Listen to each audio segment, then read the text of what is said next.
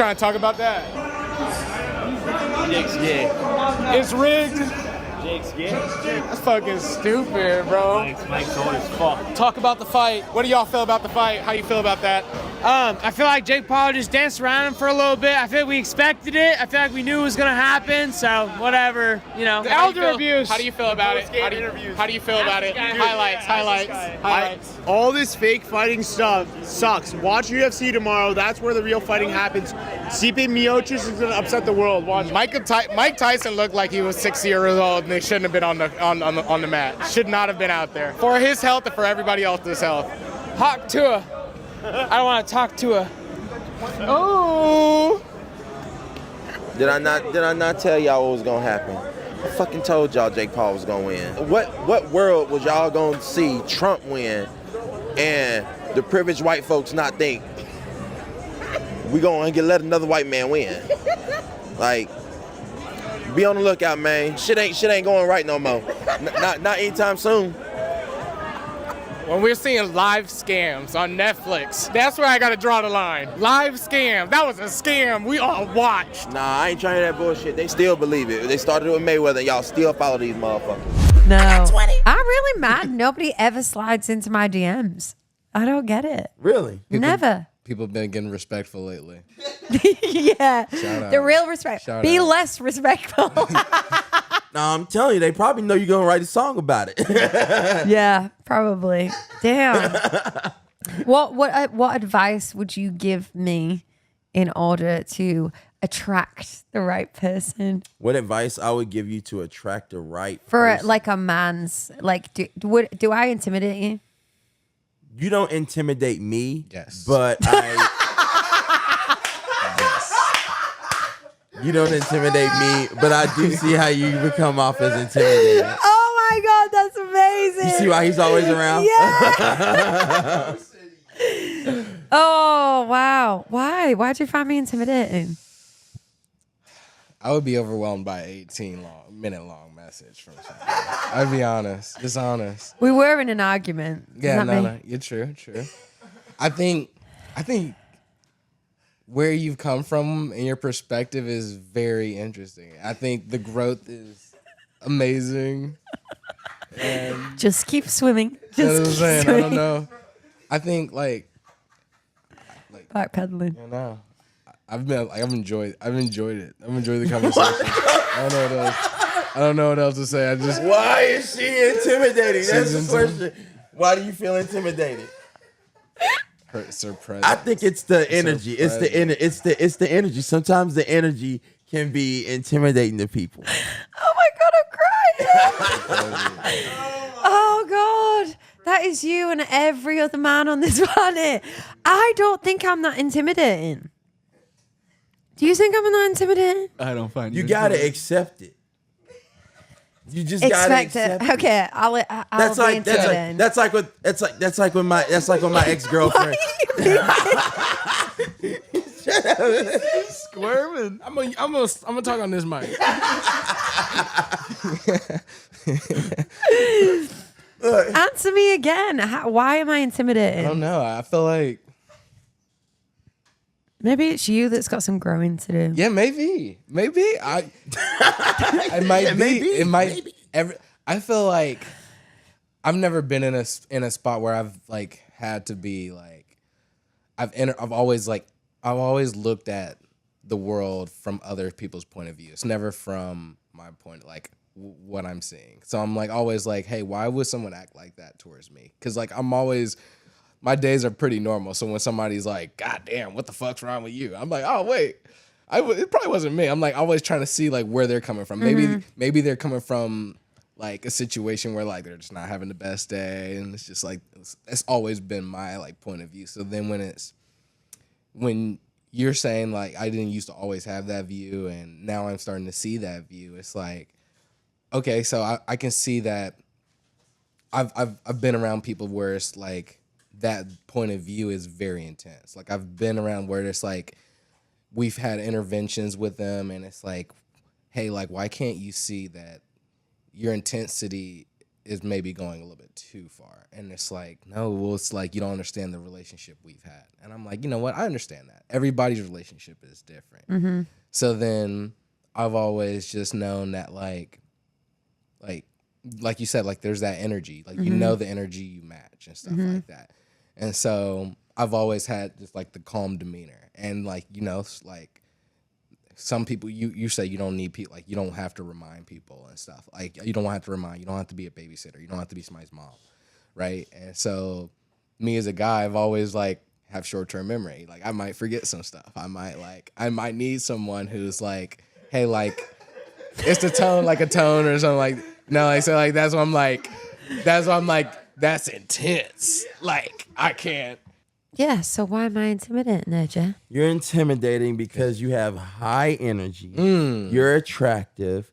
You're confident within your sexuality. Like, look, you walked up in here showing skin. Blam. You're wearing your best friend's dress, and she's like 2 times your size. I'm 2 times you're her 2 size. times her size.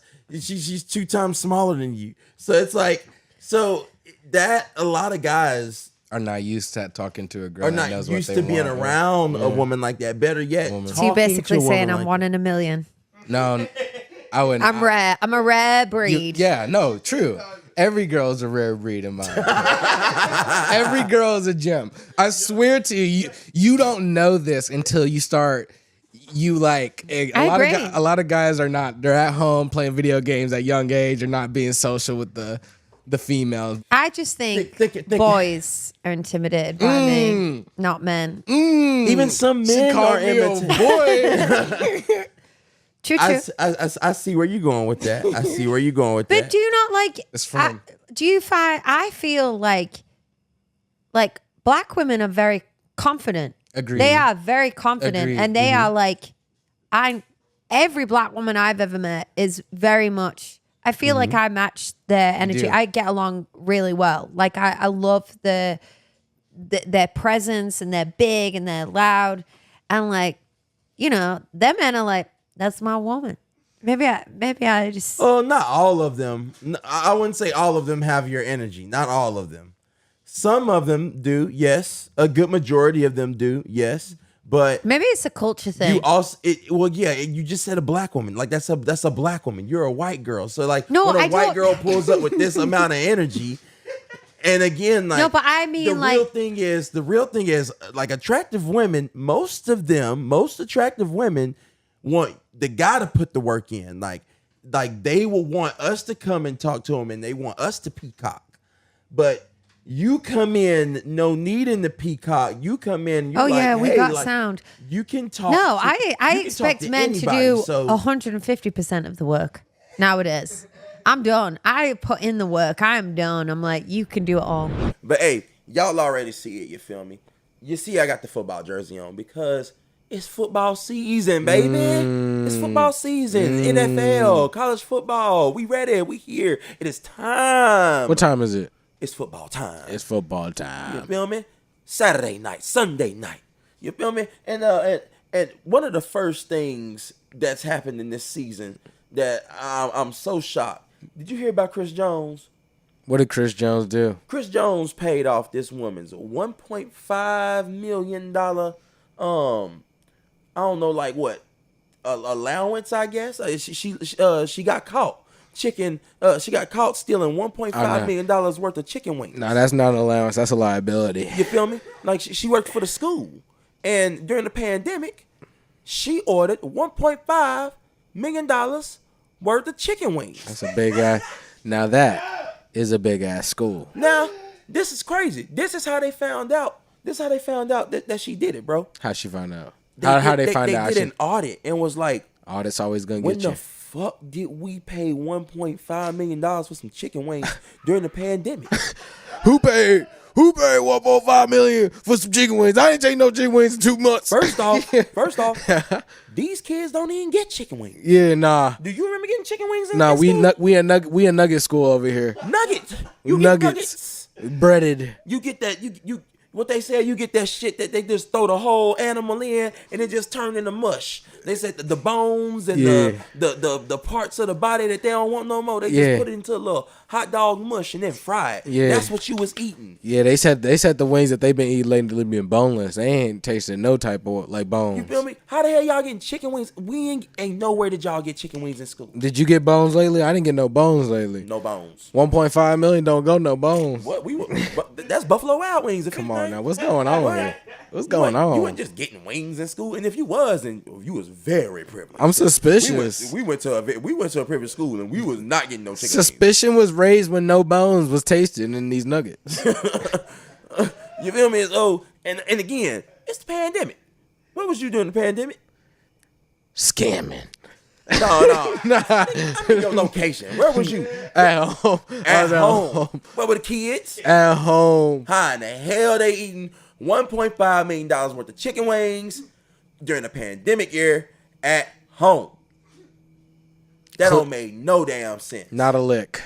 But hey, she tried it, and Chris Jones paid the debt. I don't know why. Let's hear it. Play the video real quick. We gotta hear what the news people saying. They always be spreading the best type of gossip. Criminals. Chasing chicken wing dreams during the pandemic was a mission Vera Liddell in Chicago was on, and the slick-ass senior citizen had no chill. Prosecutors say the Harvey School for 11,000 cases of chicken wings that never touched the longing lips of any students. Oh my God. The total loss to the damn district was $1.5 million. Oh my So goodness. the question... So you telling me they never found the chicken wings? I'll be sick to my stomach if they never found $1.5 million worth of chicken wings. I don't think y'all understand. This lunch lady hit a fucking lick, boy. A lick. 11. Bro, what? 11 cases of chicken wings. And you don't know where it's at. Nah. But that's like the wild, wild west of a person hiding a chest full of freaking treasure and cash. I don't know, and you bro. Come on, bro. One you point, over here, where's so she Danny was Boy's definitely treasure? selling the wings, right? Yeah. She had to be selling Hey, a part of me thinks she had a couple of wing stops on the side that she just like stocked on the low or some shit like that. That's what you feel? I guess, like, cause you ain't eating, dude. $1.5 million worth of wings, Teddy. Tell me, how is that pulling up in your lot? Is that gonna pull up in a sedan, a truck, in fucking what? What do you think is $1.5 million? 11 cases. You can spread 11 cases through the year. 1.5 million. Every Buffalo Wild Wings in Come the on, tri-state area. that is the fucking. Is that not an 18-wheeler plus?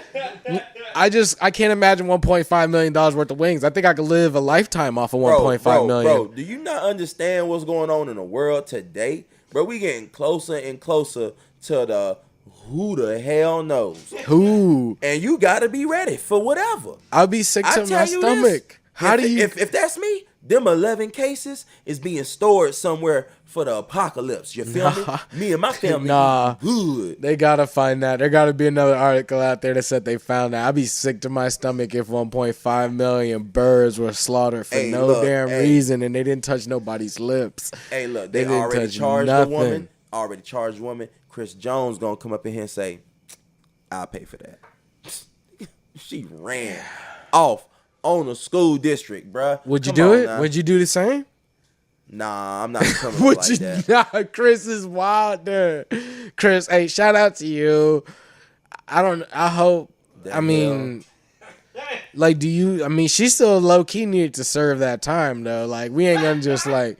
I understand 1.5 million getting paid back to the school district if it came out their pockets, but she still got to serve something, right? Chris Jones didn't like just let her walk free. I need to hear like the speech of all speeches. My family are sick. My kids need help.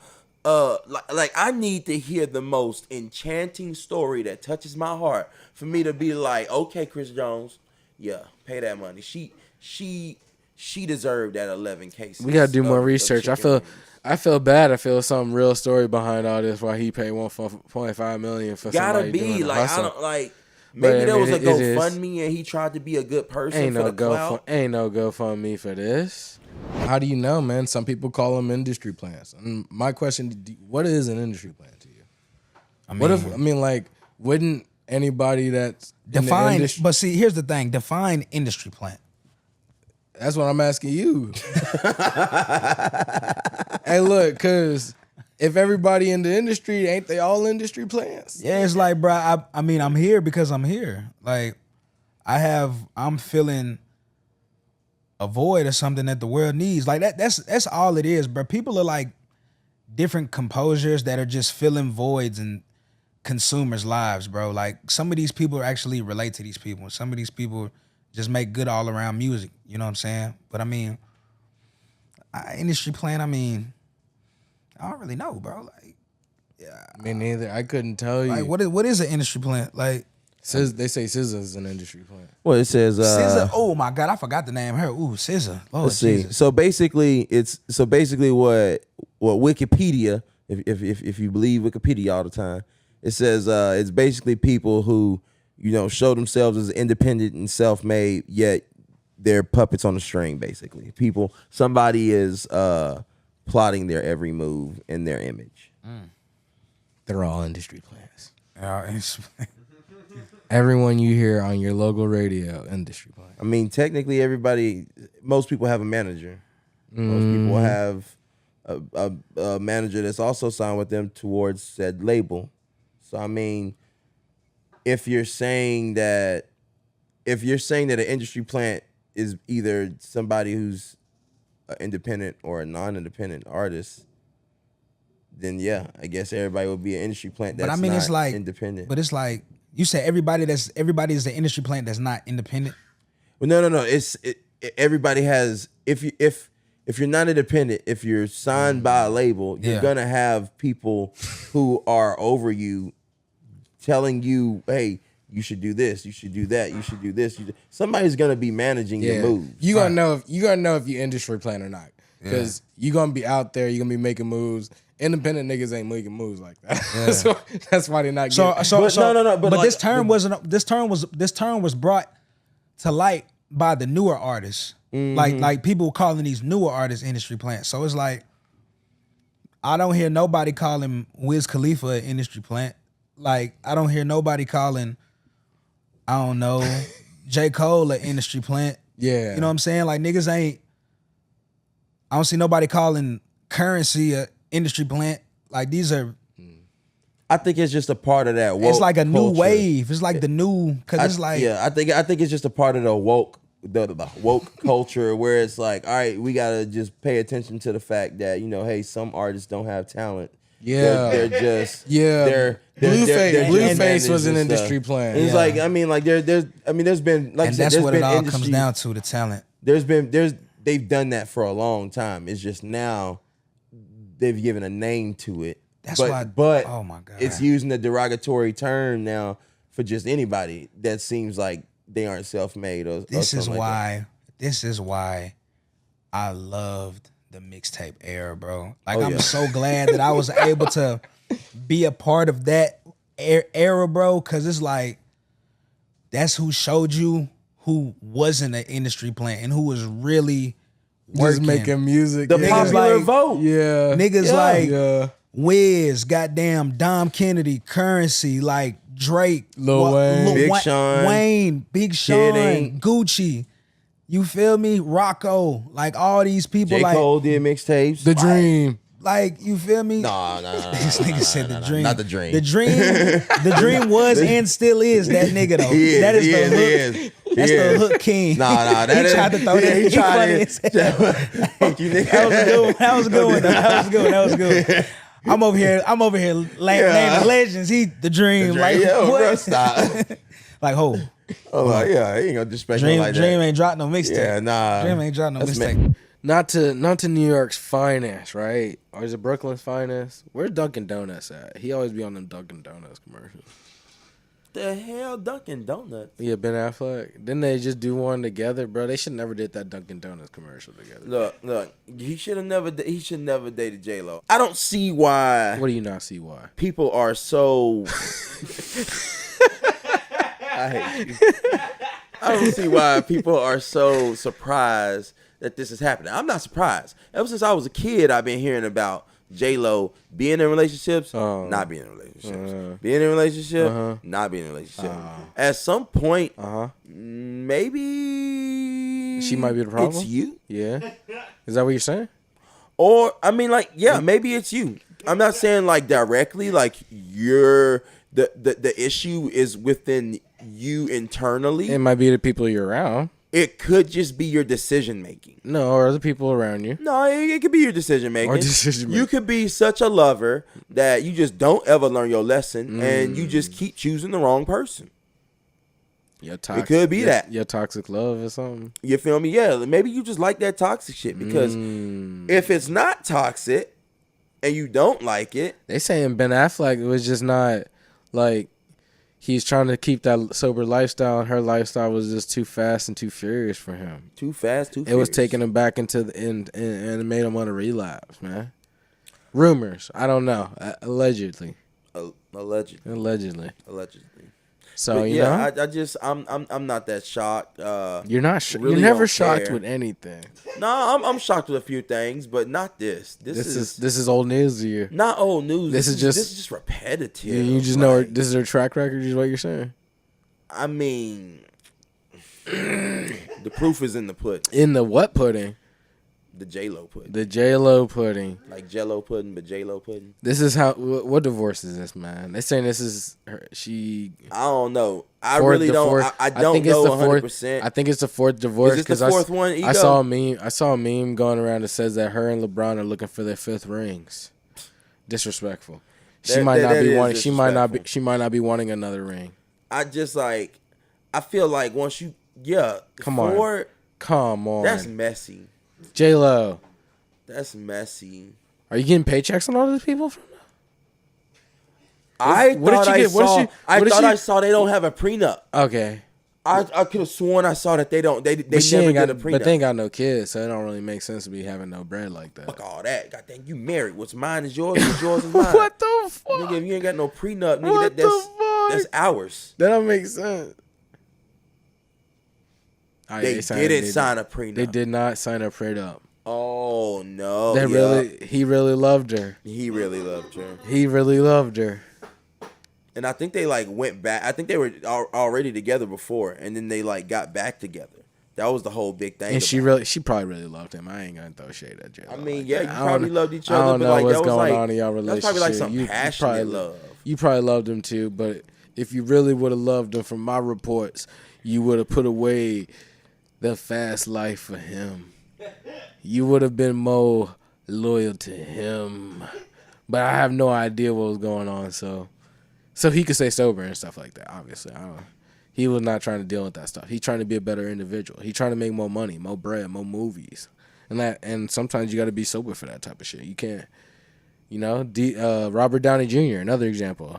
Another individual who had a rough past, who just dabbled in the devil's lettuce, or Robert Downey Jr. was turning up. You can't compare him to Robert Downey Jr. But like, he got his life right now, right? And now he's Dr. Doom. They kicked him out of one film and put him in another as like an evil villain, man. Like, you just can't get rid of him. They did that for nostalgia. Yeah. That means movies are getting so bad, we have to go back to the movies that we made in 2000s and 2010. Oh, what's good? It's your boy King Changalang. I'm here with my man JoJo with the Loud Azz Neighborz Podcast, baby. We out on the street. Hey, man, what's going on? Let the people know who you are and where you from, bro. My name is Hugh G, and I moved a little bit, you know what I'm saying? But the flag initiated in D-Town, the 313, West Side, Detroit, baby. Moved down to Texas, you know what I'm saying? Moved over to Orlando, and now we here. The flag is down. Well, we here at the East Side Bowl, man. Tell us what we doing here, man. What's going on? Come on, man. We getting a quick little behind the scenes with your boy Hugh G, man. I got the G's out, and we about to rock out, man. We about to put on a show. So, if y'all haven't known, East Side Bowl is another venue here in Nashville, man, putting on some crazy shows. We got a bunch of different rooms where they can put on different things. You also got some bowling, some food, and some bars as well. We're going to get up in here. We're going to see what the show is like. Like I said, man, we're here at a Breaking Sound. Isn't that right? Breaking Sound, yeah. You know what I'm saying? Breaking Sound Showcase. We're about to get it popping up in here. All right? Come on. Bet. Yeah! You want to bust this left or right? You want to rock, paper, scissors?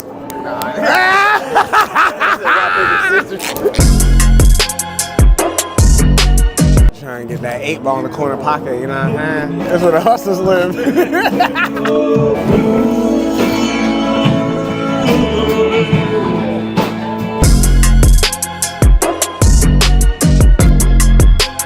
Oh. What? Oh, that pen hates him. That pen said, not today. You thought. Got a ball. Oh, he's nice. Nice. You know what I'm saying? It ain't nothing like the old days back when we used to do a little bowling at Tusculum Lanes. Oh, you know yeah. what I'm saying? This is a cool bowling alley, I swear. You got Gutter Ball and Gutter Ball Jr. over here. Hey, y'all want to see us in no bowling contest? I'm trying to tell you. Every Tuesday, it went down at Tusculum Lanes. Yeah, shit, not me, boy. I'm Gutter Ball the third. Police say around 12:30 a.m. here in Sag Harbor, Justin ran a stop sign and veered out of his lane. Police charging Timberlake with misdemeanor DWI, saying he was driving drunk, had bloodshot, glassy eyes. He doesn't necessarily look like how we're used to remembering Justin Timberlake. Okay. And then if he probably said, "Officer, I'm JT," he'd probably be like, "You're not one of the city girls." Exactly. Hey, man, it's like something in the air, man, because you also know, I heard JT got popped by the police. JT got popped, and this man... Not our boy, right? This man... Not a Memphis native. Look. It's a DWI. What? Come on, tell him about that. For the people at home. It's driving while intoxicated. It's bad. What's the difference between DWI and DUI? It's a scope and usage, man. That's the only difference. It's a scope and usage. All right, there we go. So my man was fucked up. All the way. How bad was he? How bad? He said he couldn't do the straight line shit. He told me he had one martini. That boy was lying. It's a strong-ass martini. I heard that they said the cop was so young. How young? That he didn't even know who Justin Timberlake was. From what I read, I hope it's fake news. Because from what I read, Justin was out here talking like, hey, I'm Justin Timberlake. Like, you got to talk like you. I feel like if you're a celebrity, you got to see. Tour. You gotta see if that works first. That's like my ID before my ID. Come on now, what? Do you know who I am? Do you know who I am? No. Oh, here's my ID. Nigga, I'm on a world tour. hey, look, he had a hard picture walking out. His walkout picture, bruh. Oh, you talking about his booking picture? What? Right there. That one. We sure it's not AI generated? Nah, it's not AI generated. It's hard.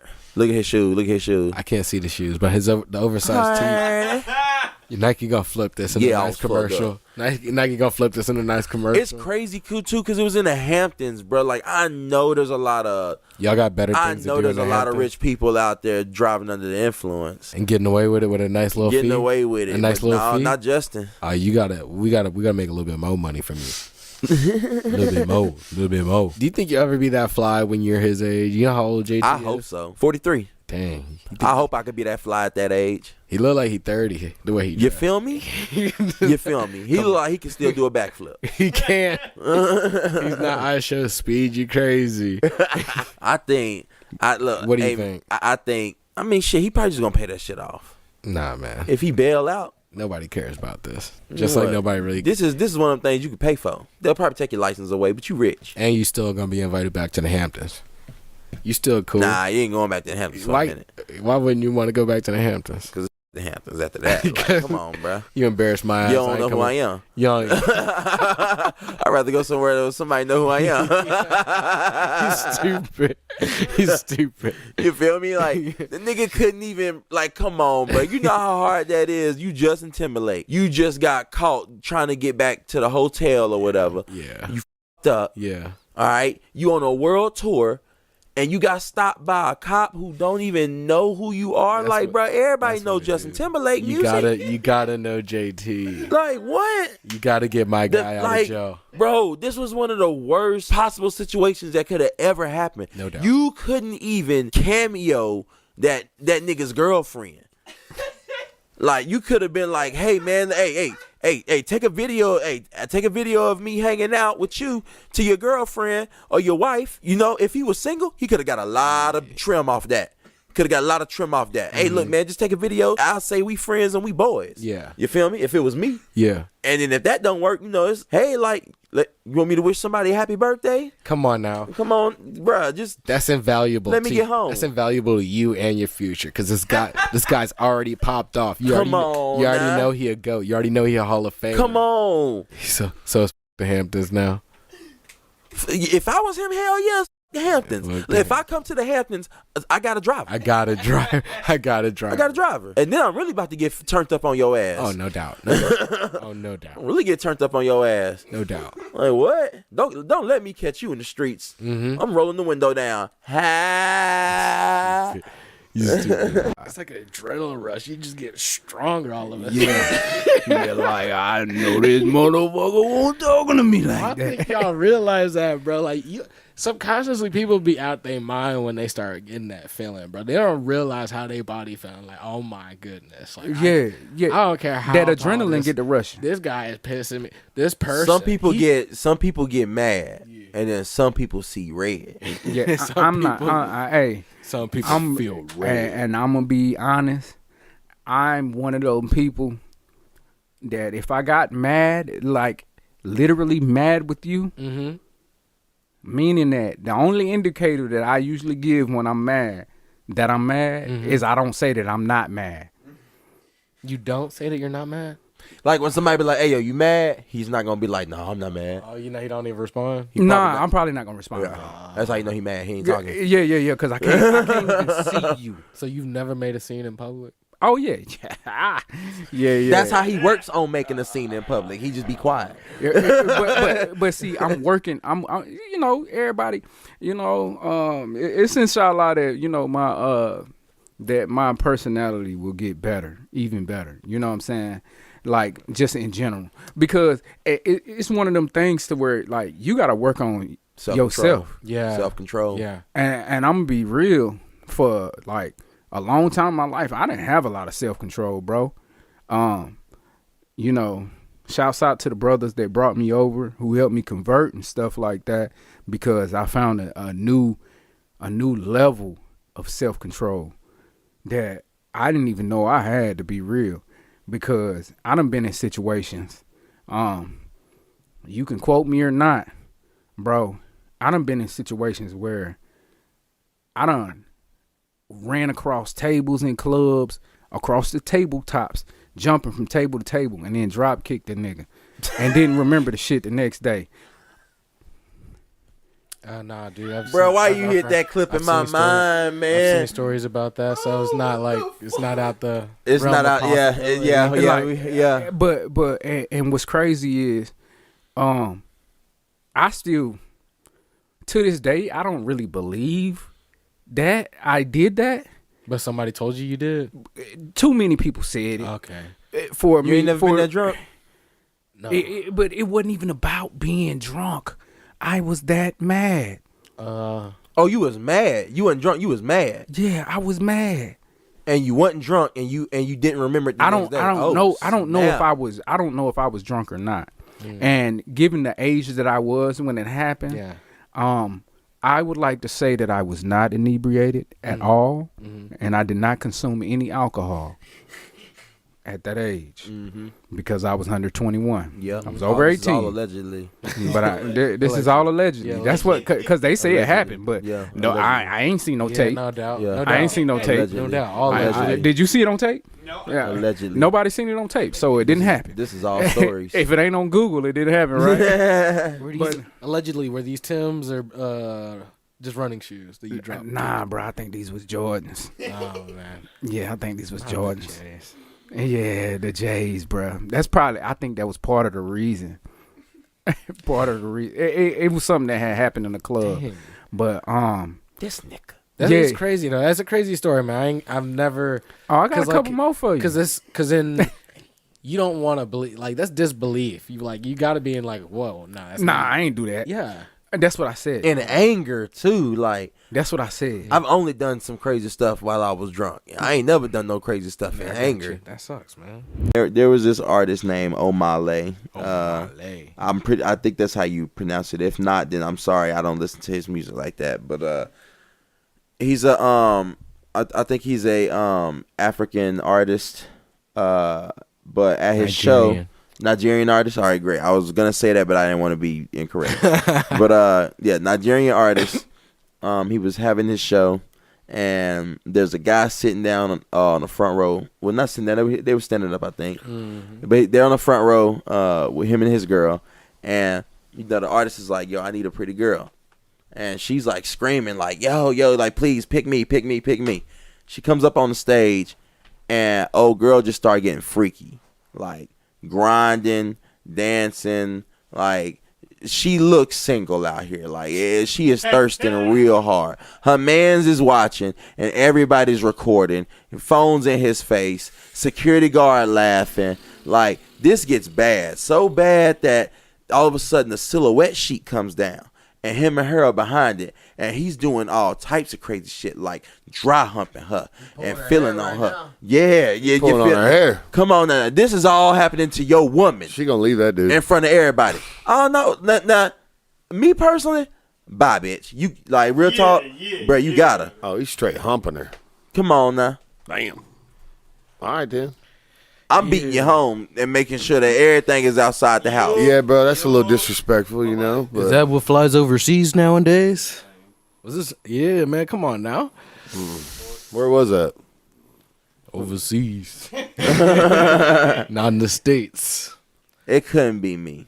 Hey, look, I should do it. Join Nigerian singer. I should be doing it sometimes. That's why you don't take your girl to a Usher show. I don't think anybody has achieved it to teach it yet. Elon Musk is not. He ain't even went out and did that. You could tell he's trying to be more Buzz Lightyear. He keep thinking about it. Yeah, he keep thinking about it. Yeah. He's more Buzz Lightyear than he is a superhero. Yeah. The way he builds spaceships and shit. He just trying to fly around in space. Yeah, he's not trying to save the world right now. He says he's saving the world. Well, that's like Buzz Lightyear. He trying to save the world. But he just be dipping on the planet all the time. It's like he wants to save the world, but there's too much jurisdiction on the world.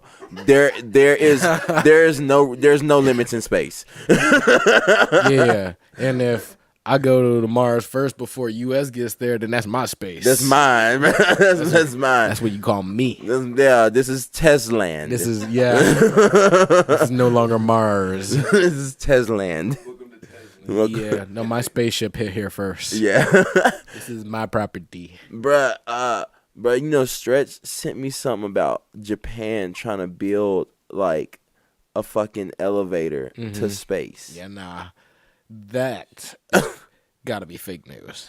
That's why I told him, I was like, bro, like, do you know how tall the Earth's atmosphere is? Like, I know you watch sci-fi shows, but like, do you really know how tall the Earth's atmosphere is? And do you realize how the shift, like, what is it, like oceanic shifts and shit that be causing earthquakes in Japan can like throw that shit off?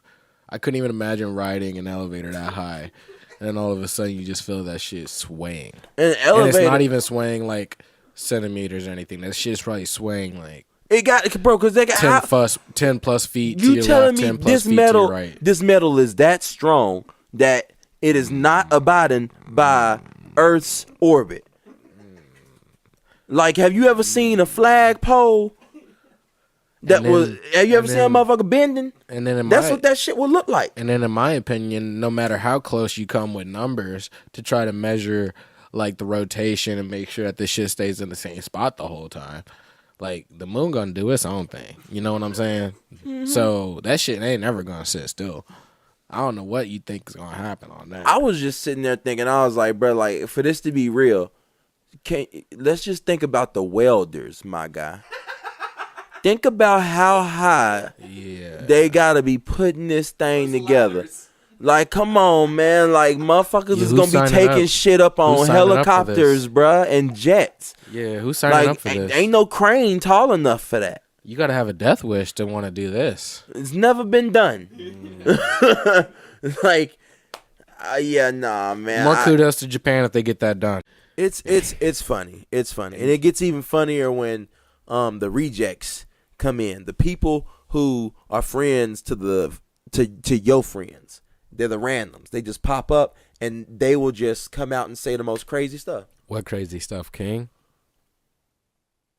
I honestly ain't got nothing on top of my head. We should have came prepared, man. We ain't got to come prepared because it's happening soon. Y'all are gonna get a taste of what the gaming world is like, and I'm telling you, it is the wildest stuff. Get offended. You gotta have thick skin. How thick? The thickest of skin. They are racist, sexist, all around the monogamist. Like all around the world. Yeah, they are everything. And they just let it out behind a virtual reality name and personality. It's a shield. So wild. We do it too. I mean, I get crazy, man. I call some people out when I'm tired of it. When you get tired, I don't think people understand. When you get tired of something, you just like, man, this is bullshit. I ain't gotta put up with this no more. I'm gonna say what I gotta say, and I'm getting off. See, I think back in the day, I used to really get into screaming match over the headset. But nowadays, I ain't gonna lie, bro. We grown, man. No, we grown. I'ma leave that party chat. I can't. I'ma mute your ass. I gotta call somebody. I gotta call somebody as it is. I'm like, hey man, you too. Oh yeah, no. I'ma do that. I'ma do that too. I'll call you. I'm like, hey, look, bro, you ruined the experience for everybody. I'm like, you need to quit acting like a bitch, cause the bitch get everybody started. That's when everybody join in. Like, oh yeah, he's right. You have been acting like that. Jojo, I ain't gonna lie. You turn up on the game chat more than you do in real life. I ain't gonna lie to you. Like when you on the game chat, you be saying, I be tired of it, bro, because people be, everybody you be coming at folks now, bro. I'm telling you, bro. Everybody think they Julius Caesar on the mic. I'm like, bro, chill out. You are not the king of nothing. We on here. Hey, we on here. Everybody want to be commander-in-chief, bro. Everybody want to be commander-in-chief. I'm like, bro, everybody not commander-in-chief of everything. I remember not too long ago, I had to come on the party chat and tell this dude, hey, look, man, like, you the reason why we losing. No, it's not. Because you keep talking over folks every time somebody do something. If they touch the ball, you saying something. Every time they shoot, you saying something. Exactly. But you psyching people out. Shut up. Quit bringing your personal problems on the game. We all here to escape that shit, and you pushing it on other niggas now, bro. We trying to quit doing that shit. Why you screaming because I shot the ball? I am 7 for 8. I missed one time. You ain't doing this. You ain't doing that. Why didn't you pass it to me? What? I'm like, bro, you sound like somebody's female right now, dog. Why you always sound like, and then you just gotta say it, man. Why you sound like a bitch? Those type of people, let them lead the team. Let them show you what leadership is. Because if you gonna talk that talk, you better walk that walk. If you can't walk that walk, kick him out. Hey, look, kick him out. I'm telling you, that's all. Boot that nigga out that chat. That's all I say. I was like, man. I'm like, you been nagging this whole damn game, bro. You sound like my. You can't and they will have an annoying voice. Oh my goodness! It could be somebody. You sound like why? All the way to, hey man, fuck this shit, nigga. Hey man, you fuck that shit, nigga. Like the spectrum is wide when it comes to these characters. Hey, you gonna have some country. Hey man, I worked all day. Hey, I put all these hours at Buc-ee's, and y'all gonna come home and not give me a bucket? You feel me? We over here. It's 10:20.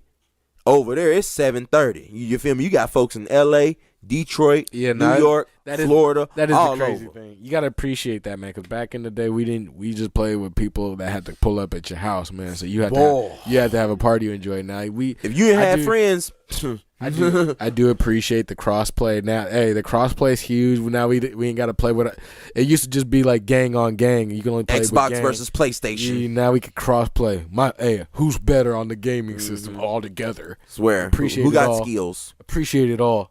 Yeah. It is massive.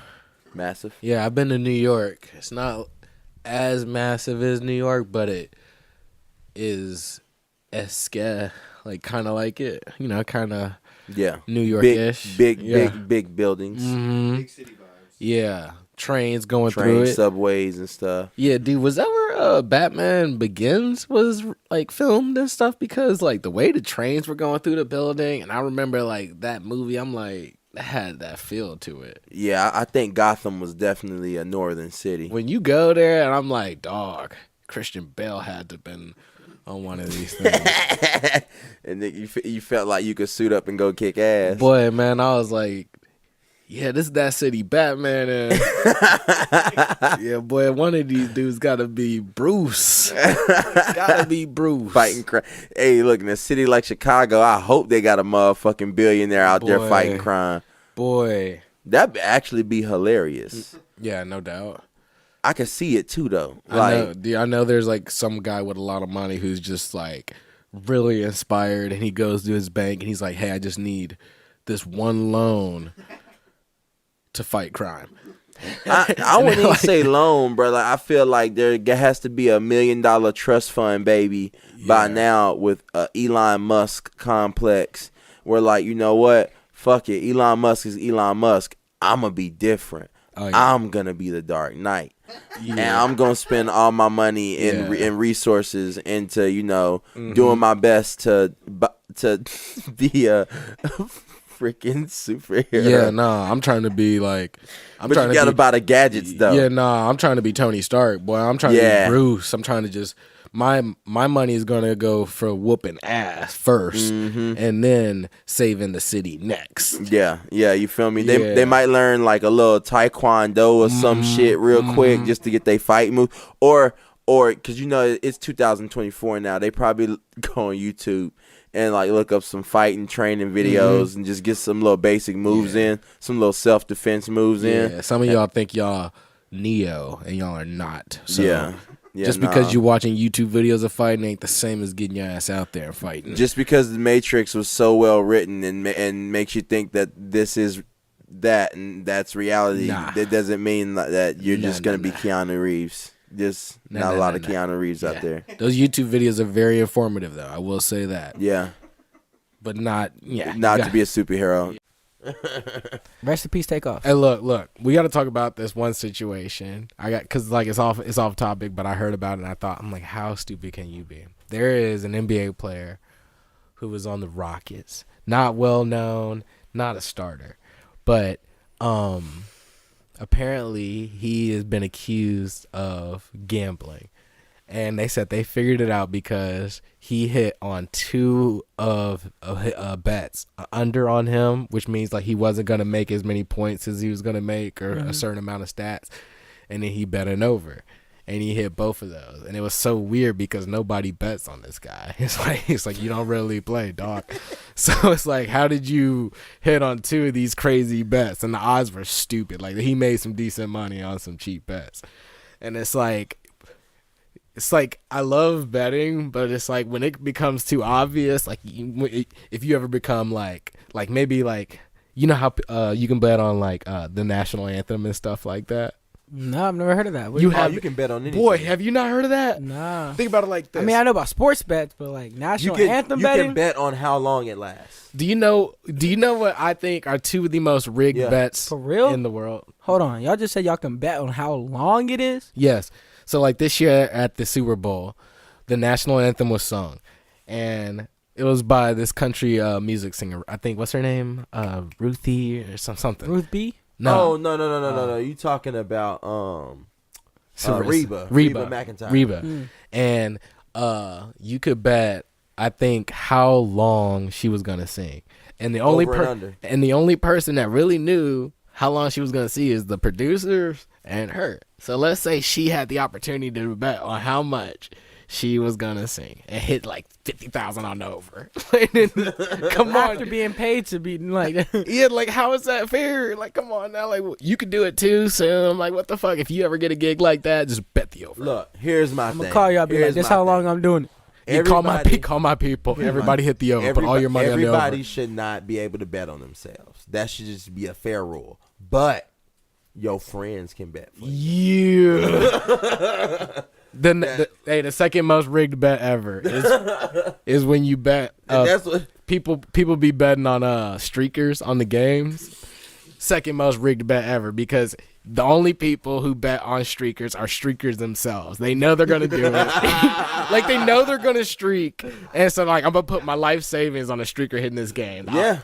Yeah, what game was that? Was that the Super Bowl? Oh boy, it's always a Super Bowl. Yeah, he bet it that somebody was streak.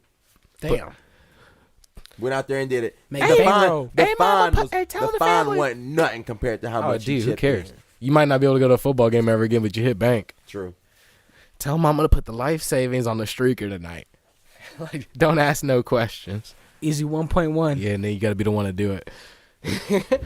Now, when you just look at just in general how society treats people and how society is geared now, it's seeming like people not even caring about their kids the way they used to. Cause it seemed like back in the day, man, you did something to somebody kids. First of all, like, so I knew if I got in trouble at school, right? True. The happened? teachers was gonna get on me. Yeah. Then my pa was gonna get on me. Well, my dad. But how would your dad gonna know? How would he know? How would he know? This is what make it the worst part, bro. My dad was a cop, bro. And people be like, "Oh, well, what that mean about you?" Well, yeah, that's cool. And people be trying to use it. They always try to use it for like for a diss, but really, but it's not really something you can diss me on. Yeah. Because you was just hiding shit from the police when you walked out of your house. I was hiding shit from the police 24/7 all my life, my nigga. It's true. That's true. You feel me? Nigga said, I live in the trenches, nigga. Yeah, I live in the trenches where I'm hiding shit from 12. Like, Trench king. He's a trench king. Nah, but for real though, when you think about it though, it's crazy. Y'all niggas going to sleep safe, bro. For real. Yeah, I never thought about it. Once you get home, you good. You feel safe from the police, You feel right? me? Once you get home, cool. My mama ain't tripping. Mama, yeah. Bruh, just put that in that shoebox. My mama ain't tripping. Bruh, what? Nigga said he worried about the law at school, at church, like in the car on the way home from school. Yeah, nah, you right. No doubt. Yeah, but for real though, because even not only was he my parent, but he was the police too. So you got to realize to a certain extent, I looked at him as my parent. Yeah. And then to a certain extent, I looked at him as 12. Like it's you still 12. You still the police, bruh. Like I know that's your living. Yeah. And I know you take the badge off when you get home, but bruh, you still the police. So I be watching with some of the stuff that I talk about with you. No doubt, you on guard 24/7 too. Yeah. Cause as a black man, he taught me how to deal with the police as a black man, and then he want to go become them. And now, so I got to deal with you like I deal with them too. Sometimes. Okay, so he wasn't always a cop when. Nah. Y'all was. That's the reason I was born in Columbus, Georgia, because my dad was stationed out there. He was in the military. He's 11 Bravo back then, man. And you got to think about it, 11 Bravo, and he was a drill sergeant when he was in the military. Like, bro, I ain't had that's kind of already built in him a little bit. How'd you get out of ROTC and stuff? Oh, because that's why I say that he loved me correctly, is because he never tried to live his life through me. Gotcha. Mm-hmm. He never tried to. He let you become your own person. He let me become my own person. Now, when you look at it in hindsight, it's still kind of funny because all through high school I said I'll never go in the military. Yeah. And guess what? Less than 60 days after graduating high school, guess where my dumb ass was at? Yeah, I swear to support and defend. Bro, get the fuck up out of here. Yeah, bro. And so I did that for a little stint too. You know what I mean? But got to travel a little bit at least. Yeah. Now that's one thing I can say about the military. Now you gonna travel. Uh-huh. It might not be where you want to be. Yeah. But you gonna travel though. Yeah, no doubt. You gonna travel. No doubt. Any fun places or bad places? Both. I had both. What would you say with the fun place? Germany. Like I said, a lot of us, we incorporate music in our daily lifestyle and our moods. Mm-hmm. I'm not sure my dad was that, because growing up, he didn't have headphones in his head all the time. You feel me? Like he wasn't always listening to music outside of the car. Mm-hmm. Like he was working, he was spending time with us, or sleeping, or taking care of business. You feel me? Like like I said, besides the car, we wasn't really listening to a lot of music. Oh, never mind, I take that back. I always made sure BET and MTV and everything was on. So he did keep up with the times until I would say we moved out. Mm-hmm. But yeah, after that, yeah, that's just what it is. All right. But that's him. We different. Like I said, we've had headphones in our ears for the longest. So you think when you have kids and stuff, and they be like, "Hey, look, come listen to this music," you gonna be like, "I already heard about that." Yeah, of course. No. No, I take that back because children do have other artists that people don't know yet. Like people gotta realize, like sometimes children can influence the world, and you really don't know it. Like that's why Disney number a one. lot of kids can say JoJo's the best rapper coming out, and everybody's gonna say, "But these kids, they don't know what they talking about, man. JoJo ain't." Now they hating. Now the kids is y'all some haters. Nobody wants to be a hater. now some of the old people is like, "Ooh, I'm on the fence. I don't want to be a hater. Yeah. Now I got to join the youngins. Yeah. I got to look cool. Yeah. They haters. Now they flipping sides. Now JoJo, Drake, you're a generational talent. All off the kids and their All opinions. off the kids. You feel me? All off the kids. You just don't know, Dad. He raps. He puts better bars together than Coco Melon. Hey, come on, bruh. Don't act like kids has not raised a lot of artists. Who? Name so. Oh yeah. Justin no Bieber. Yeah. Miley Cyrus. Selena Gomez. Chris Brown. Selena Gomez. Selena Gomez. Come on, bruh. Stop playing. Mm-hmm, no doubt. Stop playing. Mm-hmm. Like Rihanna. Rihanna. We didn't get her until she was what? I feel like she came out when she was 16. Did she come out when she was 18? Maybe. Actually, scratch that. Take that out. We don't know. We don't know. Allegedly, we don't know. Allegedly, yeah, we don't know. Or Redbox, you still see them? Maybe. I don't know. Do y'all be catching the Redbox still? Y'all see they still be promoting? Technically, people Redbox in a different way. If you notice, now that niggas like to stream and watch movies at home, I'm the type of nigga. If there ain't nothing to watch and there's like a good movie that I know for rent for $6, I'm gonna go ahead and click on that bitch. Oh, that's just me.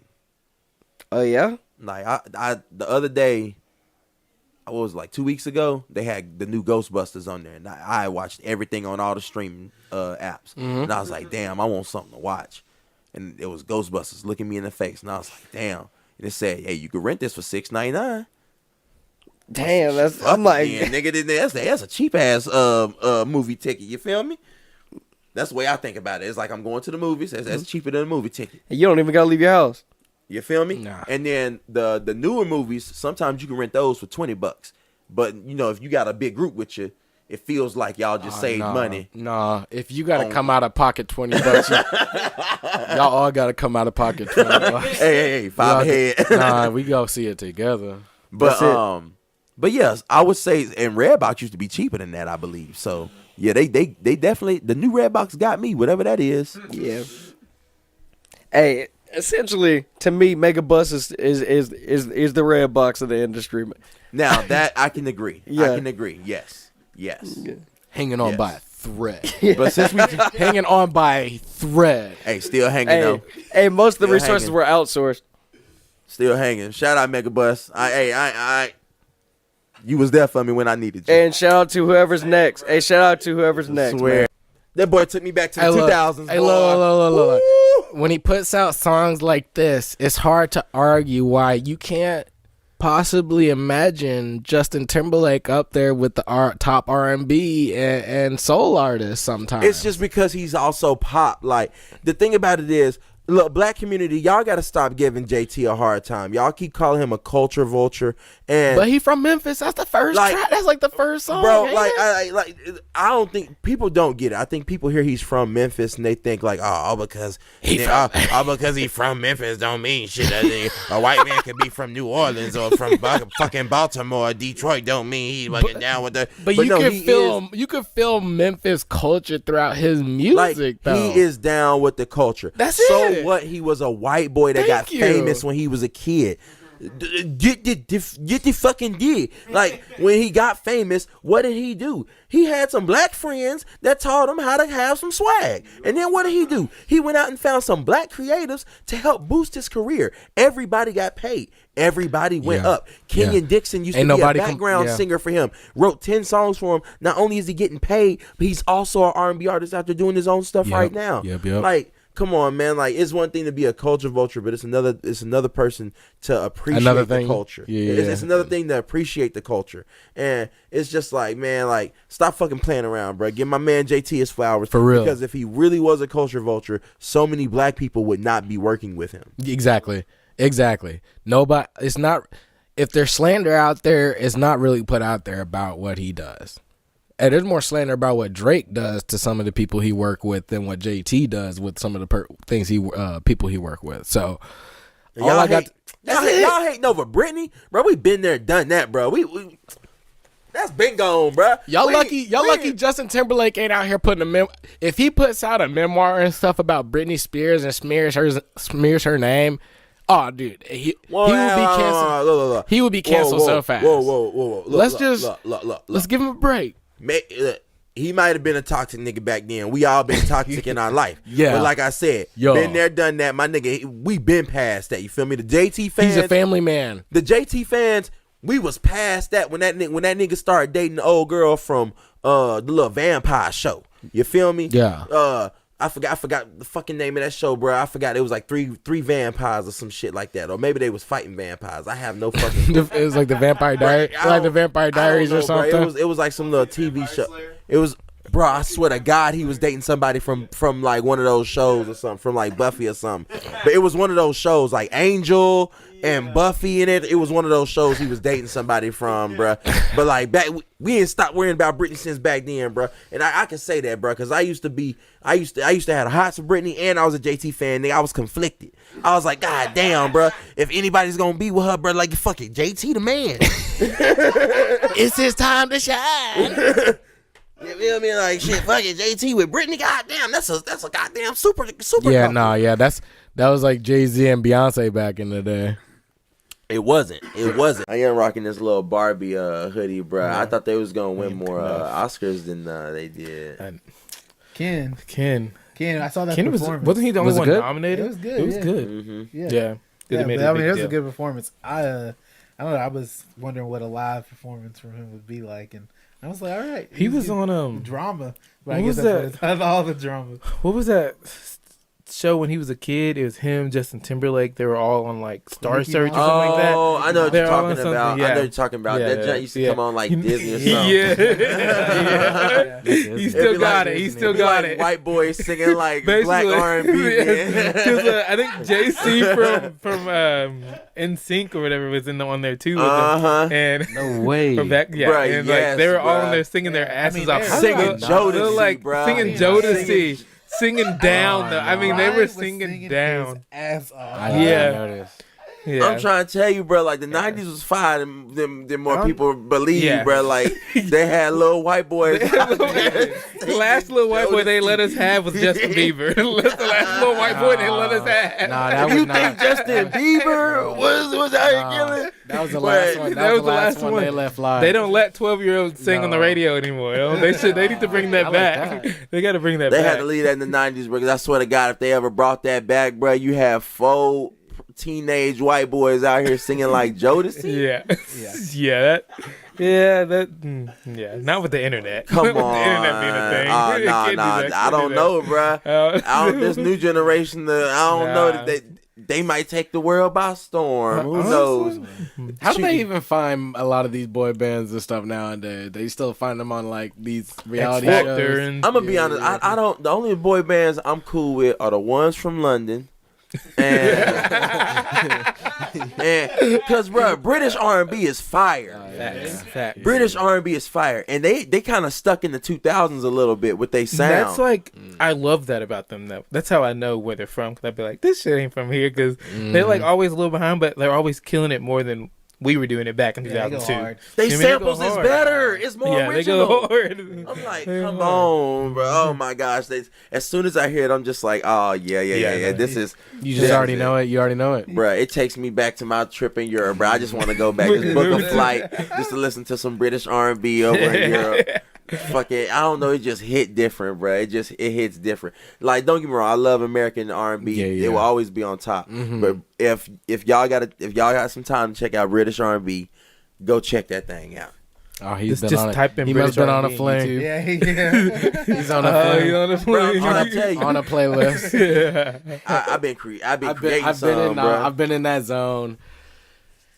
We all got that way. Nah, for real, they got a girl band named Flo. Flo is Flo is. They're the ones that they got the harmonies, but they're the only ones that like I've seen escape the little early 2000s sound a little bit. Yeah, but fuck with Flo hardcore. Hard. I had me at work listening to everything. I'm gonna put this shit in the car. Boxer.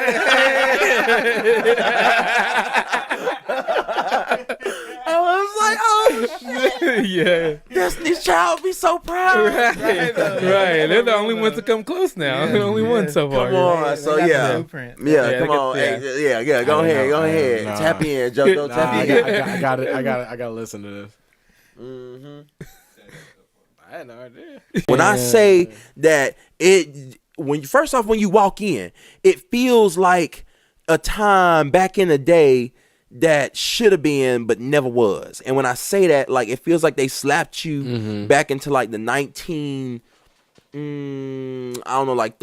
or 40s, but without like, prejudice and racism and it's a world, race, without all that. Yeah, like a world without all of that. Like, it's just pretty and clean and happy-go-lucky. Leave that shit at the door. Yeah, it's like that. So it's like that. You walk in and it's just magic, bro. Like, they have parades. You see the characters, and you can't sit up here and act like you don't get excited when you see the characters. Have you seen a fight there? Yes. Okay, so it's not. You could bring a little bit of hate in. Again. Hold up. This was when it was a summer. That sun was beating everybody's asses. It was good. And at Disney, families are rolling deep because it'll be one kid's birthday or a family reunion and everybody's going. Yeah. Somebody has that one family member who's paying for most people and everybody's going. Yeah. So they out there with their shirts on. And I was there. They was out there with their shirts on. Yeah. And they had their family reunion shirts on, and somebody had bumped into the other person in the other family reunion. Now, again, folks is disrespectful. At Disney, niggas do not care where you walk in. That's why I say I don't like them power chairs and them strollers. They will walk 4 people across. Yeah. And run you over. They will shoulder to shoulder you and get out the way. They will run you over in the power chairs. I know, especially in the summertime. I feel like the only thing you really focused on is surviving that heat. And everybody's trying to get to their next destination. So they just and don't get me started on the folks who confused. The folks who are confused are the worst because they're going with the flow, but then they get fucked up. And they like it's because the heat is cooking. Wait, were we supposed to go that way? Hold up. Shade. Babe. Where's water? Stop. Now you got folks running into each other. Like, it's bad. Yeah. So come on, bro. Like, it was a straight up nigga moment, bro. It was a straight up nigga moment. If y'all don't know what a nigga moment is, please go watch Boondocks. Or look it up on the Urban Dictionary. It was a straight up nigga moment, bro. Like, it was so hilarious from my point of view. Yeah. But from my girl's point of view and like everybody else is like, oh my God, they're fighting in Disney. Somebody stop them. No, No. Calm down the situation. No violence. No violence. Somebody jump in. This is for the kids. Like, leave that shit at the door. Like, come on. Yeah, like, and rightfully so. Like, y'all came to the happiest place on earth and decided to get bucked. Yeah. But what's up with all this energy? But I guarantee you, that sun was hitting their ass. I'm telling you. Scientists, I know how much y'all are studying global warming, which y'all really need to study how the human, how it affects the human, bruh. How it just affects human behavior. How long it takes and what it does to the human behavior. Bro, you want to get a nigga moment in Disney, all you need is a hot-ass sun, okay? All right. A big-ass group, okay? And long-ass lines. A big-ass group. A limit of funds. A limit of funds. And no Genie Plus. Because when you waiting in them lines.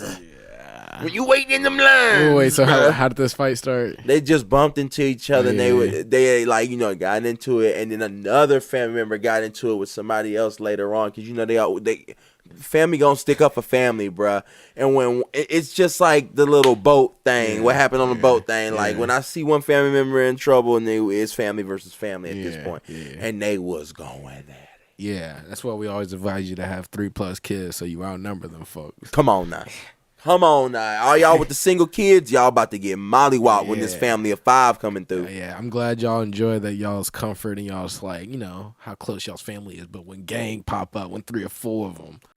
Did y'all see the breakdancing? Yeah, what the? Shawty was in that bullshit. Yeah, there was a lot of good breakdancing, and then it was overshadowed by a woman named Raygun. Was ready to applaud someone having a go as the next person. Yeah. But that doesn't mean that every child must win a prize. I mean, all credit to our magnificent this is Australian news. team. Gotta be. It's bringing back a record swag of medals, but a dad performance is a dad performance. Yeah. There's no point pretending otherwise. Dang, they going in on her. One of those new They said a dud performance. That's her own country news. Come on, like this what other niggas doing. Dancing and gymnastics. I mean, what you can see there is some brilliant people that are That's tough, boy. I ain't no lie. competition. They That's should have what sent the it's Jabberwockies out there. They got precisely 0 points in 3 rounds of competition. 0 points. Why would you give her points for that He shit? says that she's a pretty ordinary performer. Well, those criticisms have been called out as Bruh, that move had me dying, bro. But she went the kangaroo ski, bro. The thriller, bro. She hit the Hey, look, thriller. man. She trying to say that's for the country. It's cultural for her country. I'm like, what in the world? That's not how it works. Back and start doing the ropes. Somebody said though she did that shit so they wouldn't have him again. Nah. Somebody was in on this because I know somebody was in on this. They said she did that to ruin it. Okay, ain't no way she is the Australian breakdancing female group. So somebody knew. Somebody knew what she could do and what she could not ain't do. even on the. Come on, she just rolling around on the ground. Like it's somebody watching that at home that can really break dance. Like, man, she got me fucked, bro. Like she doing shit that we've all did, bro.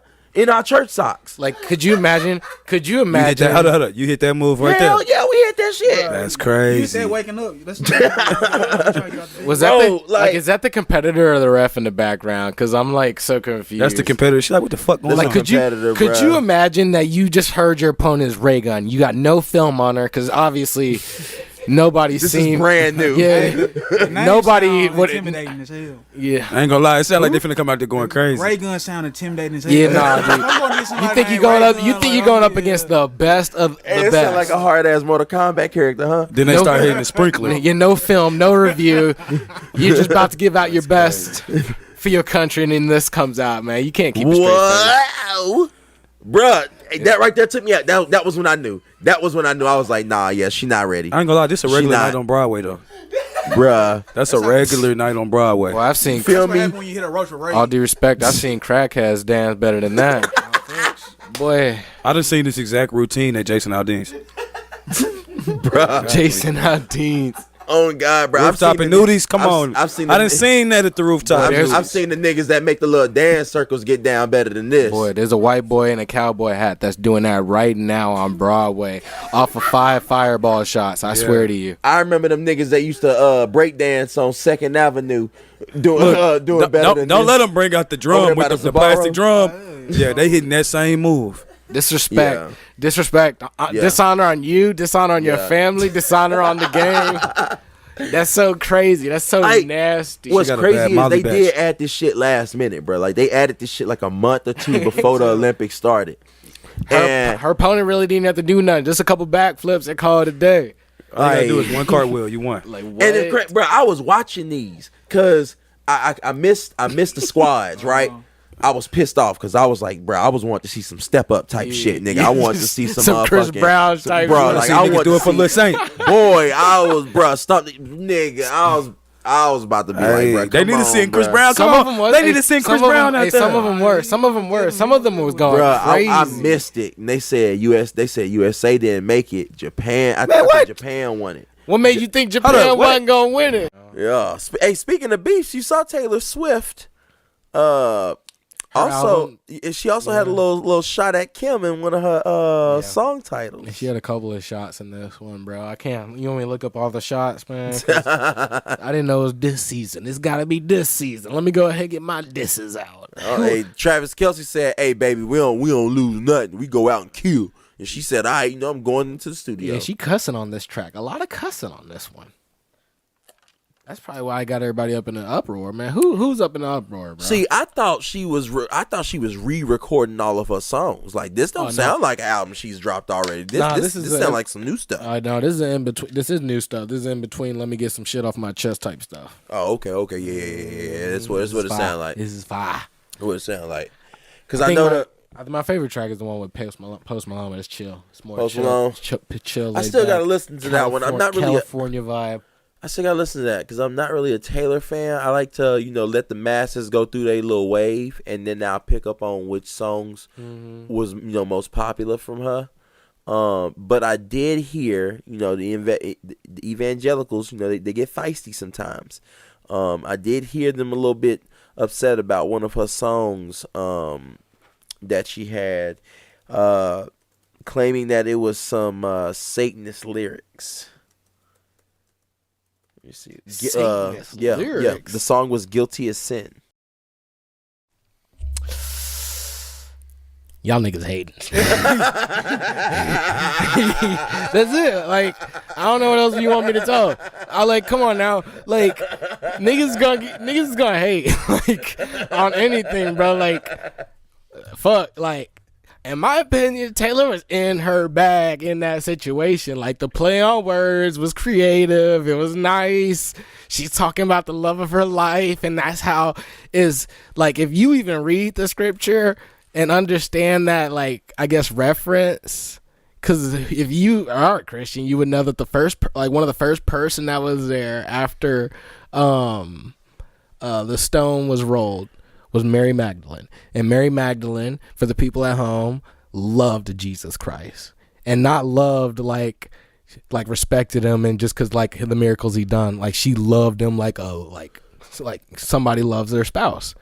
And so using that even as a reference to play on words, moving the stone and stuff like that is tip my hat to you, Taylor. Like you was in your bag. Shit. In your bag. I tried to tell my girlfriend. I was like, babe, this is what happens when songwriters go over their heads. Come on when now. Songwriters go over their heads, this is what happens. They get mad. They hear things and it triggers them. She could look. To be honest with you, she was gonna get hate regardless of that. She could have kept that whole song clean, never cussed, never mentioned anything religious, and then cussed on the next track and be like, "This is blasphemy." Why is she even talking about Jesus on the track? Why is she talking about rolling the graves? And she wasn't guilty of sin. She didn't even talk about Jesus on the track. It was just a lot of play on words about that scene, about a personal, religious. The song is a play on words about her having a fantasy about a guy. That's it. That is it. And how the intensity of the love. And it will, but also like how y'all view her. Like that's why she's saying like the shit. Like it makes her feel guilty. Like, come on, what if she's guilty of sin? She's guilty of sin because she's thinking about having sex with somebody. She's guilty of sin because she want that boy to be wearing her name on his skin. Like that's the song. It's a play on words, man. Songwriters go over y'all heads, and y'all hear something, and y'all be ready to say no, fire, burn it down, blasphemy. Like it's crazy. I bet you that shit was smooth to the religious folks before they started hearing all that. It's crazy. Come on, y'all got me tripping that they can't reproduce the AirPods on T-Moon, boy. That's the only thing they can't get their hands on. No, for real. I mean, that Apple technology is just so specific. Come on, y'all got an Android? Nah. Hell yeah. All right, cool. Y'all cool. We good. Bro, I don't know if they still do it now, but I came from the time when you had an Android, and I used to have an Android, but when you had an Android and your shit was popping up green, you would not get no text back. Hold on. What'd you say you had? I used to have an Android. Oh, hell no. Yeah. 2013. See, that's how Apple got a monopoly, bro. 2013. Hey. 2013, you would not be talking to me right now. Exactly. Hey, you upgraded though. The bitches didn't want to talk to me neither. I was like, God damn, I keep wondering why I ain't getting no text back. Like, shit turned up green. Like, thank you very much. I'm like, shit. It's like a death sentence. FaceTime. Actually, I heard that the Apple has done like this link thing where you can actually FaceTime Androids. They can. They merge in the world now. They can't. They're trying to get over that divide. It has caused a lot of tension between Americans. They're allowing Android on certain contracts with like their technology. Hell yeah. Because Android, in all seriousness, Android is ahead of Apple when it comes to software. They've been doing things that Apple have just came out with for a long time. But they just don't make the quality best. Wise, you can never say that Android beats Apple. Quality, especially with the camera, the 4K 60, beautiful. Yeah. Beautiful. Yeah. And there's a lot of Android phones with some super cameras. Yeah, bro. I did this one of the most recent Androids versus I don't even got the 15. I got the 14 Plus Pro. Mm-hmm. We put them together and we both did that, and it still looked more shitty than the Apple version. Like Apple is popping like some cherries. The Apple, like some cherries. Look. Hey, I'm gonna tell you this right now. The best thing that Apple got on Android, seriously, is connectivity. Absolutely. Connectivity. That's what beats Android. That's what puts Apple Android Watch. to number 2. Connectivity. Apple Watch. If it wasn't for connectivity, Android would be number 1. Because FaceTime was the first thing that fucked up Android users. Oh yeah. FaceTime was the first one. And then after that, you had what'd you have? The Wi-Fi, getting on, being able to connect on Wi-Fi and still being able to use all the modes of your phone. Mm-hmm. You can still FaceTime. You can still make calls. You can still text on Wi-Fi. Android, you couldn't do those at that time. You're telling me there's a time when you couldn't get on Wi-Fi and do all those things? Well, I mean, it wouldn't be like an actual SIM, like like a number. It'd have been your email. You know what I'm saying? Yeah. Exactly. But still, that's still fire to be able to do that without having. Apple could do that. Android couldn't. That's crazy. Like if my phone was turned off right now, I'd still be able. Yeah. It's spray 2K.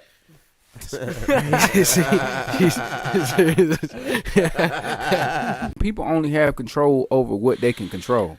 But you got to shout out the fortune tellers that keep their business and doors open for so long. Hey, you know what? They convincing somebody they can tell the future. So here's the thing: when it comes to fortune tellers and different people, I don't know. I'm not gonna say, but that's just like any other job or industry. There's good and there's bad. Yeah. Like point blank period. Yeah. Like any job or industry you go to, any corporation, anything, you're gonna have your goods and bads. Yeah, no doubt. You got good juju and you got bad juju. Yeah. So like some of them, they may actually have connections. Yeah. They may actually be connected with a higher power, or they may be able to connect with certain spirits and things of that nature, because yes, there are people who I do believe that there are people who are put here that are Christians always say like ordained, that are they're gonna be your messengers for God. Mm-hmm. You get what I'm saying? Yeah. And so, or they're gonna be your messengers for just different things. It's always a messenger somewhere. Yeah. Now I know what you mean. Yeah, but and so I'm not saying that all of them fake or some or specifically anybody's fake, but I'm saying that some of them probably real, some of them probably fake. Straight up. That's why you gotta shout out the ones that's still open. You know what I'm saying? Cause like, Hey, look, all I know is I know they still ain't got them little shows where Muzz was talking to folks, dead families in the crowds and stuff. No, they do. They still doing got them that. shows? I don't know if it's a show, but Nah. How you gonna say they do? Thought it was like a table of people. And stuff. That's the fortune tellers. I'm talking about like remember back in the day they used to have it was some woman. She used to have like an actual show. About? Nah, only woman that I know that is Miss Cleo. Call me now. That's the only one I remember. I feel like there was a show where like somebody was actually talking to like people in the audience. Like she'll choose somebody and be like, How long ago was this show? Hey, but look, this is definitely before 2015. But okay. But I feel like there was a show about that shit. But I just felt like my fingers on the remote. Yeah, turn it. Oh yeah, no, that's jump fake. Cause I ain't saying it is. No, that's jump fake. I believe it is fake. Cause you know Jerry Springer fake. Oh yeah, bruh. Yeah, that hurt my soul. Yeah. Kendrick did kill it with that part. It's only Big Me, you know. That shit stuck in my head though. It was out of nowhere. It was on Metro's beat. You gotta love Future. Future is a classic. He's got to be talked about as So one who's of the the top 3 to y'all then? How about that? Who's the top 3? Top 3? Yeah, out of because. I mean, Academia, that's DJ still top 3. That's still top 3 to me. DJ Academia kicked J. Cole out. He said, Academics because it is hip hop. You got to think about it. It is hip hop. How are you going to apologize after dropping something? Which is rough. I don't get that. I don't get that either. That's crazy to me. Society needs to stop listening to what Academic says. That man has no motherfucking claim to his words on them being truth. That boy is just a fan out here speaking his biased mind on rumors that he hear from other people that tells him things. I ain't trying to listen to it. Y'all don't listen to it. Please don't. All right. J. Cole is still J. Cole. Whether he apologized or not, that's what men do who want peace. And he even said it. He has not had any peace. And I bet he hasn't. Because this is what we've been waiting on.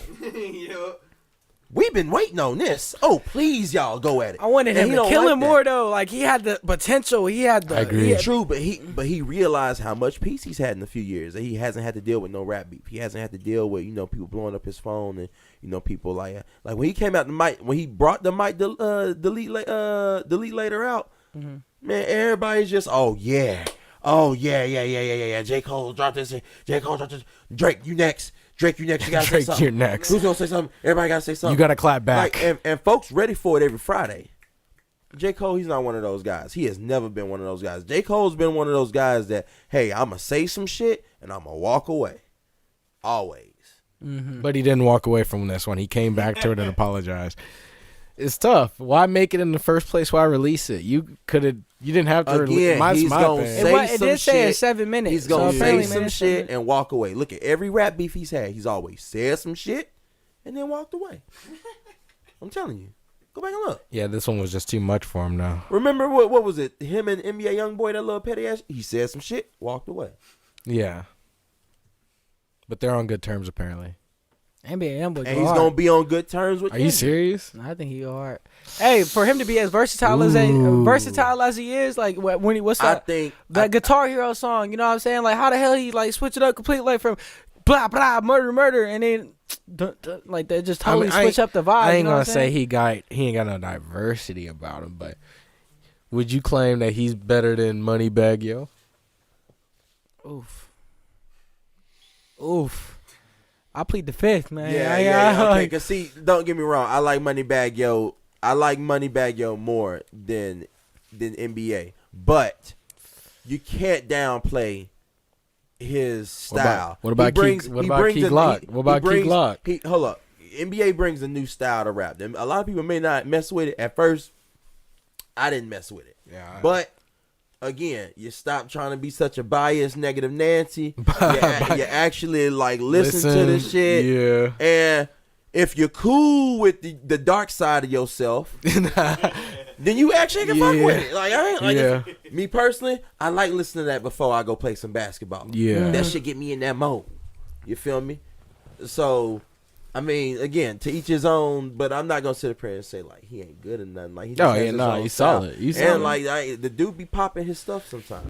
Man. But man, I just feel like this shit is so funny to me. Bro, Like, it's hilarious. No, like, so if for the people at home who follow Drake, aka Champagne Poppy on IG, his stories are just phenomenal. Comedy gold, bro. It makes me think that he's not doing it. It's one of his it's like he got ghost story posters out there. I don't know. Not ghostwriters, but like people who find funny shit. Right. Because I'm like, is this really Drake's humor? And it's like one of them's like I think my two favorites are there's one of a drumline scene. Yeah. And somehow they got AI or something that They put Metro face on there. Put Metro's face on the drummer. Yeah. And for the people at home, like I guess some producers, I don't know if it's slang or something, but it's just like you just make drums or something. Yeah, because you know, with producers they like click in the drums and shit like that, or you play it in. But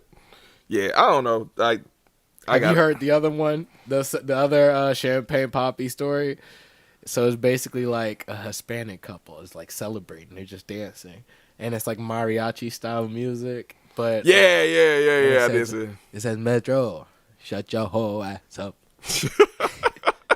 And make some drums. Yeah, I seen that. That's so like the level of disrespect with those stories. That's what I was telling you I was telling Sci-Fi downstairs. I'm like, when does because what do you think about all this beef? Before I don't want to give away your side of all this. What do you think this is? You think this is real? I think part of it is real. Like I think the Kendrick and Drake thing. Like when Kendrick got on the mic and got on the Like That song with Future and Metro. Oh yeah. I think he was coming for real. And then I think obviously Drake was like, I bet I'm finna go back and jab this nigga back. I think that whole thing is real. I don't know, something about the Ross and Drake beef. What do you mean? To me, bro, like it's just Tell me. Talk to me. The way they like just going back and forth on IG, like it's like it's a funny joke. Rap beef niggas don't do that. Why does he keep making fun of Drake's nose? Like, yeah, he keeps saying shit about his nose. BBL Drake. What do you call him? BBL Drake? Yeah, BBL Drake, Cupcake Drake. BBL Dreezy. The stupid thing about Ross's thing is he posted, I guess it was on his story. Yeah. He posted a picture of him when he was younger and him now. And he was like, look at the bridge of his nose. And it was the exact same. There was no difference. I'm like, nigga, you have no claim right now. Rick Ross is so goofy, bro. Because Rick Ross obviously doesn't understand the anatomy of the human body and understand how a baby's face is gonna change and is gonna shape differently. It was bro. But he's so funny. And then his diss track wasn't even that like his diss track was fire. If you a that shit wasn't that shit was not that good. No, if you a Rick Ross fan at home, that shit was fire. That shit sound like Maybach. It sounded like old Maybach music. Man, boy. that nigga wasn't saying shit. No, he was talking. He was. Oh my gosh. That nigga wasn't saying For the Rick nothing. Ross fans at home, we knew that diss track was fire. Don't fuck with a nigga who's been canceled and came back. The baby didn't do it.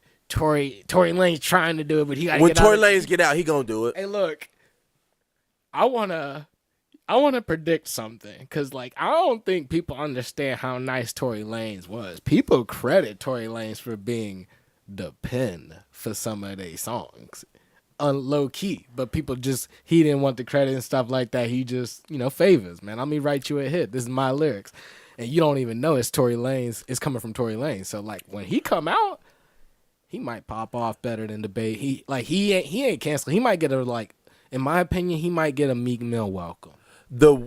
He might get a Meek Mill welcome. The Weeknd, the Weeknd was the first artist to come out into our generation with the little 80s pop sound and make it his brand. But Tory Lanez was the first one to show the rappers, hey, you can get a bag from this. Mm-hmm. And ever since he came out with his 80s rap album, boy, the first one, not the second one, the first one. Yeah.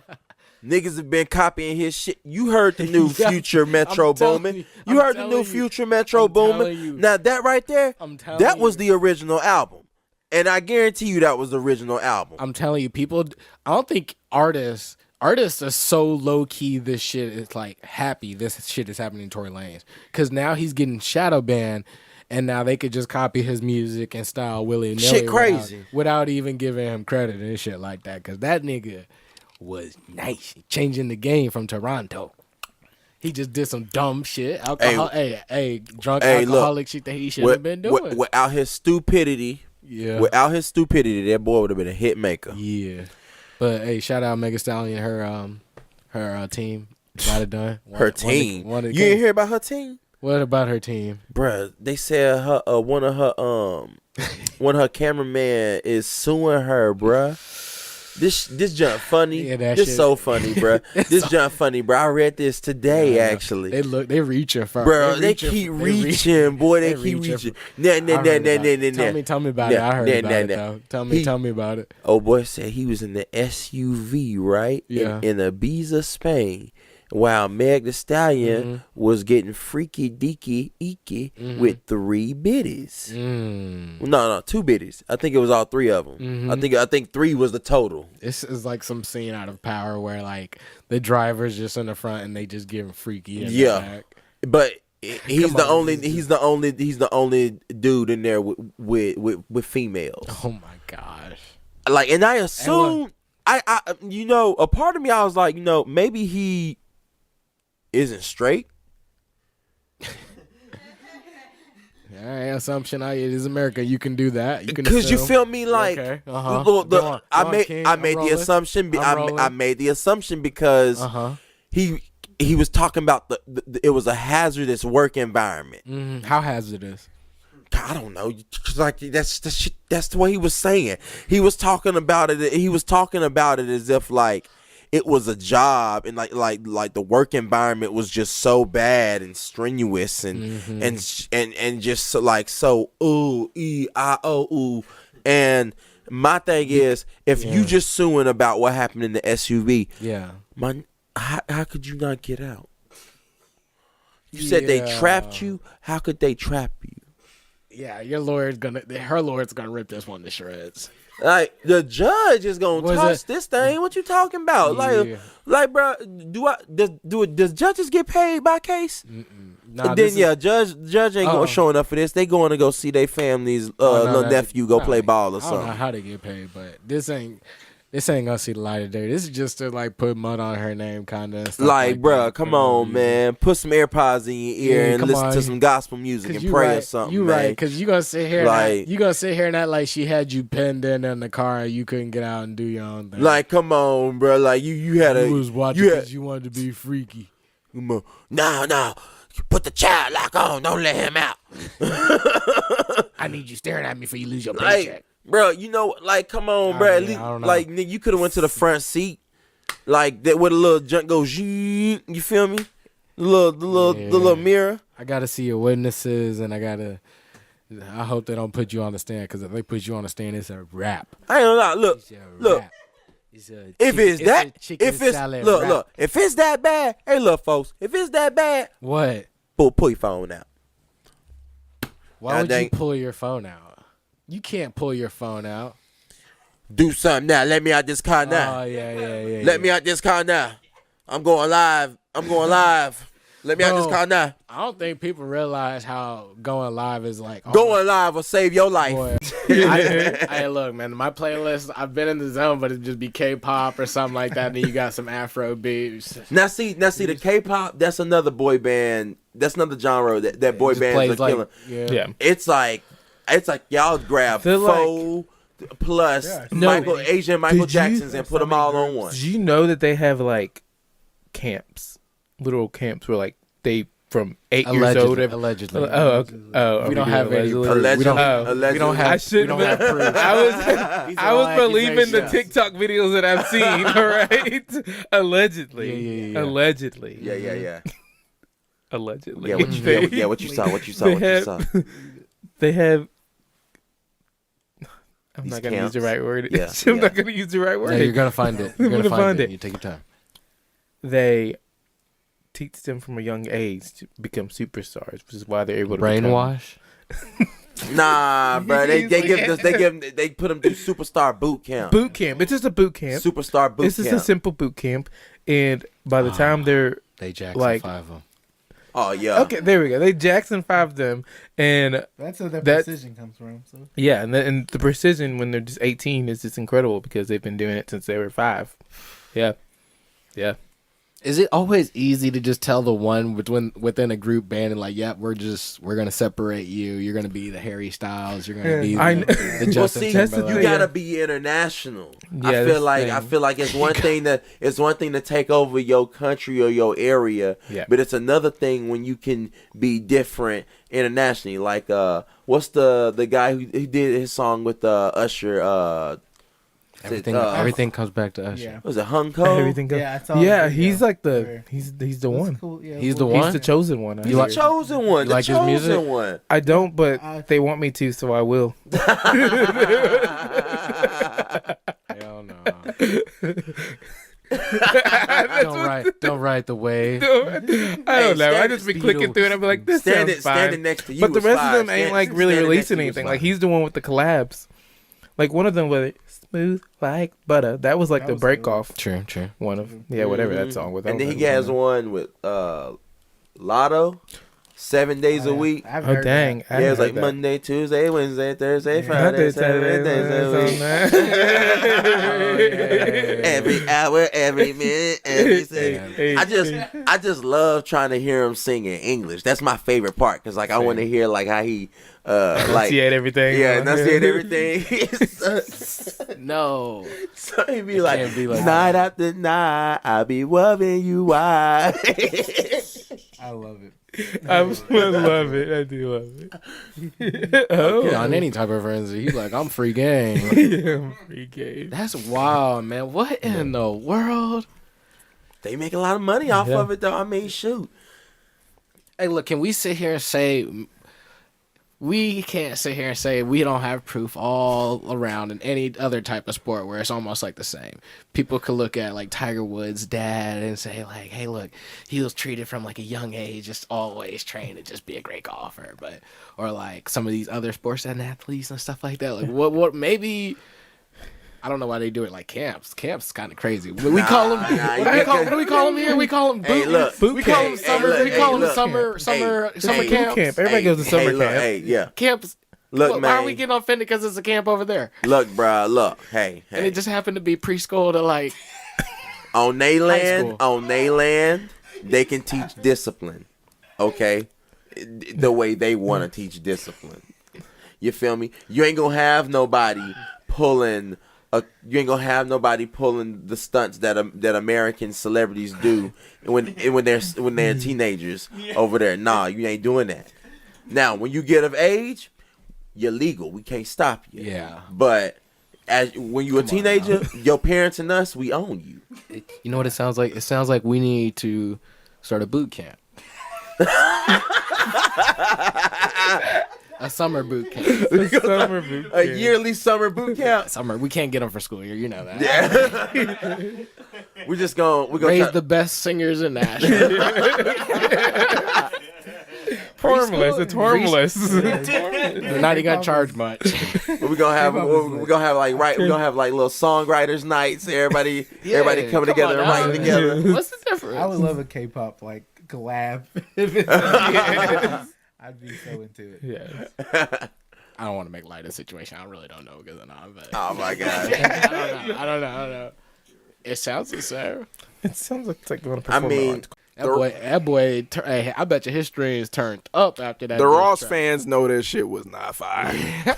and then he pulling up to events and shit after this diss track with a champagne poppy shirt on, Drake shirt with the For All the Dogs cover album on that shit. Ross is just pulling a 50 Cent. Boy. Whenever there's controversy, 50 Cent always hop in that shit and just throw his 2 cents in there that nobody asked for. Dude, 50 Cent just watching this one. Yeah, This now is he theatrical for him. Yeah, he is just watching this one, but He going at Diddy though, boy. He's going. Taking shit. But Boy. he obviously got. Whenever he goes at something, I always feel like, oh, that nigga must owe you money or something, because like he don't be really posting underneath people's stuff unless he got real vendettas about him. Okay. And then he really just don't give a fuck. Like he just show his full ass on them comments. Yeah. But nah, Ross he's just trying to like he knows this is hot right now. Yeah, no doubt. And he's saying like, okay, I'm kind of like adjacent to this. Let me put myself full in this shit so people pay more attention to me type shit. And again, I don't know, like the way they going at each other, it just little boy, what he call him?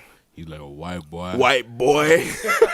I'm like, why is he saying all right? Like, yeah. Anyways, but yeah, like I don't know. If to me that kind of seemed like some stupid shit, like some niggas like that are cool would do with like just clowning on each other. Yeah.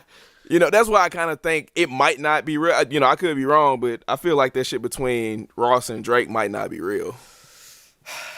I feel like when does somebody go across the line of playful jabs? Because I feel like maybe Drake just be going too far with it. Maybe it's just Drake. You think Drake be going too far? Because I feel like his is always like, thank God.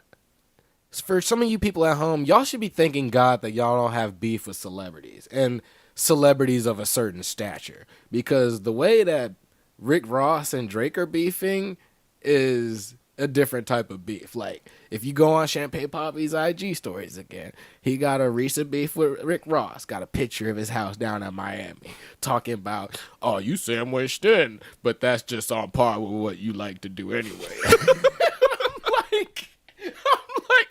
Oh my God, that's a slick ass jab. That's a fat joke. Right. Come on now, Rick Ross can't be like, oh, that's funny, bro. That's dog, you got me.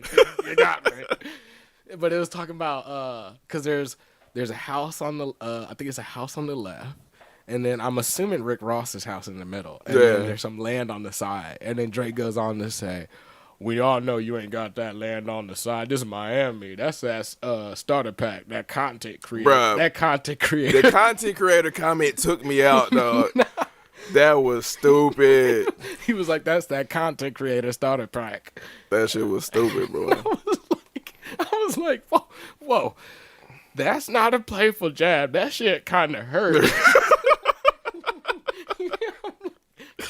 I'm like, in my head, I'm like, once again, I'm kind of a Rick Ross fan. If you know Rick Ross, he got some land down in Atlanta, like a decent plot of land that he just let people tour. So I'm assuming if it's a tour, it's wasting niggas' times. And if it's wasting niggas' times, it's quite a few acres on that bitch. Yeah.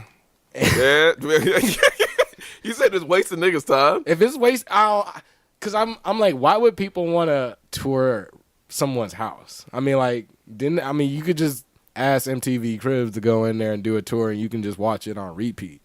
I feel that. Instead of all you're gonna see is this guy's Cadillacs, you're gonna see his big ass house. I mean, you're gonna get a first-hand experience. I guess that's worth the price of admission. But yeah, whatever, man. That's a waste of time. Nah, that shit is hilarious though, bro. To use that, like going back to now, I'm like, why is he talking about this dude's his vacation home in Miami? So I'm like, oh my God, these are grown ass. This is like a grown ass beef. Like, this is not for little boys out here. But that's the Drake petty. That nigga is petty as fuck. Like he's gonna, like, you come at him, he's gonna come back at you. Like if you say one sly thing about him, he's gonna say seven direct things about you, and then flex his money. Yeah, and to me, and then show screenshots of text to other people. Yeah, and now to me, like, that's the weak route. If all you can like do is be like, yeah, I'm richer than you, type shit. That's like, okay, what else can you say, nigga? Like, duh. No, we know you're richer than everybody. It's the way he goes about it. Some of it's like so fire. He, like the nose joke. Rick Ross is always talking about the BBL Drizzy. Yeah. He sends screenshots of texts from his mom talking like, she was like, Drake, why didn't you tell me you were going to get a nose job? He was like, Ma, you know I tell you. He's like, I try to bargain for a 2-for-1. We both get one. I'm like, Drake is stupid for some of these. He shouldn't have posted that. That was straight up ammo. Like, come on, bro. Did you see the post of what he sent to Rick Ross? He sent a direct message to him because I guess he's getting hurt by all this white boy shit. No, I didn't see that. He sent a text to him talking about the square footage. Oh yeah. I did see that. I did see that. Talking about 40. He was like, your house 40. He's like, your whole land and property 4,400. I think it's 44,000 square feet. Yeah. He's like, my house is 44,000 square feet. I'm like, this is grown man. Hey, look. On the other things, my boy Chris Breezy's on tour. Unlike other people out here, you know, he's doing the meet and greets, and we got a lot of girls, a lot of thirsty women out there who are willing to but they are willing to go get this picture with Chris Brown instead of, you know, maybe keeping their relationship or engagement. I'm starting to see a lot of things on social media of guys having to break up with their fiancés because these women, you know, just couldn't do a meet and greet and, you know, shake a little hand, maybe get a little hug. Not for $1,000. Yeah. I mean, for $1,000, man. You better hug me. Which is like, you gotta hug me. I mean, what? Yeah, but when you throw the legs around, I mean, shit. There's women selling their bodies for the $300 for a way longer time to do way more stuff than just hug somebody. But I mean, hey, it's Chris Brown. I guess a celebrity. I guess when that moment comes, it don't matter who you with. You just gonna be selfish. I don't At know least about you all can. that. I Yeah, don't know about all that's what that. it sounds like. Come on now, I mean, but like if you pay for it, You paid for the meet and greet. You didn't pay. That's what comes. It says with a meet and greet. That's No, what come with a meet and greet. no. It says meet and greet. It didn't say hump and dump. But if a part of the meet and greet package is, hey, look, we get to take a photo. And whatever you request in the photo, bro, I did a meet and greet with Eric Bellinger. Did I swing my legs around this nigga? That's because Meryl Bellinger. Did I have Megan swing her legs around this nigga? No, I Eric didn't. Bellinger don't You know do what that. I did? I shook that man's hand and we took a photo. And I said, "Hey, bro, I fuck with your music." And he was like, "Cool." Exactly. That's what you pay for. You pay to have a moment with the artist. Hey. But once you take that moment and you do everything but drop your draws in his, we got a problem. So wait, tell me this: if you ever got a chance to meet Chris Brown, right? And he was like, "Man, you get to do whatever we want for a pose or anything like that for a photo," you just gonna be like that, or you do something like, and he get to do it too. What are we doing, bruh? But like that's what I'm saying. Are you just gonna handshake? Are you gonna be formal with it with a meet and greet? Yes, I'm gonna be formal with for it. $1,000. What the fuck are we about to do, nigga? Like, nigga, we gonna look like family for $1,000, boy. I'm gonna get down here. You gonna stay? Yeah, we can look like family, but like, what type of family is you talking about? Like, what you want me to sit on the nigga's shoulders? Like, what the fuck? If I paid $1,000 and that's what my feeling, nigga, you gonna hop on these shoulders and we gonna look like family. Oh my God. I'm telling you, boy, people be doing crazy shit for $1,000, dog. Yes, people be doing crazy shit for $1,000. I'm not spending my $1,000. We know Doing weird shit. We see. But we see other people. Hey, we see other people doing Dragon Ball Z shit, Kamehameha with Chris Brown, and Chris Brown. And that's cool. He let them get away with it. And that's cool. That's what you get for $1,000. Look, the Dragon Ball Z pose was fire. I'm not about to imitate somebody else's pose. Hey man, I saw you did that pose. Let's do that. Let's do that pose. Yeah, I want mine. If I pay $1,000 for it, let's get it done. No, bro, get out of here. Let's get it done. Look, bro. I'm not about to See, that's the problem. I can understand if it's free. That's the problem. I can understand if it's free. No, I can understand that's the problem. anger and, y'all are putting all this in a photo. Y'all are doing the most for a photo. I'm not paying $1,000 for a photo, nigga. We getting a video, nigga. We about to make a little movie, nigga. Let's dance, bro. Show me a little combo. Show me a little combo. All right, yeah. All right, hey, baby, videotape this. I'm about to hit a combo with Chris Brown. Fuck you mean? It sounds like you could. It sounds like you could do that with a I'm not spending $1,000 for a photo, and that's what's the problem. These bitches is doing anything and everything they can do in the craziest realms of their mind for a photo. What about a live photo where it's like a quick little? And if it's a live photo, we about to do some motherfucking Wayans Brothers intro type shit. We're brothers, we're happy, and we're singing, and we're colored. I feel like with a live photo, you could do like the tuck, and you can kind of bring it in, like y'all about to, and then and you could just like go up to your kids like me and Chris Brown tucked in, and you just gotta hold the photo, and it's just Look, bro, look, give me a little. It's just right there. Give me a little. Whatever live photo. Give me some laughing at the end, so people know that we real cool. Don't act like you wouldn't want one of that. Chris Brown is cool. I know that's your guy, dog. Chris Brown, you been a Chris Brown fan forever. Again, bro, y'all are not tactical. If I'm spending $1,000 to meet Chris Brown, you know what I ain't doing? What are you doing? I'm begging that nigga to let me be in his motherfucking table at the after party. Look, man, I don't even need a photo. I don't need the photo. Let me come to the after party, bro, and chill with y'all at the booth. I'll pay for my own drinks. Yeah, so the $1,000 just get you in? Nigga, that's worth every penny. I don't see why he would not let you do that. Nigga, come on. Niggas pay $1,000 plus just to get the table close to Chris Brown. And some of these people, I paid for the concert, come on now, the meet and greet, come on now, and the after party with that $1,000, nigga. Some of these people going to these after party for free, man. I paid. Y'all trying to be serve me. Y'all trying to be dick on ass with this nigga. And the hell no. I just want to hang out. I'm not paying $1,000 to be dick on ass. Hey, look, man. If you pay for it, I don't know. And that's the problem. The relationship thing is different, man. But when you think about it, I mean, like if you paying for it, if my girl wants to take a picture with Chris Brown, that's totally fine. But you're not about to be dick on ass. You're not gonna be dick on ass or dick on pelvis. Dick on pelvis. That's not what we doing. I swear to God. How would you expect your girl to take a photo with her favorite celebrity?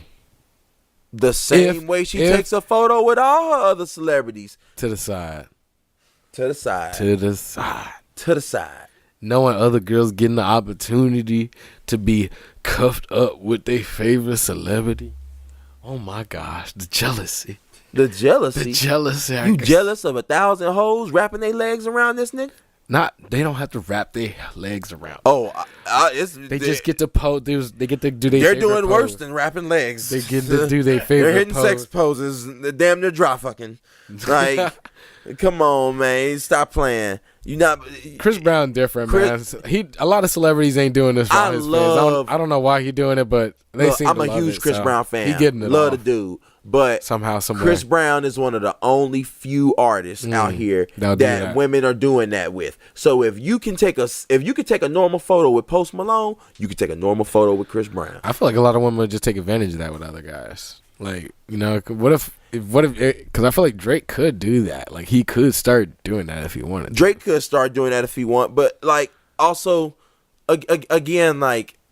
That's Drake, and I understand that the single women are going to throw themselves at him. But it's the women that are not single. I don't give a damn about the women that are single. Go do what y'all do. If I was single and motherfucking shit, I don't know, Beyonce was out here doing $1,000 meet and greets where she could wrap her legs around me, hell yeah, I'd be paying for that motherfucker. But I'm in a relationship right now. If Beyonce did $1,000 meet and greets with Nick, where she's jumping around niggas' waist and shit, I can't do that, baby. What? That's dumb as hell. You might as well say you one of these niggas on Perfect Match. Perfect Match. You ain't been watching Perfect Match? No, I haven't watched Perfect Match. You better be watching Perfect Match. They came back with the season 2. And these niggas is dumb as fuck. Hey, well, Would you believe it if I told you that a lot of people have been, or males per se, just hypothetically, have been searching to figure out how to cut hair with their own clippers and stuff like that. Like, you know, how to cut hair with clippers. It's like one of the top search things as of recently. I'm not surprised by that. Why were you not surprised by that? Because barbers. Look, like, I got sympathy for y'all just because I know it's a business, and I do know that, you know, times have changed and things are more expensive. Yeah. Therefore, like, you know, having a barbershop is really expensive. True. Having a chair and paying your dues for the chair, it can be expensive. So I get why y'all need to make more money and up prices, but of course, I'm sorry, I'm not sorry as well, because I'm not paying how much 30 plus. I pay 30. I'll take that back. I'm not paying more than 30 to get my hair cut. Because I mean, first off, understand this. Understand what? I'm bald. You feel me? Like when my hair grow out, I shave it all the way down, or cut it all the way down. You feel me? Like, so barber services aren't really your thing anymore. Well, see, barber services used to be my thing because I would get it cut really low. You feel me? So when I would go, I'm like, well, shit, I just need to cut really low, tame the beard. Okay, 30 to 35, it makes sense. Because I like the works. Hot towel, you know, line my beard up, cut it down, but line it up as well. Oh yeah, I want it all. Like even the spray. Shit, if you got some of that little lime juice, you know, give me some of that. I got that one time in college. You feel me? Yeah. So plus the tip. So all that plus the tip, I was paying about 30 to 35. Oh my goodness. But then I just went bald. My hair was leaving me. It was time to say goodbye. Why in hell would I pay 30 to 35 for you to shave my head down and just line up my beard? And then I go and shave my own head, and you tell me I gotta pay 20 to 25 for you to trim my beard? Yeah, nah, that. And line me out? Yeah, nah. I guess it's just touching your face. Like, people got to charge just to touch your face. What happened to the $5-10 beard cut? You feel me? Like, what happened to that?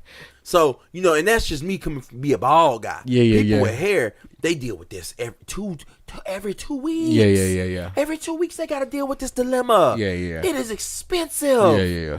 I should know. That's why I stopped. You feel me? Like, it was almost a saving grace. I was losing hair. You feel me? Like it was getting expensive. Bro, man, like when I tell you, I've been thinking like $30-$40 was cool, like a price. I guess like the cost of living has gone up and stuff like that. And then you got a tip on top of that. Don't forget, you got a tip. Tipping is the most ridiculous thing to me. Like, well, wait. I gotta finish my story before we get on tipping. Yeah. Go ahead. So I didn't think it was that. I never thought it was that expensive until I went to this Hispanic joint. Boy, it was nice, man. They had the booth chairs, but they been kind of run down. You could tell a lot of the construction workers been through there and worn the chairs down, but it's still nice. And man, I got a fade. And they lined me up, and I was like, all right, this is gonna be straight. So like I got the beard treatment and everything too, but like the lineup was like literally just the bare minimum outside and maybe the mustache, and then they line up everything on the outside. I didn't even get a taper. I don't even know how they do the fade, but fade was just literally just shave down the sides and then make sure the top is long. And niggas out here living that motherfucking that French shit all the time now. They call it a fade. I know. And so it's lined all the way up. So I'm boxed in, line up, and then my hair's not even like faded in the back. It's just kind of trimmed down. 45. Lost their mind, bruh. Lost their mind. I know. You got to be kidding me. Hey, that's 25 on a good day, bro. I could have lined myself up and everything, and then all you gotta do is shave my size down. That's crazy. 45. You got to be kidding me, man. I like y'all gotta be living in these luxury apartments to be charging that much, and that's 30 minutes, dog. 30 minutes, 45 plus 45. You making 90 an hour. You making better than most people making in some of these How degree you not jobs. making your chair in one day? Like what? It's like maybe it pays just to own like a salon or something like that. Again. Just rent out everything. Again, the tip in. Like, bro, what? When I was a kid, my dad wasn't tipping. Nigga, $10 haircuts was $10 haircuts. $10 haircut was a $10 haircut. Nah, a $10 haircut was $15 haircut. That's a good price. And you 30 total. That's a 20 and a 10. 20 and a 10. That's easy break. 15 if you got me in on that schedule. When I asked you, when I asked last minute, that's what you getting the 15. You can't be doing last minute. Nah, nigga. Yeah, if we on a solid 2-week rotation, back then, solid 2 weeks rotation, 10. Flat, blah. What do you mean, man? By the time we got to college, that was when I realized everything went up to 20. Yeah. And I was like, whoa. Yeah. $20 haircuts. Boy, I see why my dad was cutting my hair all the time in high school. Yeah, that's great. You just got to break off an easy 20, and then the $5 got it done for the tip back in the day. That's gas money. Thanks for pulling up. Come on now, but like now it's, geez, man, it's 55, and you barely touching my hair, and I'm gonna see you in 2 weeks. So you getting 100? I might as well subscribe to you, nigga. You feel me? And clippers cost $30 average. Got you feel me? Like, and that's why it's the most searched now. Niggas trying to save themselves $55, $100 a month now.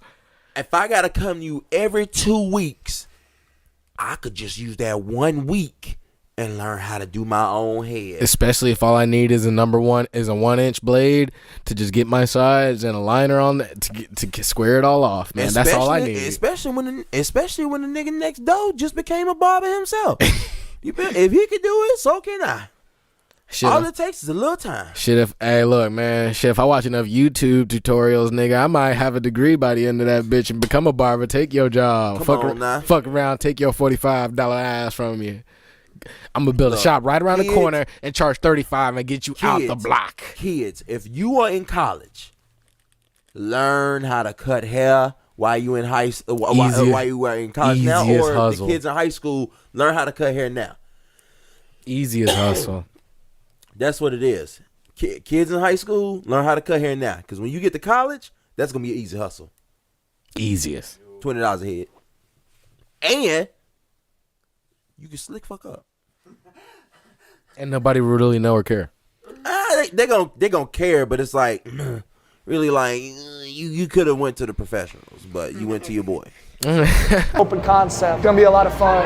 Speaking of which, I got a birthday girl right here. Hold on, man. We're filming a podcast. Say hello. My man, famous, y'all. This is the birthday girl, Charlie. Say hi, Charlie. I thought you were DJ. I am. We are. I came here because I thought it was DJ. We are DJ. Why are you outside then? Because the band's breaking down. Get in the booth. Yes, ma'am. Then I have friends like that who demand me to get on ASAP as soon as they arrive. Turn up. Time to turn up. Show us inside this beautiful MTV cribs. So this is Blueprint. Almost busted my ass on that. So open concept. You see, you got tables all around. Really nice production. High-end sound system. Beautiful bar right here. I'm trying to see how much a Call drink me when you costs get ready at to move this those new decks. place. What do you think about this place so far? It's pretty fucking cool. I like the lights. What's up, legend? I got some birthday friends here, and then these are my boys. AJ, yo, it's my director of Op Mitch. My boy AJ, Joel. They've been rolling with me since like DLS days, when like DLS was like. You guys all live here? Yeah, they all. Okay. Yeah. Got the resume. I love that. So yeah, I was there for 3 years before this. Hey, tell them how the females gonna get jealous when they see the highlights tonight. Always, bro, always. And that's the biggest thing, man, is like most people don't realize how crazy I can get a room like that. Like y'all been seeing it for years. But at a new spot, people are like, yo, we don't know who this dude is. And then 5 minutes into it, it's game over. The highlights gonna bring a line down the block for sure. Always. So I'll show you guys how I set up. Every time I ask her, she's always like, oh, I'm tired, I can't come. God, it's hot up here. I don't need this jacket no more. So, like I said, we on the stage. We're on the stage right now. They're breaking down and setting up, you feel me? Blueprint. It's a really nice, beautiful place, man. And they do live karaoke on Thursdays. So you know that's where I'm finna be. I'm just checking out my future stage, you feel me? That way when I come up here on Thursdays, I'ma rock that mic, you feel me? The venue fire. Just take a look, everybody. Go ahead. Take a look for yourself. Take a look for yourself. You feel me? I'm gonna feel like a real superstar up in here. I done found my new home. And the night's still early. But yeah, so my boy Cody over here, aka Chaos, getting everything set up. Like I said, man, it's a process. It takes a lot of experience and practice and knowledge on knowing how to work this equipment, but also knowing the science behind it.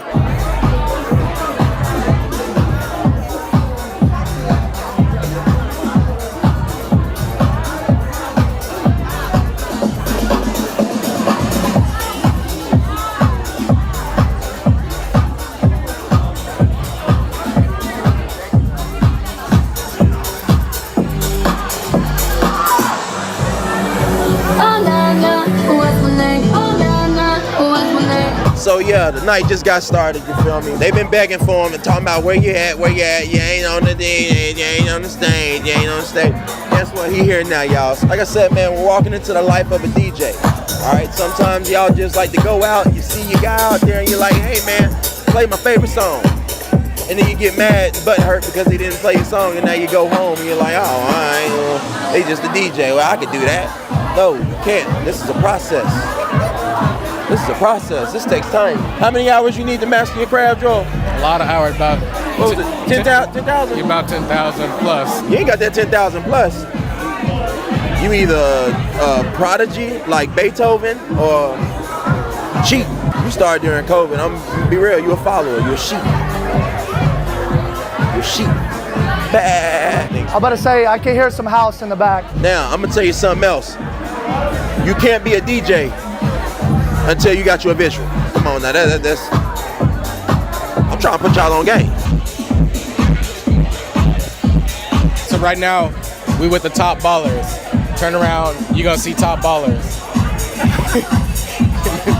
And then over here, beautiful lights, beautiful display, liquor set up on the wall, very classy. I like the booths. The booths are very nice as well. With the ropes are always a nice touch. Yeah, nice. Hey, the nice ropes. Come on, King, say some more. Get some more nice comments. You funny. Hey, look, man. It's loud, so you know the sound system working. I ain't gonna lie, I fuck with the lights. The lights is cool. Oh, turn around. Watch out, Teddy. Bottle girl's about to hit you in the head. Everybody loves some flashing lights and bottle service. But for real, the couches, I like what they did with the couches. It's a nice touch. It takes you back in history, but it also kind of has a little modern look to it too. This place is beautiful. I'm about to rock the heck out of this place on Thursdays. Like, I feel like I'm back in Miami in the 70s, and I'm that nigga. This table behind me reserved for someone. I wonder who it's reserved for. Top ballers. Top ballers going at it again.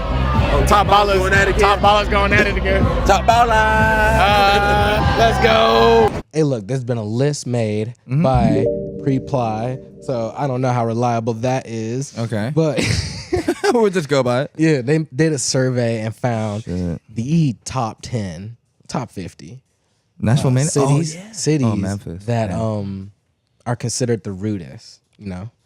From rudest to least rudest. This is how we're gonna go top 10. So I do wonder, what is their qualification for rudest? Is it just somebody being an asshole? Is it like service? Oh yeah. Wait, didn't you say like outside? We'll get to that. You can do a survey on just about anything. Yeah. You can spend your whole entire trip on being a survey. Yeah. Didn't you say this was like real money is. in what city public has or whatever? The most surveys? We got a survey. Didn't you say it was like in public or something? You're just going on a vacation and rating the hospitality. That's really all it is. Hey, look. So everybody take one guess. We're just gonna get one guess. Which one? All right, take this off, man. Y'all cheat. Take one guess. Yeah, Miami is the real She was up. Cheating. All right, so we This got was an open book test. Yeah, come on now. Miami's number 1, Philadelphia number 2, I can see Tampa that. number 3, Louisiana number 4. That's it. All right. No, not Louisiana. Louisville, Kentucky. Yeah, Number 4. Wow. That's surprising. Oakland, California. It really 5. ain't. Boston. You've been Boston there. is 6. Memphis is 7. Vegas is 8. Long Beach, California 9, and Charlotte, North Carolina 10. Bro, King, speak for Charlotte, man. Bro, I'm gonna be real. I've been through Memphis. I've been through the Charlotte airport. They're assholes there, Mm. bro. Everybody there. Yeah, that's got to be my number one. I'm gonna say this. Yeah. Personal number Personal one. preference. I'm gonna say this. When I spent my 4 years in Charlotte, there was some good times and there was some bad times. Okay. And which one was more of them? Man, quoting Steinbeck over. I mean, here I about guess you Charlotte. could say it was kind of like split in half. Yeah, 50-50. It was 50-50. Yeah. Yeah, we're not gonna get into that. On the Converse, though, but- I was up in Philly for New Year's, dude, and everybody was super nice.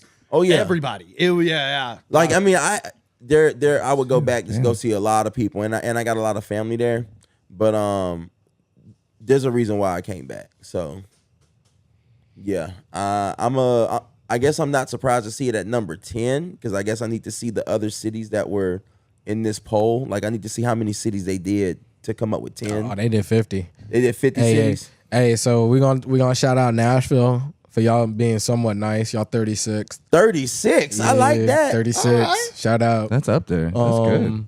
We beat out Detroit. We beat out Detroit with another L. What were they? 11. I would Nah, Detroit. Hey, shut your mouth. Detroit is 30th. 30th. Should have been 11. Hey, we beat out Los Angeles, Phoenix, of course, Chicago, course. Atlanta, Of course. New York, Baltimore, Sacramento, Dallas. Who did beat us? Who's the nicest? Yeah, who is Omaha, Nebraska. Not surprised. Bro, they got nothing to do what's there their but population? be nice. They need that money. Come on now. San Diego, Minneapolis, San Diego's Columbus, cool. Ohio, Kansas City, Milwaukee. The states I ain't trying to be at. States I ain't trying to be at. Come on, man.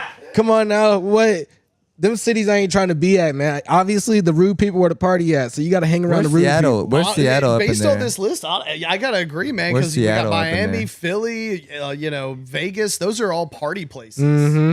Hey, so here's some of the criteria, and I want y'all to think if you could rank these as your number one. Like I can't. Yeah, this has got to be one of my biggest pet peeves out of all these people that make them one of the rudest. This is my number one. I'm gonna just say them out loud. Number one, lack of self-awareness, talking on a speakerphone in a shared space, being loud in shared spaces, watching videos or listening to music out loud in shared spaces, lack of care for others, not acknowledging strangers, being absorbed by phones and not acknowledging others, closed off by body language. You know what I'm saying? It just sound like a high school. Come on. I know. I know. Bro. There's too many options, honestly. I know. One of them is mine would probably be like not caring for I others. can definitely see why Memphis made this, bro. Like it's some ratchet ass people, but you also got to be to yourself, bro. You can't just be out here talking to everybody. You gotta mind your business. You gotta mind your own business. Hey, look, not respecting personal hygiene or space, impoliteness with service staff members, allowing the phone to continue to ring in a shared space instead of muting. I'm like, bro, who does that? Bro, who sat down for all these questions? I would have gotten to like 15. Bro, Like, they wow. just all they did was go on vacation. Hey. Because I tell you what, looking at these cities, there might have been a chance that y'all may or may not have rode the bus. Because a city bus is gonna tell you all you need to know about. Absolutely true. How rude they are or not. Yeah. Facts, big facts. Like if anybody's ever rode the city bus, that is the most wildest city shit you gonna see. One of the dumbest ones that made it on here was ignoring basic rules of the road. I was like, if you always I see how Memphis was on the list on that one. road. Fuck a sidewalk, brother. the road, the road right there. Oh my gosh, that's crazy, man. That's hilarious. I can't. Hey, but shout out to Nashville. I'm surprised Boston's not higher though. Yeah, for real. Number 6. That's They really came in Boston low on is that. I can see Philadelphia. I've never been to Boston. They rude. They really that rude up there? Dude, I got homies in a fantasy football league, Yeah. and like, What are they like? there's some of the most obnoxious fucking people I've ever met. They're Patriots fans. Mm. Yeah. You gotta humble Speaks them. for itself. You gotta humble them all the time. Oh yeah. The worst one, dude. I beat him one of the years we were in fantasy football, and he never heard the end of it. Mm-hmm. It was great. Mm-hmm. That song was R.I.P. Bart Durham. It was Hell yeah. produced by my dogs, D. Sanders and Free P, out now on all streaming platforms. I don't know which camera I need to be looking at, but hey, R.I.P. Bart Durham, Nashville legend, big insurance man, big. If you in an accident, call this guy. He gonna make sure you get situated. Nah, for real. You were saying like earlier, like, bro, he is a local legend, and For sure. for real. Yeah. He is somebody like if you was to go back into Nashville history, Bart Durham is He's a part right of there. Nashville history. He's right there. And the day he passed, I was knocking some features out for some folk. And I think I had probably about, I don't know, maybe like an extra little 25, 20 minutes left. And my homie D. Sanders just shimmy me an array of beats a second ago, and that one popped up. I was high as hell. And just went in there and freestyle. And that was that. Yeah. It just felt right, man. Yeah. Like he deserved some rap shit. And when I dropped it, his people actually commented on my shit. Where's my fucking phone at? Nah, that shit was crazy. His people actually commented. Play some on more. my Play a little shit. more of that, Teddy. Dude, where is that shit at? Yeah.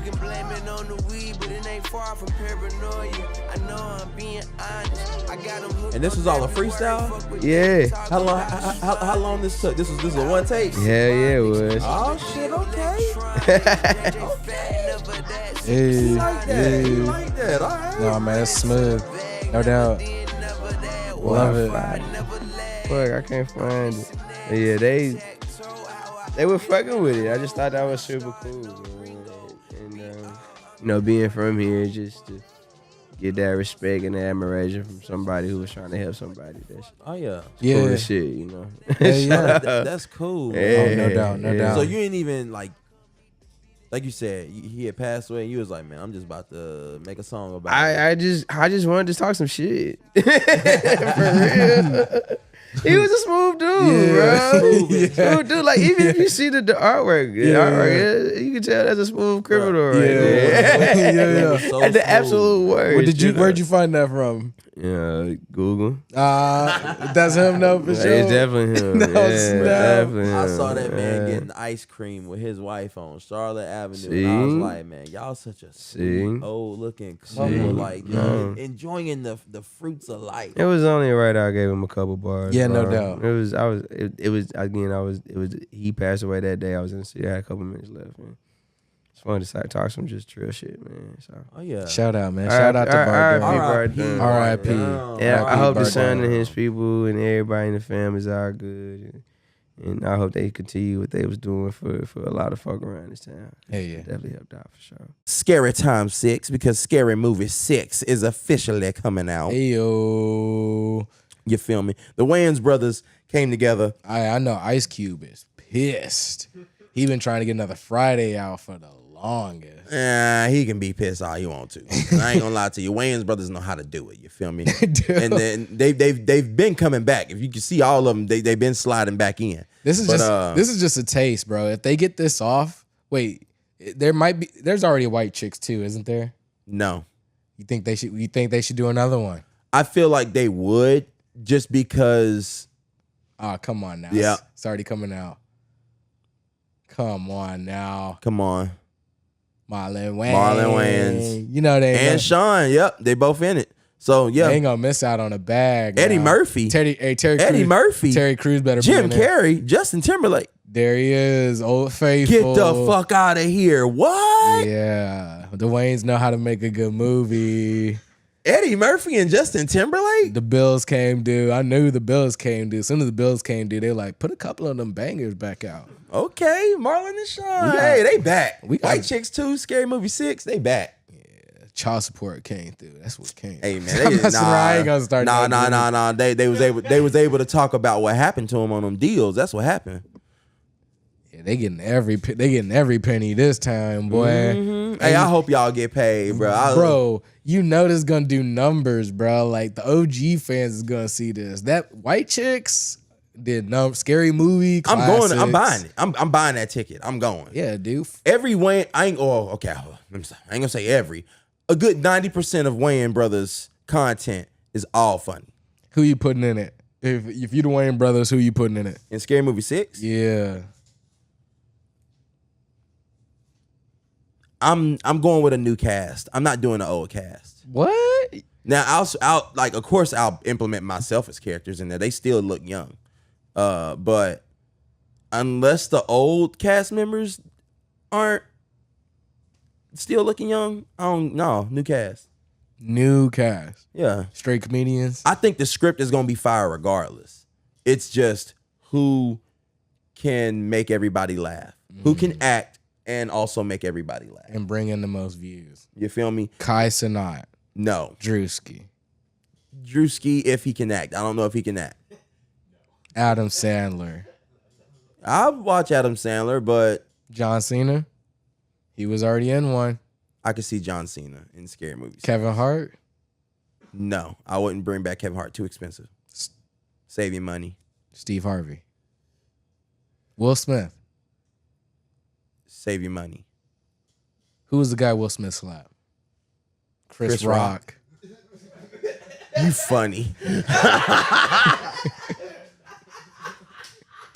You funny. Who's the guy that Will Smith slapped? What's his name? Damn, that's how we gonna refer to him. That's that man's title for forever now. Will Smith Rock ended his career, boy. Damn. Ended his career. I can't believe you did that to him. I'm messing around. Dang.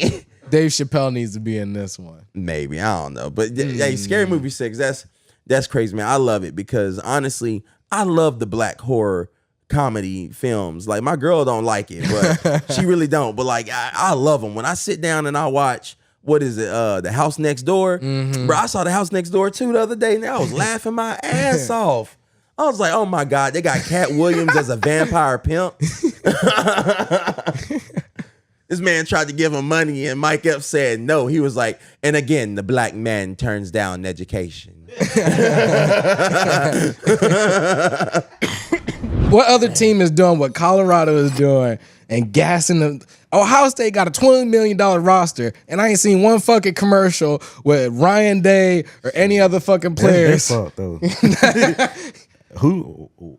I don't feel like there's no wrong. If that's what you choose to do with your program, why? What's the reason to be overly mad about somebody continuing to shine light on their players? I'm going to keep throwing them in. Yeah, I think my players are great. Next question. I think my program is the best ever. I'm supposed to think like this. If I don't think like this, who else going to think like this? I mean, don't get celebrities involved. Look, we believe but that's not it. It's attention. You know how much revenue that he done brought in? A lot. It's a lot of. It's like it's you can't the argue. NIL You can't game, argue with nigga. Why you can't argue? It's money, bro. It's true. This is a different college game. True. Well, I'm gonna play it the same way it used to be played. I'm not gonna do that. Yeah. I'm gonna be the first one. In a minute, everybody finna start following what I'm doing because you gonna want that same benefit at your school. Mm-hmm. And if you ain't doing it our way, you see why we getting the bag. You see why this player is the largestly paid. You see, it's a reason.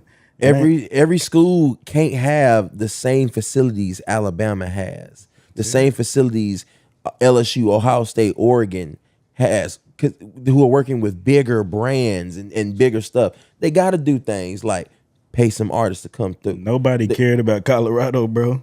And and I do give Deion credit about that. We would have cared if they was winning and dubbing niggas. No, they could have went 10-0 before Deion got there. We still wouldn't have talked about goddamn Colorado like that. They could have had a great season, bro. We was not studying them. We weren't gonna talk. Nobody was gonna talk about them for having a great year. We talking about we only talking about them because of Prime. At the end of the day, well, my counter for that is: do you know what Boise State's record is right now? Yeah, we've been talking about Boise State for a long time. Yeah, but they've been in the mix. But like nobody really cares about them. But like bullshit. But you hear about this running back all the time and stuff like Bruh, that. So that's Boise State I mean, Boise State has been brand, Boise State since we was in school, bruh. Like They that had was a- back a when they first quarterback. did the blue field, I can't and even remember what his name was. they was doing all them trick plays with the special teams. But that's because they was winning, bro. They not even really a conference that can do anything. But since they was winning, they got attention. Why people so scared of Flash? That's what I want to know. Why people can't pop their shit in peace?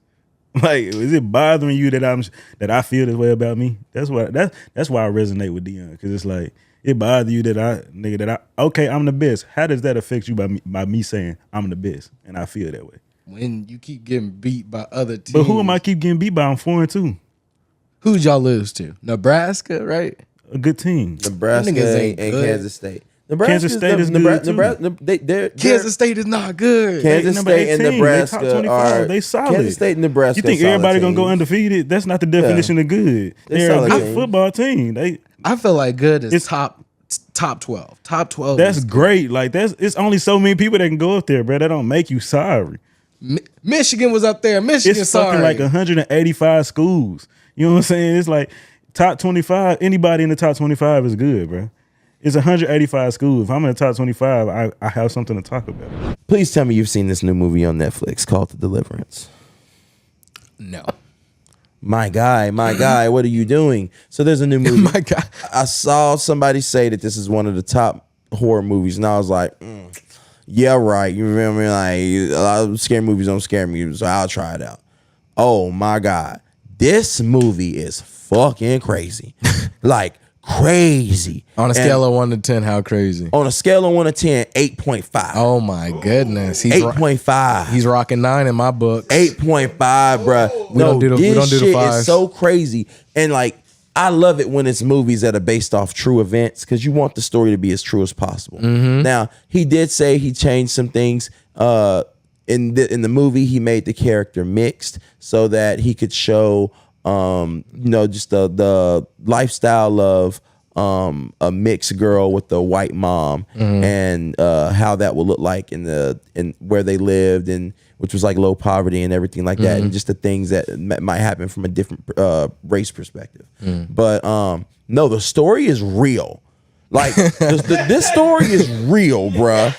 Real crazy. No, real crazy, but this story is real. There's a mother and her children, and I'm pretty sure it was, I want to say it was Illinois, somewhere in Illinois. Oh man, that's where all the wild shit be going down. I feel. No. It was like Gary, Indiana, maybe. That's also where some other wild shit be going down. I'm pretty sure it was Gary, Indiana. I don't know. Gary, Indiana.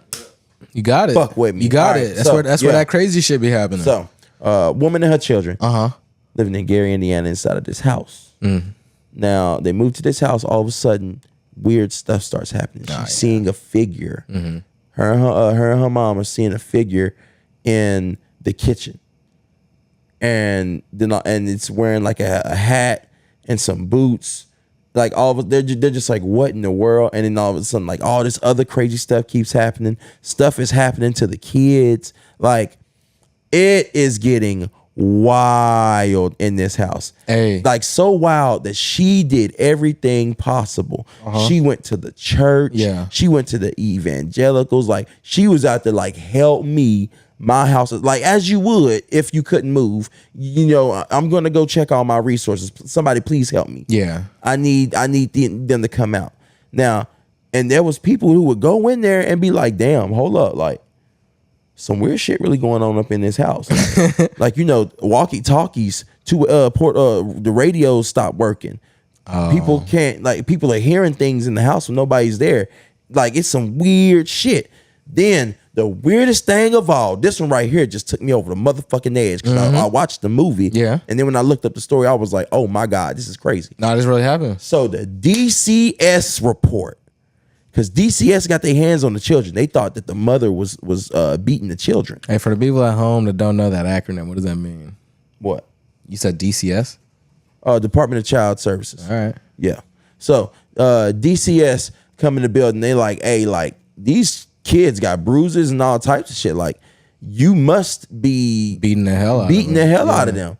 So DCS take the kids, try to do an eval. And the report states that the kids was acting crazy. One of them moonwalked his little ass all the way up into the corner and slid up the motherfucking corner all the way up the wall to the ceiling. Oh no. In the DCS report. Now see, this is right here. This is where you gotta believe shit. You feel me? Because one person can be like, hey yo, I got ghosts in my house. Or like, hey, I got ghosts in my kids. My kids are being possessed by demons. You feel me? Yeah. Now Ghosts in my kids. that's one person. Yeah. You might be psychotic. Yeah. But when the people who evaluate kids come take said kids away from evil person and they saying, oh shit, no, these kids is possessed. Like these motherfuckers is sliding up the damn walls and the ceilings. I don't know what the fuck to do. Yeah, you need to come pick up your kids. They're breaking out of their restraints. Yeah, nah. These are some little children. Like, yes, bro. Like, you gotta believe people. Yeah. When somebody co-signs on some weird shit going on, yes, something ain't right with these kids. Yeah. Okay, yeah. Shit got real.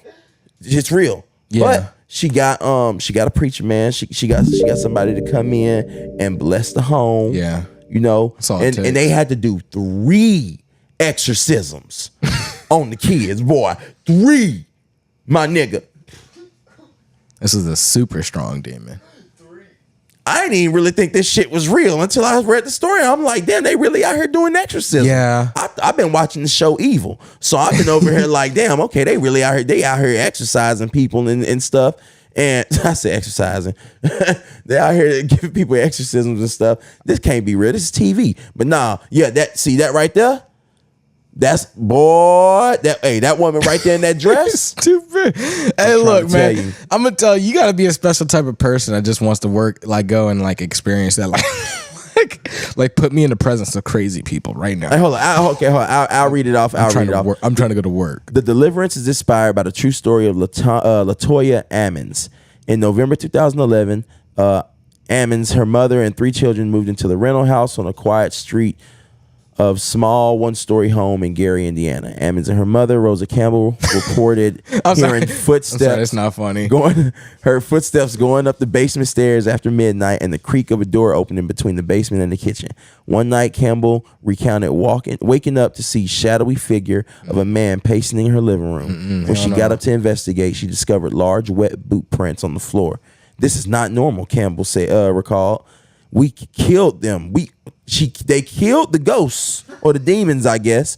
We killed them and killed them and killed them, but they kept coming back. Hey, look. I'm gonna tell you. Hey, that's some shit. I'm gonna tell you like it is, bro. I'm gonna tell you like it is. If you in that line of field or a priest or something like that, and the demon's still there after you left, you need to give your resignation. They just don't respect your ass. Them demons, they gonna still stay after you came and exorcised them. Third time, it took the third priest to come through and cleaned up what the first 2 did. Okay, yeah. All right. So, according to police records, one of the officers' audio recorders malfunctioned. The power light flashed to indicate the batteries were dying, despite the officer inserting fresh batteries earlier that day. He probably was lying. When another officer recorded audio and played it back later, he heard an unknown voice whisper, "Hey." According to the Lake County Police records, one photo was taken at the house appeared to have a cloudy white image resembling a face, while a second photo in green seemed to depict a female figure. They killed them. And they killed them, and they killed them. This motherfucker had ghosts and demons in there. Now, there was an exorcism. You said 3 of them, right? Am I tripping? Yeah. The priest, what is it? Reverend Michael Maganot. First one, resignation on your desk, please. Priest at Saint Stephen Martyr Parish in Maryville, Indiana, to perform an exorcism on Ammon's 9-year-old son. She performed 3 exorcisms at his church and blessed her new home in Indianapolis. Go up to the DCS report. I guess it just took him 3 Hold on, I think that's it. Yep, what happened at the Methodist Hospital? Boy, this scene was so fucking crazy. Bruh, in the movie, I was freaking the fuck out. I'm like, oh shit. I ain't ever seen a scary movie where a demon said, fuck all y'all, I'm coming out. You feel me? Like I don't care who see me. I'm out here you ain't watching possessing the fuck out this little boy. You gotta watch more demon movies. Not with okay, I guess so. You gotta watch more demon movies. When Washington spoke with Ammons, a 7-year-old boy began growling with his teeth and his eyes rolled back in his head. Yeah. He then locked his hands around his older brother's throat and refused to release him until the adults pried his hands open. Later the evening, the 7-year-old reportedly said, "It's time to die," in a deep voice to his older brother. "I will kill you," in an eerie turn of events. DCS report recounts that the 9-year-old had a weird grin and walked backward up a wall to the ceiling. He flipped over Campbell, landing on his feet. The little nigga flipped over this big woman, landed on his feet, never letting go of his grandmother's hand. What? He flipped over her, not letting it go. What little boy doing that? Walker, the nurse at the time, corroborate this count. Another person saw that shit and said, "I see that." Yeah. What was that? That is crazy, bro. Like, what would you do? Like, King, what if you just woke up one day and your kid was possessed? What would you do? Especially if you ain't I gotta take him to the church. What you mean? I gotta take him to the church. Hey, man, some of these pastors need to stop doing these favors for y'all, especially if y'all ain't pulling up on Sunday. Look, if I come perform this exorcism, you gotta be a member for at least the next 5 years. Nah, Jesus didn't say that. Jesus didn't say that. God didn't either. You better cast these demons out. Cast these demons out. Come help. I'm like, hey, where were you at? Where were you What at? would Jesus do? Well, he would show up. I'm messing around, man. That's fucked up. Come on, yeah, it is. But that's how he's. This movie crazy. You right? Hey, so 8.5 out of 10. You guys go see 8.5. Y'all gotta watch this. You gotta see. Y'all this. gotta watch this. Like the worst part was when the demon was like, "I can smell your hairy pussy." Ooh, there's a lot of. Hey, that ain't. That's the demon that we can be talking about. Bro, that joint was creepy as hell. I was like, oh hell no. She threw the holy water on that nigga and it turned into a demon version of her mama. I was like, what the fuck? You was just a little 9-year-old boy. Now you this demonized grandmother? Yeah. Then I don't know if he told y'all, this man played with Shaquille O'Neal. Oh yeah, I opened up for him. Hell no, I didn't know that. Absolutely true. How did you get that connect? That's here. Like he's got me. Like the one. Swear Dude, I called my crazy. boy that does shows around here. But, I was like, man, are you looking for any new talent? Are you looking for new people to come play shows and stuff? He was like, send me some things. So I sent dude one of his mixes. And like a week later, he calls me out of nowhere. He's like, hey, I want your boy on the show. And I was like, all right, cool. I'll call him. And I was like, hey, I don't know what it is, but he wants you on. He's like, okay. Dude calls me another day later. He goes, all right, I got the show together. It's a big one. I was like, all right, cool. He's like, no, it's really big. I was like, what do you mean? He's like, physically, the man is fucking big. I was like, Shaq? He's like, yeah. So, like, dude just got the open up for Shaquille O'Neal. True story. That's dope, bruh. Crazier story. Congratulations, man. Thank you. Crazier story from that night. Yeah, for Vincent, a mutual friend of ours, so him and a friend of his got to meet Shaq backstage, right? Our friend Vincent, he's not tall. I'm just going to be honest about it. And his friend that he was with, I guess it was a girl he was seeing, maybe. One of his friends. Yeah. Mutual acquaintances, So they whatever. go into this back room. Shaq is smoking 3 hookahs at once, by the way. There are 3 hookahs going in the green room. Not surprised. Yeah. And so Alakazam shit.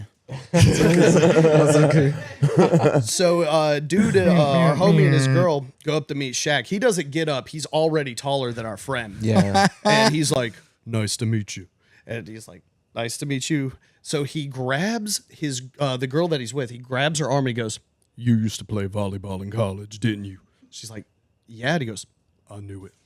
That was the whole interaction. No. Swear, yeah. I mean, he is a sports analyst, so I mean, Yeah. Oh, dude played the show and then went on to by Sports the Center arm, the next day. by the yeah, just grab like of the arm. grabbed her. Jeez. You played volleyball. That, immediate reaction. Come on, bro. Think about how old the man is. That's how he had to get it back. He knows some shit. He knows his shit. Right That's a there. hell of a conversation. Back in the 1990s, that boy. Hey, what's your name? You used to play some football, didn't you? What's your name? I think I seen you around before. Are you on campus? You on campus? Yeah. But yeah, no. Do I got class with you?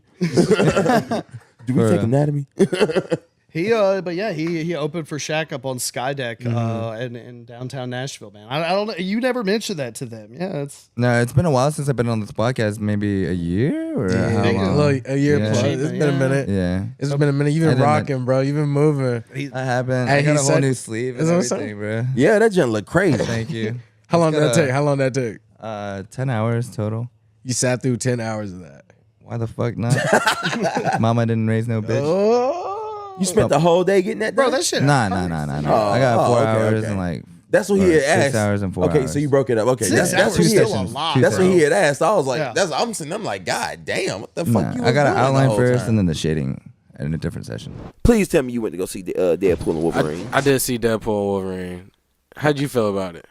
I'm gonna be real with you. My experience would have been better had I not been sitting in between strangers who were also weird Comic-Con type people. You feel me? Not to say I don't have anything against Comic-Con. Like, I would definitely love to go to Comic-Con. But these are the type of people who really love that shit. Like, love that shit so much, my nigga. How much? They was laughing at every motherfucking joke. And it was getting annoying because Deadpool is really, it's like super raunchy. He does the most he does. for comedic relief. He does. That don't mean you gotta laugh at everything he does. Yeah. Like, even the most nasty and freaky shit, they loving it. They eating it up. Like, and I got some folks in their 20s and 30s on my left side and some folks in their 40s and 50s on my right side. So it's like they're both laughing. They both kikiing, laughing it up. You just gotta everything. He throw up a middle finger, they laughing. It's hysterical. I'm like, okay, bro, like I can't really enjoy this the way I really want to. You feel me? Then okay, now see, you know how I tell you I love watching movies with black folks. Yeah. Because when you go to movie theater with black folks, they're comedians of the movie as well. You feel me? Yeah. Like it's something they gonna do something that make you laugh. Yeah. Now, this time when I was watching this movie, the quiet parts, you really wondering what's coming next. And somebody just had to be that person. What they had to do. But it's like, they like doing little stuff like that. They wait, it gets quiet in the movie, and then they just go, It's stupid. They were just making that weird noise. They're trying to be the funny person, trying to get everybody to laugh. And then my third thing, my ultimate hatred of going to the movies nowadays. Stop clapping after a movie. Stop it. You can't applaud. Stop it. I'm gonna take stop clapping in the middle of the movie. The only time you clap is if something historically cinematic happens. That's it. That's the only time you clap. But that's how people have always clapped throughout a No. And maybe this might be a Tennessee white people thing, but y'all gotta stop clapping at everything in the movie. Okay? No, he came and he beat the nigga up, and it's only the middle of the movie. Stop clapping. What? You feel me? He made it alive after he almost got killed. Stop clapping. Like, and this was the part I really hated. Marvel are the kings of cameos. Yeah, no Stop doubt. clapping. No doubt. Every time there's a cameo. My nigga, motherfuckers could not stop clapping in the middle of the movie when he was in a little cabin and everybody started walking through. My nigga, I'm trying to get my moment of, oh shit, no. Y'all still going. Yeah. What? Bro, shut the fuck up. Nah, it's I'm trying to get my stress for the next person. Nah, I feel like if you know the situation and like who those characters were that they picked that walk in the cabin, you got to be impressed. It's like, because they like you didn't really know who was gonna be coming through there. They all exactly. Exactly. So it's impressed when like people we've all heard rumors that it was gonna be certain like people that come through, but like now when you finally see it, you gotta applaud. Like, hey, no. Look. Hey, like it is great to see again, you. It's great to see you. For the people at home, that's a scene where you ain't seen them characters play them. Was y'all clapping? Long time ago. Was y'all clapping when Andrew Garfield pulled up? Hell no, yeah, they was wasn't. clapping. They was not clapping when you Andrew just Garfield went to the wrong movie at the wrong They time. wasn't clapping. They was Andrew clapping Garfield. They was clapping opening night. They always clap opening night. You know what? You know what? You damn right. Fuck all y'all's clapping, goddamn it. I'm gonna start watching movies at home the way I can enjoy movies with low people. You feel me? I ain't gotta worry about too much noise over the movie. That movie can still be loud and proud, and if I'm clapping, oh shit, hell yeah. I'm not missing the cinematic experience. Yeah. Maybe that's what it is. But I really hate it at the end because y'all will clap to any movie. The movie could be ass, and y'all will clap to it. So did you like the movie or not, though? I'm gonna give it an 8. An 8 out of 10? 8 out of 10. Okay. Everybody think So it's you like- everybody think it's a 9 or a 10, So but you- it was not. Like, Oh no, I give it a 7 out of 10. it was not. I give it a 7 out of The 10. CGI was so CGI. Like, I felt like Wolverine, like back in the day, Wolverine was actually beating motherfuckers up. No, the fighting action scenes are pretty cool. It was just some of the dialogue. I was like, this is, I don't know about The dialogue was bad. Hey, what was your favorite bar though? There was you made it seem like you weren't laughing and stuff in the movie, but I know you were gonna laugh at one. Channing bar. Tatum had me dying, Dog. bro. Channing Tatum had me. First off, nigga, why did they cast him as this man? Because I'm gonna be like, bro, y'all should have got a real Frenchman, bro. The fact that y'all had this man casted with this damn fake ass accent, bro. This shit, I saw a post and it was funny as fuck. This remind me of that motherfucker on 22 Jump Street when he was like, "My name is Jeff." It's the exact same. Like y'all casted this man to come out here with this fake ass French accent. And he got me dying, bro. He got me dying. You seen the memes, my nigga? Ooh, I'm about to make a name for me right here. Ooh, Lord. Ooh, Lord, I'm about to make a name for me right here. I'm about to make a name for me right here. I don't think you walk away from this, bud. You just said that people know what happened today. No, so the reason why he had to, like, you could have casted that correctly and people would have been upset because the backstory behind that is because in I believe in like one of the other X-Men movies, he was supposed to come out as Blackjack. Like he was casted as Blackjack, and then obviously, but they already had a Gambit. No, I mean Gambit. I'm sorry, Gambit, not Blackjack. But whenever they do like preview screenings and stuff like that, like it didn't get good reviews and stuff like that. So they just Man, no, get the fuck out of here, bro. They did that for the women. That's what y'all did it for. Y'all should have brought back Gambit from the Wolverine movie. You got the Deadpool with Hugh Jackman back. Why couldn't you get the real Gambit? I would have been clapping for that. My nigga Gambit back. Because he was a real nigga in that movie. I was happy with all the people they brought back.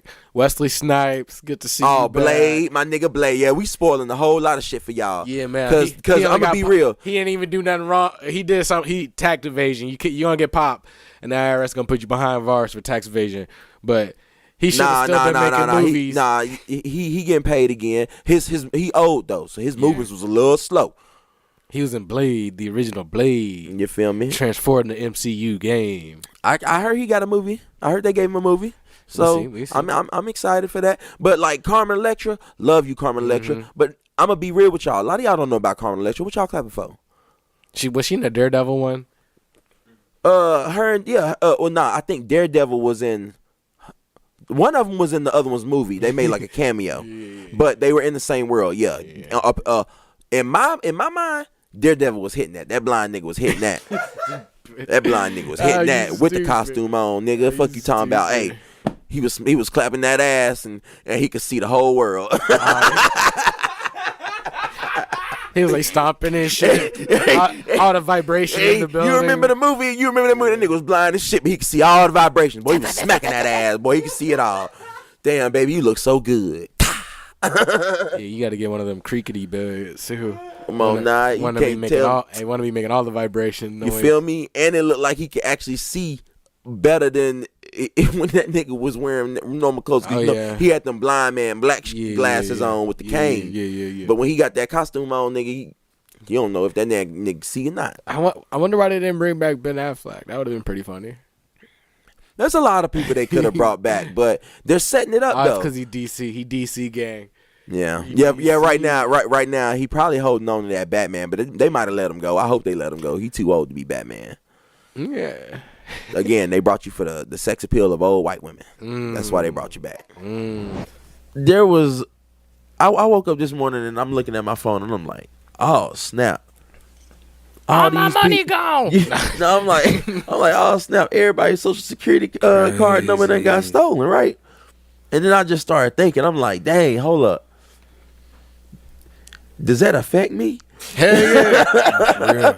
I'm everyone. Look, I know the scammers going crazy. They woke up with a smile on their face. Like, out of all the hacks you could have done, you came and chose to mess with everybody else's credit score. You could have done a whole bunch of different hacks. Could have broke off everybody some money. Yeah. You could have Robin Hooded this thing. Nah, they said fuck y'all. They said no, we gonna take all y'all shit. Everybody who got $14 in their account, bro. What? That. Yeah. They gonna be taking identities left and right, bro. Yep. For no reason, man. Look, I told nigga you might as well just pull the scam now. Fuck it. It's like, hey, shit, my shit got hacked. We got a 5-day window. You got a 5-day window. You got to go crazy. This might be too late for you, but hey, you got a 5-day window to go crazy with the scams. I'm telling you, man, this is like the second or third time this shit. I feel like this shit has happened, dog. To be real with you, man. If I ain't know any that's better, true. I think it is the second time it happened because the first time my credit score was ass, so I ain't even care. To be what if real they going with you. around fixing people's credit score though?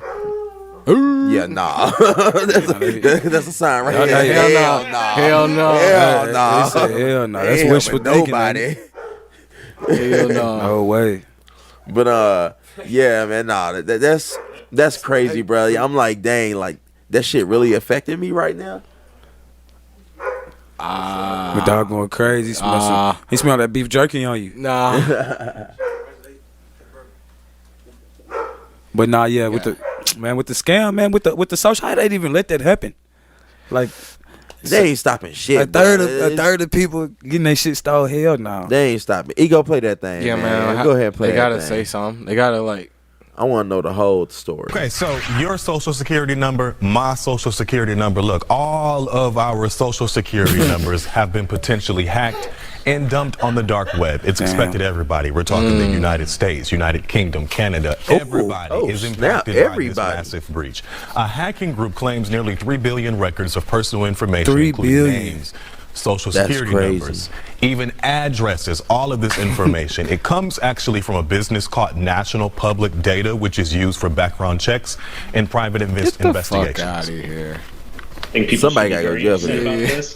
They should ask somebody why need to get is fired. this company, why do they have all of that information? And when they had it, who was making sure that they were protecting it? If I have your name and social security number, date of birth, and phone number, for instance, I can apply for any number of credit lines, credit cards, even things like financing a house.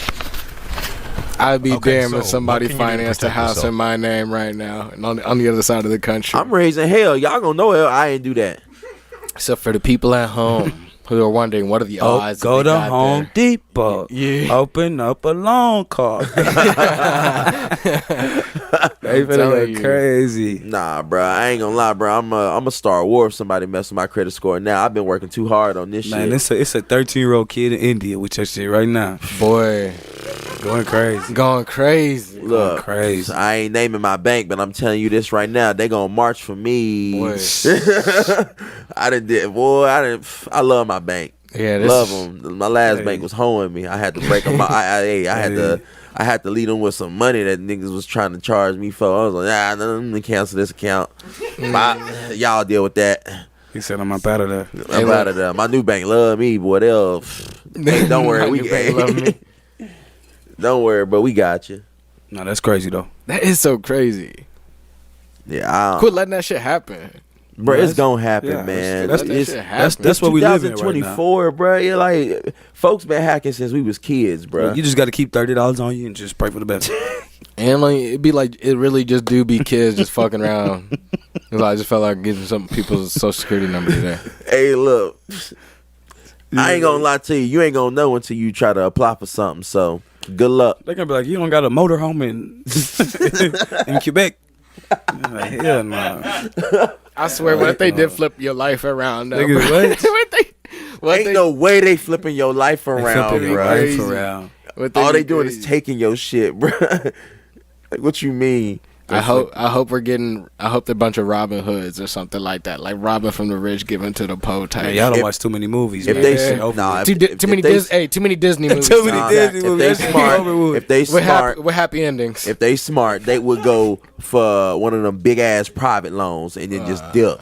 Nah, it's a They wrap. need to take out them student loans. Fuck, they ain't do that. Yo, welcome. What's good, everybody? It's your boy King Changeling. Yeah.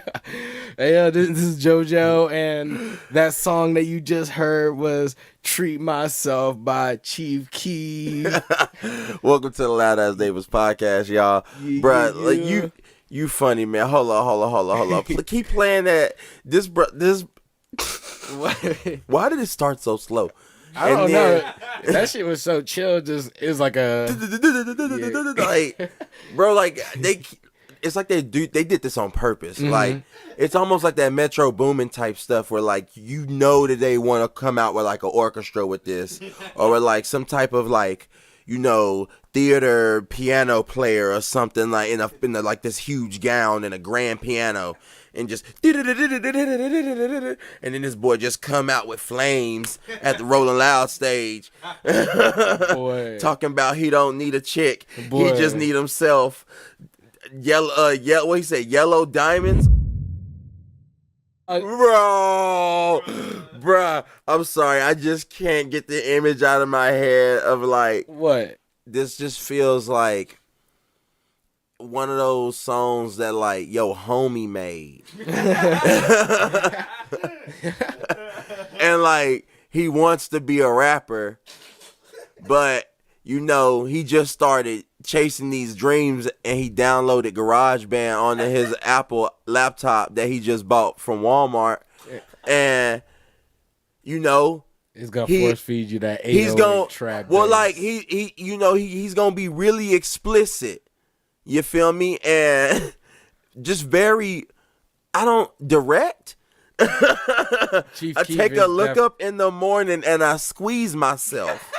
I'll take a look up in the mirror and I squeeze myself. Like, come on, man. That's what the people wanted to hear. Bruh, like, I keep trying to tell folks, bruh, like, the 808s drown out all that nonsense. People, oh my God, what was his name? Little B. Bruh, this song reminds me of Little B. That's what this song reminds me of. Keep playing it. Bruh, like, it's like some really, like, ratchet, like I said, direct. Like, but it's like so elementary.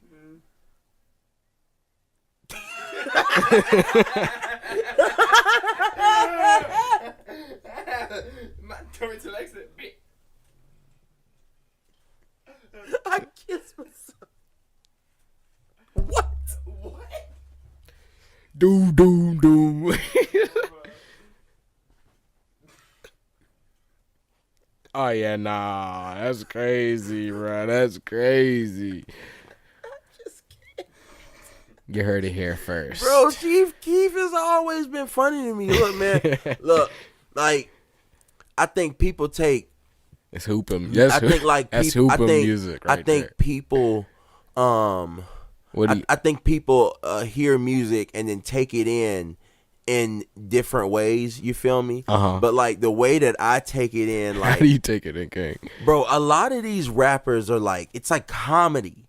It's like it's like 2 Chainz. You feel me? Like, do you not laugh when you hear a 2 Chainz song? Nah, some of this stuff be hard. Yes, it's hard. Of course, anything, bro. Like, what was his name? Thousand Island, Lonely Island. Yeah. Did the Lonely Island not teach y'all that you can make jokes with a fire beat? Yeah, no and doubt. and an actual like rhythmic verse. You feel me? This is true. Like, this is all comedy to me. You remember, y'all got to remember that some of these guys do not live this life. You know, now Chief Keef, again, like elementary. Plus, he's been famous for a long time. These are probably he wrote this. He definitely wrote this. He wrote this. Yeah, he's about these lyrics. No ghostwriter. Nah, yeah, he's about these lyrics. No ghostwriter. He definitely wrote this. Like, this is what is this? This is something like a song. Like, you remember back in high school and middle school when you used to like write raps, yeah, with your boys, yeah, and y'all all make some songs. Yeah, that's what this feels like. That's exactly what this feels like. Yeah, you probably right. But again, like, I mean, he's got to follow it, so we can't say nothing. We can't say no. Look. Again, I understand a lot of different. I understand music differently. I'm not saying that's how I understand all music, but like most times when it comes to rap music, especially like that, that's like, for me. Like, 'cause how can you not laugh? Yeah, you gotta laugh. These lyrics, like I said, he wrote that shit. Like, you gotta laugh, bro. Like, Kevin Hart could write that shit. boy. Yeah, it's hilarious. Chief Keef, you did it again. You made me laugh. You made me giggle. Another classic. Another comedy classic, man. Hey, bro, you heard about that short woman? The is the technical term dwarf? Yeah. Okay. Yeah. From Delaware County. Height challenge. I don't know. Whatever you like to call it. Yeah. I don't know. Yeah. Yeah. All due respect. I'm not sure. Yeah, a cross guard. She's a cross guard as well at a middle school. She just got arrested for selling kids marijuana and vapes. What the hell? What is going on? Why are kids addicted to this at such a young age? What is like middle school? When we was in middle school, I know some kids was doing some bad stuff, but they was doing it like rarely, and it was really only about 5 of them. And you're not even taking, like, do you realize that these kids do not have full-time jobs? Like where they getting the money from? Come on, like, what? Like, you might see income from this kid maybe once a month. Like, if that. How much does a vape cost? Because I know that I was giving $5 a day. So don't get me wrong. I used to skip some lunches to save some of that money up. But this might have been white neighborhoods, bro. What is this?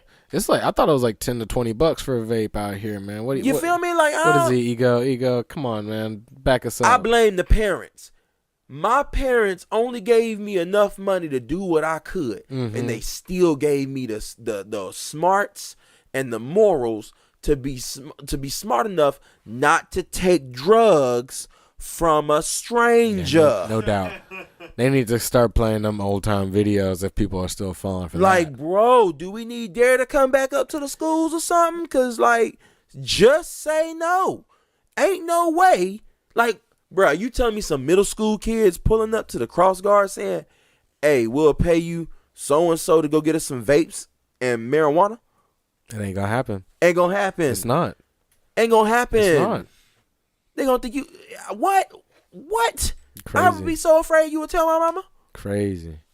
This person. As if I'm not getting picked up right over there around the corner. So is this a man or woman, you said? It's a woman. I know she got a mustache and a goatee, but that's a woman. She was in disguise or something? No, I think, she just, she definitely look like she going through some things. Oh, yeah, no doubt. I mean, if you got to we sell all are going through some things, if you got to sell vapes and marijuana to kids, to some middle school kids, you got to be going through some things. Yeah, you got bigger problems. Like, can you not hustle off grown folks? Like, aren't you hustling off the government? Don't you get like handicap checks or some shit? No, we don't know about all that. I don't know. The middle schoolers alleged the 26-year-old would smoke weed with them. Additionally, oh my God. The crossing guard allegedly texted a student about eating marijuana edibles and their experiences with it. You was doing the drugs with the kids. No, it's too much. You are so stupid. You were looking for friends. Oh my God. She was looking for friends. She posed as a kid. Yeah, no doubt. She posed as a kid. You can't do that. But she was the cross guard.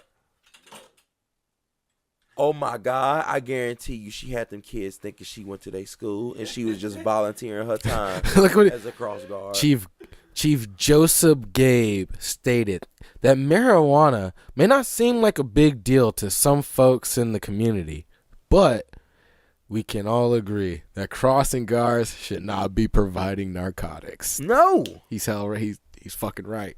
No, yeah, what you mean? I like the way be selling drugs in the vicinity of the school. It's supposed to be selling drugs at all. He said, to continue, even if it is just marijuana to our kids. Come on now. Who's out there just saying it's just marijuana? Look, if you're getting your kids high, it's your business. I don't agree with it, and a lot of other Americans would probably not agree with it, and you probably get arrested and your kids be taken away in child custody because you shouldn't be doing that, but that's your business. Bro. This ain't 21 Jump Street. It's really not. That's not how it's supposed to be. This ain't 21 Jump Street. Little girl. He's right. It's more than just marijuana. Little girl, you are deal. not undercover at a middle school. Like, you're not finding out anything from nobody. You're smoking and eating edibles with the kids. For what? Where are your friends? Come on now. Like, you don't. What is going on with you? When do you find the time to do this? When? Because my thing is this. A crossing guard got to be out there before the kids. I seen it. I drive out here on these roads, and y'all out here before the kids get on the buses and get picked up. True. So, these kids either walk home or they're waiting on the ride because they can't be getting on the bus and going to their parents' car. I'm telling you, that's too quick of a time for you to be taking edibles and hitting vapes with kids. I know. And you out in the street. And let me tell you one thing. If there's one thing that I'm gonna be nosy about as an American citizen, is when a crossing guard who doesn't let me go through when I want to go through is leaving their duty to go hit a vape with a kid. I got nothing better than to report your ass to the local authorities because fucking I'm trying to get through and you don't know how to fucking navigate because you're trying to navigate deals with middle schoolers. And you trying to get high. You trying to navigate avoiding the cops, making deals with middle schoolers and this traffic. You can't navigate all that shit. You need to be just doing your job. Come get your cones, little girl. You just as tall as some of them cones. Come get your cones. Matter of fact, isn't your car supposed to be parked on the road? What's going on in America today? Where are you smoking with these kids? When do you find the time? I'm going to tell you right now, you cannot do any type of crime in public today. Let me tell you, I was walking around the neighborhood with my girl. These new neighborhoods, it's like they come standard package with a Ring camera. Every house nowadays. So you can't. How in the world can you get away with anything? That's just Americans now. What do you mean? If you saw my house before we moved into the apartment, you gotta have a camera on that door. Boy, what? Man, every house come jam packed with with standard front back Ring camera, man. You ain't gonna get away with nothing in nowhere nowadays, man. The camera's on everybody. And AI, look, man, people used to get away with crime, petty crimes and stuff like that with just the cheapest of masks, the laziest of paint work on their face. Man, with the amount of cameras and data that's being collected today, you going to get popped with sunglasses and a COVID mask on pretty soon. They going to know your facial features like the fucking back of their hands with so many AI Ring camera images of you. So keep it clean. For any other cross guards who are getting the idea of making any more cash off these middle schoolers, you better do it the right way off of vending machines, candy, and chips, because you're not getting it off of marijuana and vapes. Yeah. Not today. Don't come on, man. Like, you hope they give her the max. I'm messing. I mean, no. Justice. I hope justice is served. They'll probably put her in juvie. She's 26. She can't get juvie. What are you talking about? She want to act like a kid. Treat her like a kid. They'll in juvie. You might as well say you one of these niggas on Perfect Match. Perfect Match. You ain't been watching Perfect Match? No, I haven't watched Perfect Match. You better be watching Perfect Match. They came back with the season 2. And these niggas is dumb as fuck. I ain't ever seen a group of niggas just so dumb, bruh.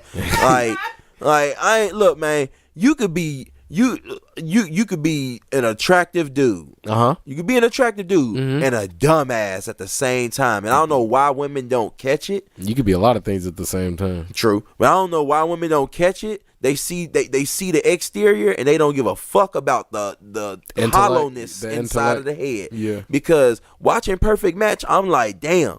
What do you like? These niggas got all game, no brains. All game, no brain. All game, no brain. Like, bro, niggas be saying some immature shit. Like, I'm all right. First off, I'm just get this off my chest because we ain't really supposed to be talking about this. Nah, but get it off.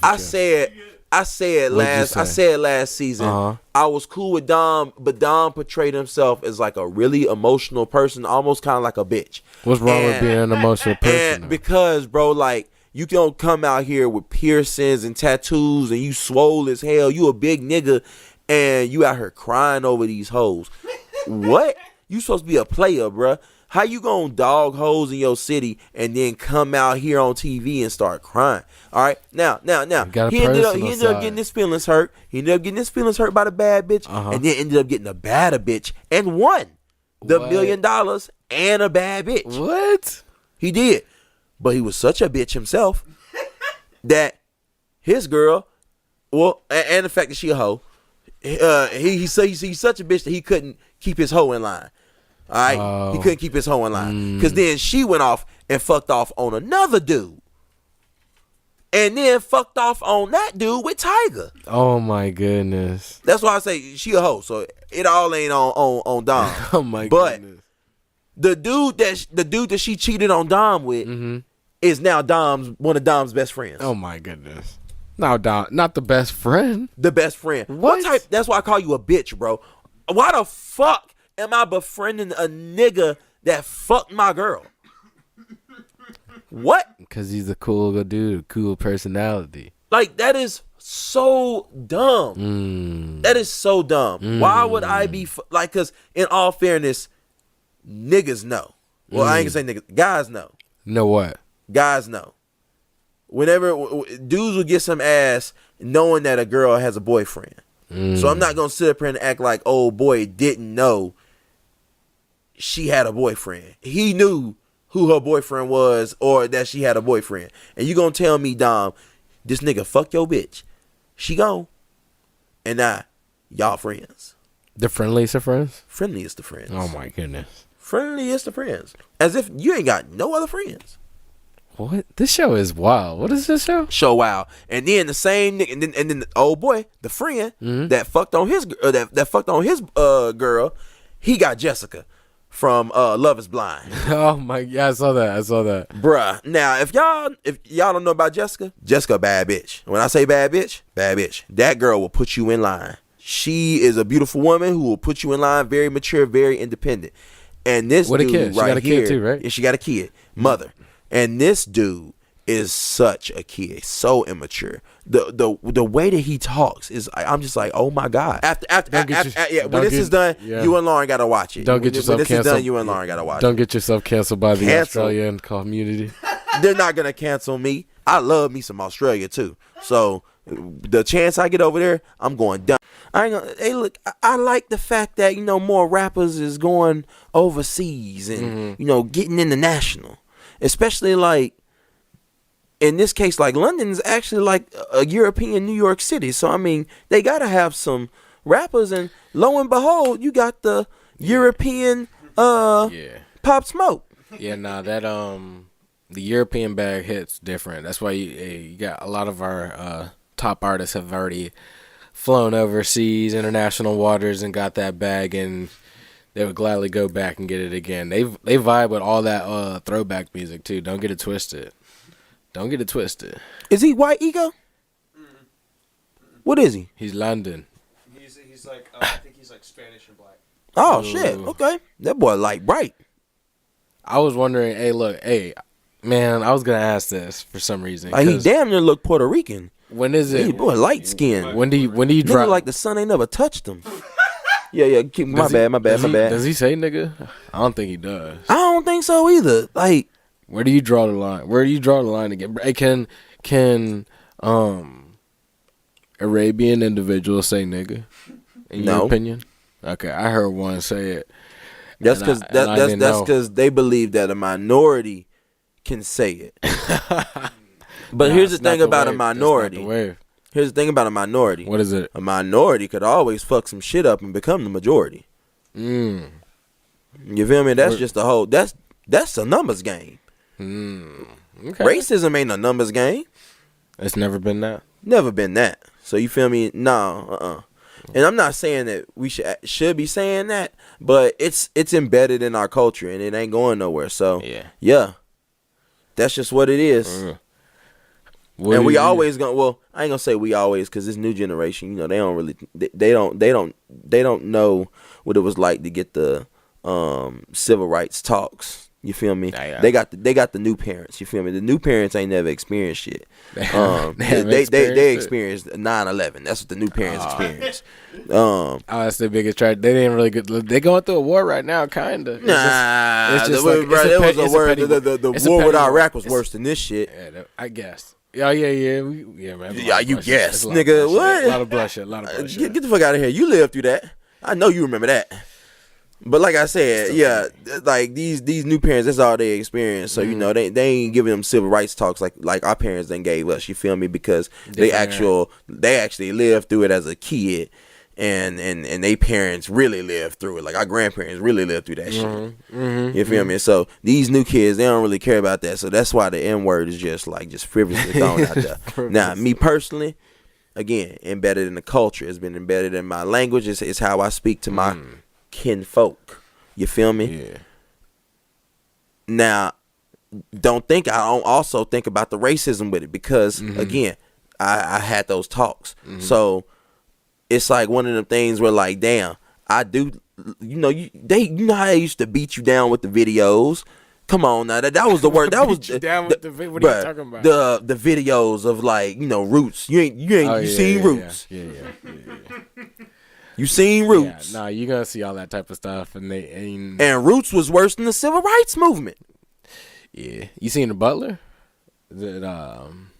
Oh, you talking about fucking Hollywood? Yeah. I ain't seen. I saw Butler.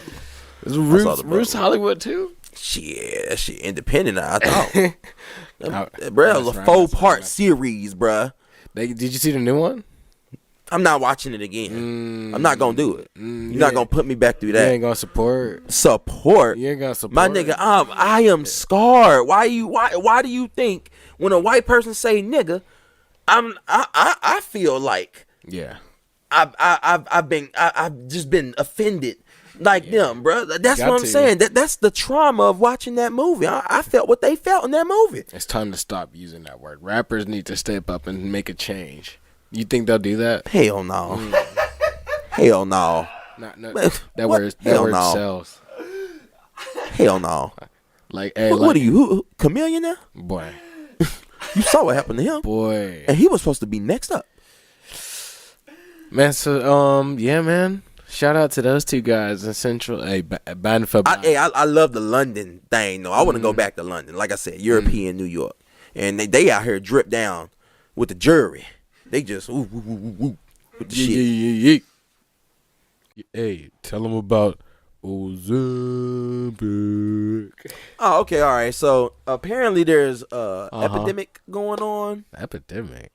I think that's the word. Yeah. Females then found the magical pill. What pill? Is it a pill or is it a shot? I don't know. Is it a pill or is it a shot? I thought it was a pill. That shit look like a shot. That shit does look like a shot. That shit like an EpiPen. It look like a diet. Nah, I shouldn't even. I ain't gonna say that. Well, bruh, is that an EpiPen? Get out of here. It's FDA approved medicated for treating diabetes. Was created by Novo Nordisk. I fucked up that name. I was like, and it's prescribed to help to adult patients with type 2 diabetes. And y'all out here abusing this drug trying to get skinny. Drastic decline in appetite. Decline in appetite, so y'all ain't hungry. Decline would lead to rapid weight loss. It says rapid. We love rapid. We love to, and it's eat showing less. big G's on a skinny person. You feel me? It's not You FDA feel approved. me? It just said it's not FDA on a approved. weekly basis. Like, how, bro? This video has already made me want to get it now. It just said it's not FDA approved. Go back. Am I tripping? Hold up, nah, you can't say that. I don't want to lead them. Keep going back a little bit more. Ozempic is not FDA for approved. weight loss. Oh. It's not approved for weight loss. That's what I'm saying. Y'all Oh. out here abusing this drug. That's why it's the next opioid thing. This is crazy. This is the next opioid thing. Correct. Slow digestion that makes people feel full. Come on, bruh. You telling me my 20-piece chicken nuggets can last me all day? It's got celebrities talking about it. Weight loss purposes. I want it now. I ain't gonna lie to you. Due to skyrocketing demand. Man, who, you know what? Let me get in my conspiracy bag. Who is out to get gyms? Who is out, King? Who doesn't want people in gyms right now? Everybody don't want themselves in the gym. What do you mean? If I could cut out the middleman, aka the gym, what? Who's trying to run every gym out of business? This is the new steroids, except it don't make you swole, it make you skinny. It take off the chubby and put on the lovey-dovey. Like, this is the cheat code. It's crazy. This is the cheat code. So you gotta be considered a superhero if you're pairing Ozempic and then getting a BBL right off the back of that. You're doing way too much, in my opinion. All due respect. Whoa. Your body. Ozempic with a BBL is crazy, but I know it's out there. I know it's out. No. With the tell me not, King. And it's not even just that. Like, once you go that far, you got everything. You feel me? You got the eyebrows. You got the lips. Is you real? You got the implants. Yeah. You bionic at this point. You bionic. You flow with the seasons. Like, I really want to know what's your expiration date after all this. It's too much. It's too much, man. It's not realistic. It's not realistic. I'm gonna see about this 5, 6, 7 years. But you can't say it don't look good. 10 years down the road, if I'm chubby 10 years, if I got an ugly dad bod and the side effects of all this stuff is not bad, I might jump on the bandwagon. Look, Oprah took it. Oprah? Yes, how you always jump in. Hey, you was talking shit about it 10 years ago on a podcast. You know what? Yeah, fuck it, man. Oprah took it. If Oprah took it, it's got to be good.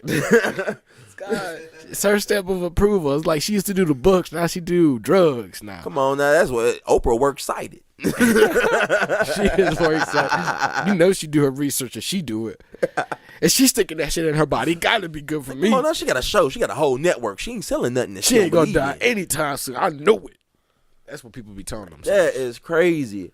Think about it though. Like, I'm thinking, what a breakthrough for black people in science and. Because a lot of the black community has diabetes. Oh, okay. That's what. So you could legally get Ozempic and lose some weight. Black people can be skinny again. No, I don't. I mean, I'm we happy. can I'm eat happy. horrible food and not eat a lot of it. I know, but the way you're thinking about it, I love the way you're thinking about it. But I can also see a lot of black people abusing it and just. Well, the rich white folks in Hollywood abusing it.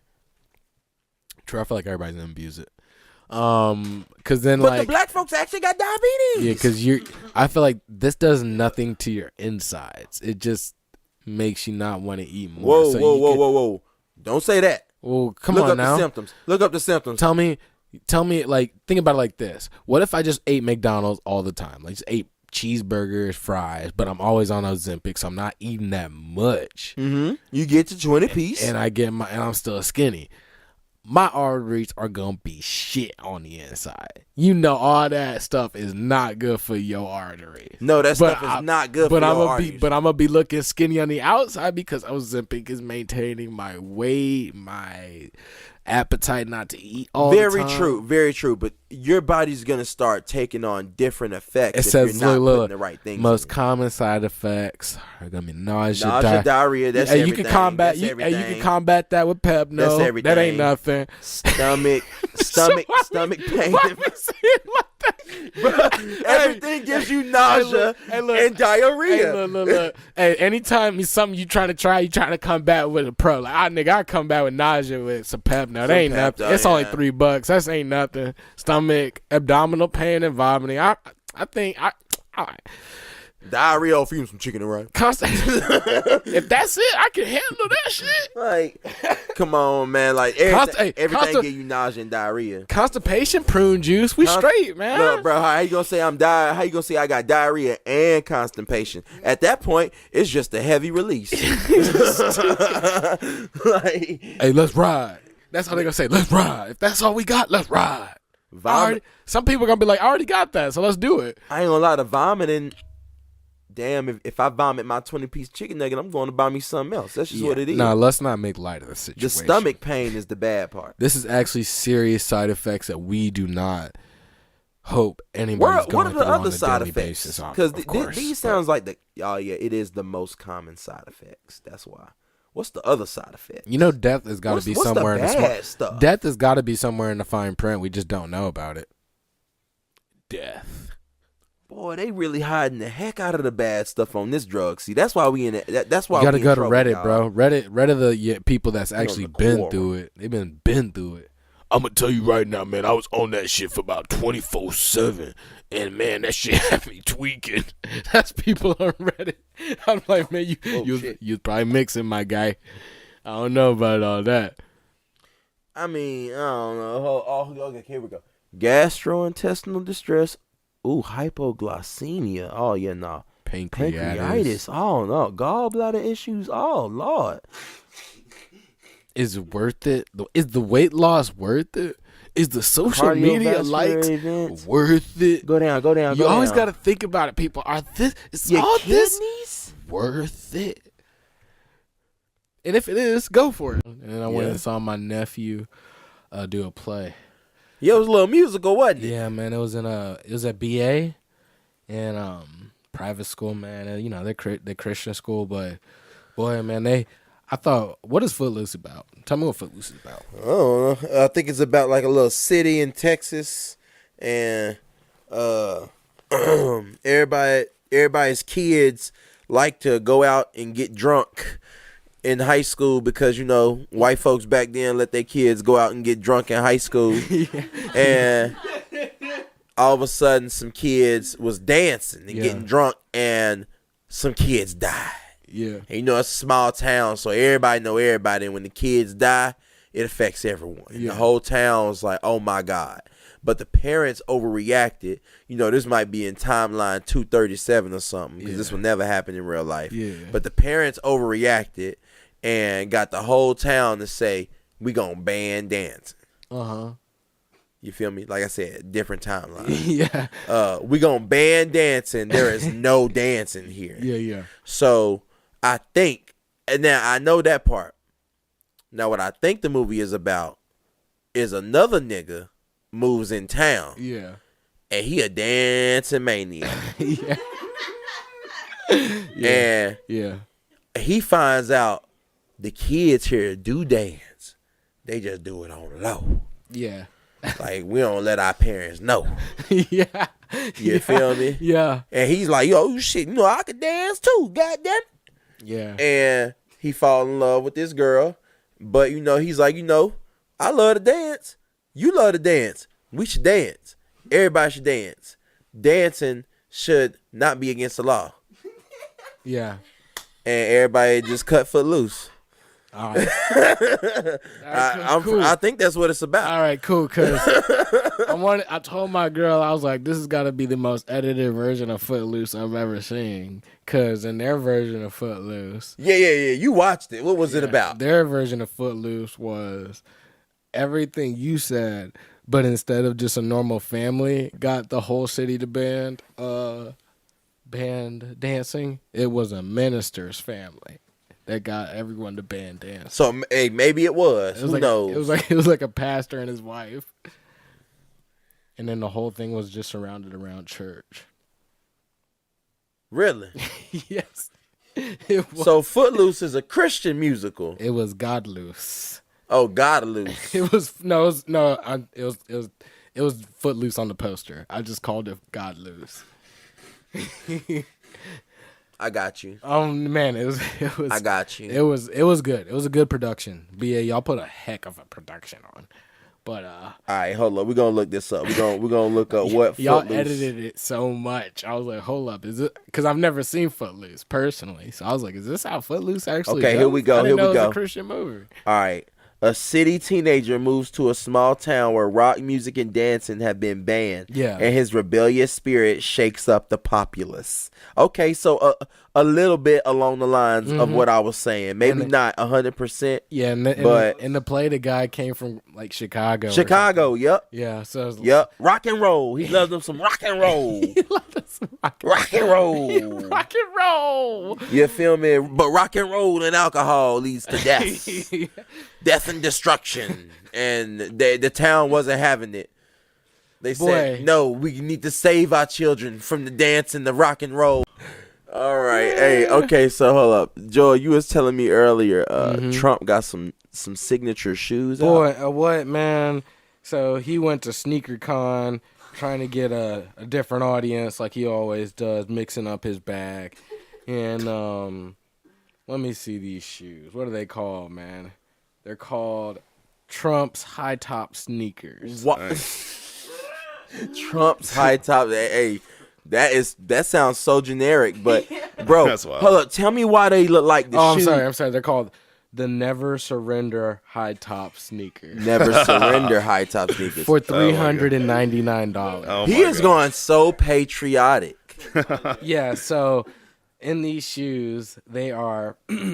He looks like a Air Max with the high top. I don't know, bro. That look like a Nike Dunk. That look like a golden. That looks like a golden Nike Dunk. Maybe it is a golden Nike Dunk, man. It just, hey, come on now. Yeah, they might be the Hyper Dunks. The Jordan 1. They look like a high top Jordan 1s. Which is kind of messed up. Yeah, or the Air Jordans, the Air Jordans. With the show them. With the American flag on the back, and then oh my gosh, they got a T on the side and a T on the lip. The lip of the it almost shoe. if not for the blue and the red, they would look like the golden 2K shoes you get. It's just too much gold, dog. It's way too much gold. It's a lot of shiny gold. Like it looks like a golden shoe. It looks like a golden boot. It really does look like a golden boot, like Midas touches boot. I'm just saying, for $399, that better be like metallic material, because I don't want that to get scratched up. It's so crazy to me, man. Like out of all the presidents that we've had, like Trump has got to be one of the most he's just like the most like profitable president. Like he's always pushing something. First was NFTs, now it's shoes. I'm pretty sure he has merchandise out, like shirts. He already got the hats. This man is a brand with multiple products. Come on, no other president. All the other presidents, their main bag is books. Go read my books. Go listen to my audio books. I was a good president. Listen to my Secret Sendo books. Let me tell you about what happened when I was president. Nah, I need your designer line. Give me your shoe line. This man has made so much money off of fucking flags. I think, I ain't gonna lie, bro. I need somebody to do a test and see whose flag is selling the most, the American flag or the Trump flag. Cause the Trump flag, bro. You know the American flag is always the top seller. Are you crazy? That's like the Bible. They go hand in hand. Just top sellers. Jesus. Hey, go check them lawns. Go check They're them both lawns. together. They're both together. Yep, they're both together now. I ain't never seen a man's face on people's like properties so much. Like all like, due respect, I will never put somebody else's face on my. Come on, bro. Not a president, bro. Like no, it gives me makes no sense. I pay the president doesn't pay my taxes. Come on, Why bro. would Like, I put your face? I'm not gonna have a president coffee mug. I'm not gonna have a president T-shirt. I'm not gonna have I'm not gonna have I'm not gonna have a banner outside my house letting you know who I'm voting for. Yeah, that's or that I already voted. Yeah, for him. Come on now, like, bro, false idols, everybody. Boy, we can vote for somebody who we think that we think best would be the president. But hold up now, we ain't about to celebrate them and worship them now. No. Like, have you ever seen me put Christina Milian up in my yard? No. Have you ever seen Maya in my yard? Yeah. No. Beyonce? No. No. I'm a huge Bruno Mars fan, but you don't see me posting up his. Come on now. I mean, come on now. His cardboard look like in my yard. Right? I don't have a white man flying in the wind in my front yard. Leonardo DiCaprio, one of my favorite actors. Don't even see him in my house. Come on now. Yeah, Never, nothing. No we'll even mention that I even like him. Denzel Washington, my mom's favorite actor. Oh, great. You would never even know she liked Denzel Washington. NSYNC was my favorite boy band, but I don't have a bumper sticker. No poster in his room. No poster in my room. Come on now. No painting on the wall. No hat. No bumper sticker on the car. Like, come on, but everybody, we just gotta chill, bro. Y'all looking like y'all hit that Trump convention hard as fuck, That's boy. what I don't. Like that's everything was on discount. It wasn't. It was $3.99. It was like a Kanye selling, bro. Like, hey, look, Kanye came out with this new product line and everything was $20. I had to double check to make sure it wasn't a scam. He's actually selling shit for $20. Golly. He used to sell a T-shirt for $100-something back in the day. Something in him changing. And they had holes in it too. Looked like something homeless. Yeah, I would not. People would buy anything. People would buy anything. Oh, yeah. That's the truth. Anything. As long as it got somebody's name on it. Yeah, right. That's it. And it's, I can't represent that much. I'm so sorry. I can't. Like, look, there are only. If I'm gonna spend a lot of money on something that I like because of a person, it's really gonna be a one-time thing. Yeah. Or like a specific thing. Like, for instance. Me and Megan love Eric Bellinger, right? We gonna do meet and greet tickets. Yeah. So I get to meet the nigga. I'm like, hey, hell yeah, I get to meet my favorite R&B singer. Oh yeah. But that don't mean I'm about to buy your shirt with your face on it, and then get the backpack, and then some other shit, and be like, Eric Bellinger. Yeah. Like, nah, we not doing that. I'm not about to worship this man with candles and praise and go out and I'm not doing that.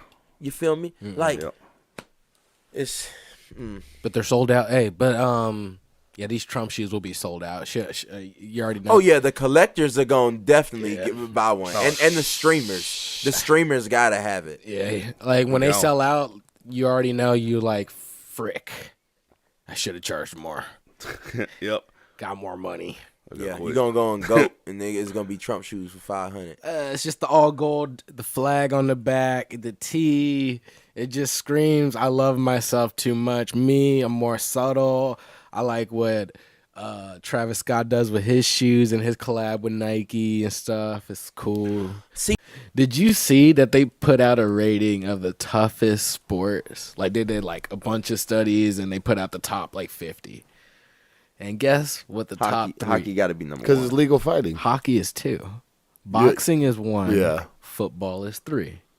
Basketball, I believe, is 4.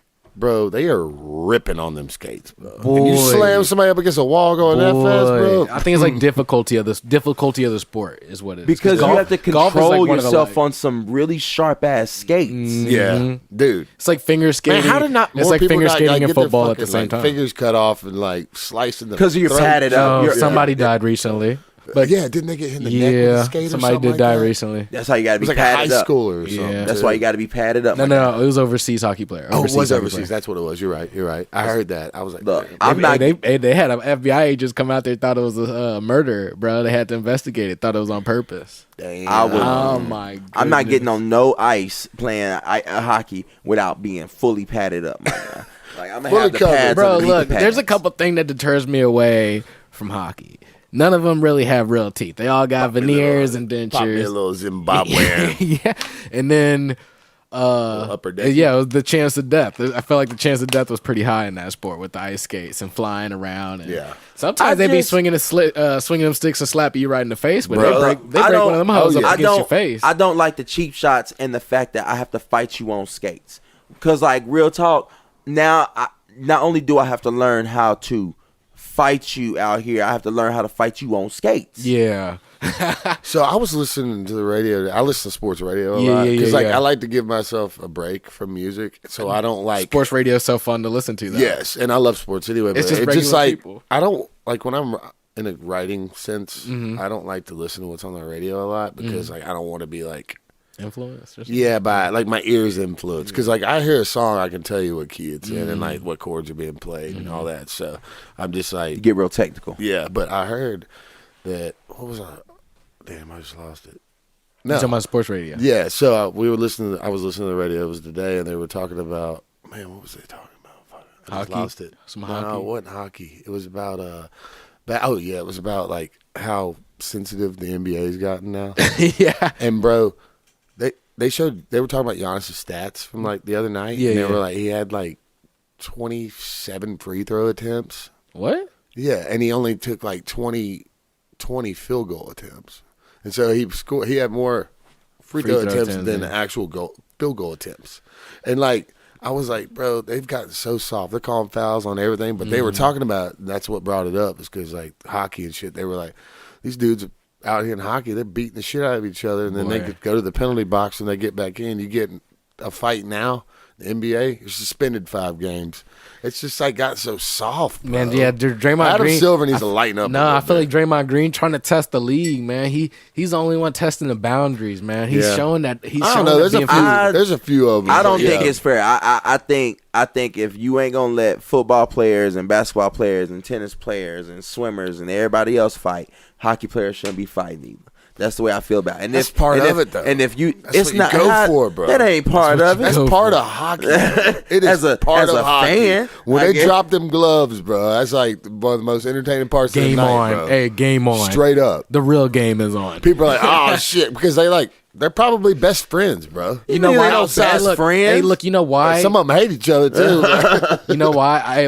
I feel like that's what takes hockey above football and basketball. Because if boxing's number one and hockey's a mixture of the toughest, difficult, like challenge in boxing and ice skating at the same time, you gotta just put it. No, bro. Again, it's about the fact that you have to control yourself in these fully pads on this ice with this deadly sharp ass skate, and you have to learn how to hit this fucking puck with a stick in this small ass space. I can't even see the motherfucker. I don't see how they keep up with How in the world? How's a goalie see How that in the thing? world can I you have see no a puck coming? Whoa. If you ever like, I've sat on the glass. I've been fortunate to sit on glass one time, bro. Yeah. And that puck hit so fast. Yeah. If that glass wasn't there, I was dead. Their hand-eye coordination. That shit got to be insane, faster than bro. the baseball. Yeah, it's I up wonder there. if hockey It's up players there. are good at golf because their No, hand-eye coordination. They say they are. good. They say it translates pretty well into Yeah. golf. Like, Baseball not the same. Even if you gave me like a hockey puck and like a ball, I'm pretty sure I couldn't even hit that motherfucker in the goal. I couldn't Slide it bro. across the ice, bro. I couldn't. I'm a motherfucking. You know what? That's nail what we're that gonna bitch. do. They got open. You can go What, out field there. hockey? You can go out there to the Ford little skate Ford Ice Center? Yeah, where they had practice, Boy. and you can go out there and play. Hey, so They got pickup hockey in that motherfucker. Oh, yeah, I'm like, oh hell no. we got a homie that does that. a maximum recorded velocity for a hockey puck is 105 miles per hour. Damn. It's over. That's faster than a baseball. That's a baseball, yeah. Boy, oh my. Bruh, come And on, man. it's You know small. how hard it is to fucking watch a baseball? I'm trying to think. Golly. Is it easier to see a black item coming at you or a white item? Because you know what I'm saying. You know what I'm saying. I know what you're saying. If it's both coming at 100 miles per hour, which one can I see better? Like, You know, we should lobby for black ice rinks with white pucks. hey, that actually might be better. That should be dope as hell. Look, hey, we should timestamp this. Copyright pod. that shit right there. Yeah, timestamp because sooner or later, bro, the NBA's already done it where they like changing the color of the court for the NBA All-Star game and stuff like that. They're gonna do it for hockey too, bro. They just gonna start Yeah. changing the colors and stuff. Oh yeah, no, it's cool, dude. Them basketball courts are fresh. That Memphis Tigers one was so hard a couple weeks ago. Boy, they done shit to bed. This Bruh, year. I told take a picture of the map before y'all go hiking. I'm trying to tell you. So boom, take a picture of the map. I'm like, all right, cool. We're gonna do this. We're gonna go to this bluff. Yeah. And we're gonna do the little overlook and look over the lake and the Yeah. mountains and Yeah, everything. yeah. Then we're gonna come on right back. Boom. We start this thing. We good. Strolling it, hitting it. Okay. We going up and down, but then also we start going down. All right, cool. Now we can see the lake. Now, at this point, we hear gunshots. Lots of gunshots. Or fireworks. Allegedly. Nah. Gunshots. And I'm like, bruh, hold up. The ones of the AKs and the 47s. Like, I know we out here in the country, so you're prone to hear some gunshots, but this is a little bit too close to the horse walking trail. Yeah. This ain't supposed. There's not supposed to be no place where y'all shooting guns close to where people and horses are at. Nah. You feel me? Unless you're putting some down. Unless you're putting something down, but that's even worse. That is worse. Not around the people. So at this point, I'm like, oh shit. Yeah. We done came to this country ass town out here. We an interracial couple. They out here shooting guns and shit by the walking trail, and I know it got to be illegal to be shooting guns near a fucking national. Yeah, no, this close to people. Trail. Yeah, no, and shit. So I'm like, you know what? Like, okay, baby, now we got a game plan. You feel me? We go away from the gunshots. Now the gunshots sound so close. It sound like they right by the car. Are you serious? In this moment, bro, I'm thinking, fuck, they done shot up my car. Fuck. I'm like, I gotta deal with insurance. I'm like, nah, insurance, nigga, they done took my transportation. I'm like, fuck, we can't get out. I'm like, fuck, we can't get out. What we gonna do? Fuck. We just gotta get to the lake. So I'm like, all right. I'm like, baby. What? I'm like, baby, look, if we just gotta go away from the noise, let's just keep going. Yeah. Let's just finish the trail. You Yeah. feel me? Let's just keep going. Yeah. I was like, the only way out is through. Yeah. To get lost. No, not to get lost, nigga. To get away from danger. The fuck? Now, we on this trail. I'm finding shotgun shells. Are you serious? Bro, no lie. I got the videos on my phone, bro. Oh my goodness. I'm finding shotgun shells. And I'm taking videos just to document it in case one of y'all motherfuckers find my phone out there. Because I'm over here telling Megan too, hey, toss the phone, toss the AirPod. Toss one AirPod bud, toss the other AirPod bud, then throw the case. We're gonna leave crumbs all around this motherfucker for our family and friends to find us. And y'all did that? No, I said that if we got caught by the takers, you feel me? Oh my goodness. If we got caught by the takers, then you got to start just throwing shit everywhere so niggas can find your location. I got you. They GPS trackers, you feel me? I got you. It's a little tip for y'all. If the takers come get you, start throwing shit. Start throwing the AirPods. We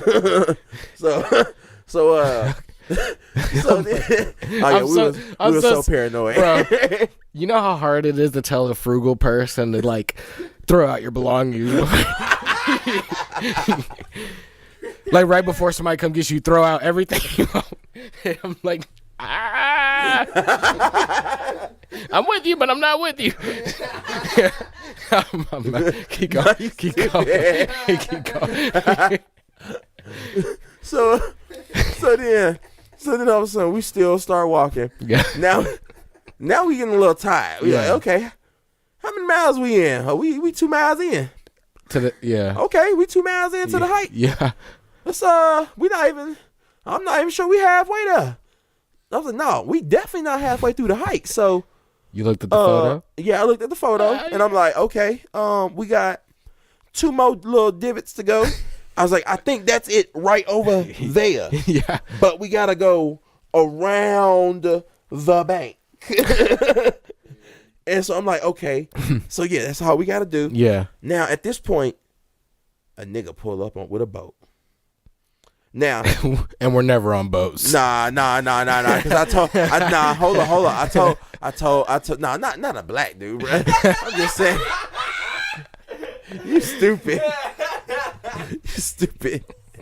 You so stupid. You so stupid. That was the way you said it. Nah. All right. It was a regular white man on a boat. And the crazy thing was, I had just told Megan with my paranoid ass. Yeah. I was like, all right, now see, we done got away. Now what they gonna do is they gonna try to come around on a boat and come find us. Mm-hmm. And Lord behold, Megan goes, oh, look, there goes somebody. I turn around. Nigga creeping up on the boat. I'm like, fuck, they got us. Yeah. Fuck, they got us. All right, babe, look. When they start shooting. No way. When they start shooting, run. run. Like slide down and get to the bank, and we gonna run this thing out. Goddamn. You weren't gonna be the shield. You were gonna run with her. I was gonna be the shield in between her and the bullets for her to run. But we still need to run. We still need to run. And so then I'm buying more shotgun shells as we walking. So I'm like, this is crazy, bro. So I'm like, at this point, I'm leaving more video evidence for y'all niggas on my phone. Yeah. And I'm like, okay, baby, I think they only got shotguns. That's even worse. They could be terrible aims and still hit you. Very true. But they got to get close. True. They got to get close. To really bring you down. Exactly. You feel me? Like the fear would be a long-range weapon. They could get you from afar. Yeah, it's like strong pellet. It's like very strong pellets. Nigga done got you far away. Nigga done got you with the scope. You had no idea. Yeah. He was hiding out there. You feel me? But the shotgun, either way, it's gonna hurt. It's gonna hurt getting shot by a shotgun. Shotgun, you gotta creep up on me. There's leaves out here. I'm gonna hear you because I can hear me. So I'm trying to figure out how y'all got out of this situation. What happened? All right. So finally we get to the bluff, and our legs hurting because we done went up the incline. We decided that because we was out here so long, that we needed to take the shortcut on the map. Now, the shortcut on the map, everybody, means higher incline. That's always a shortcut.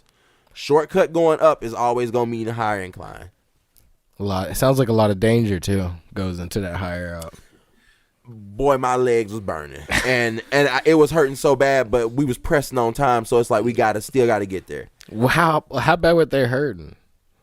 Because people's hurt. Bro. People say like they hurting was different. Yeah, but mine was still hurting today.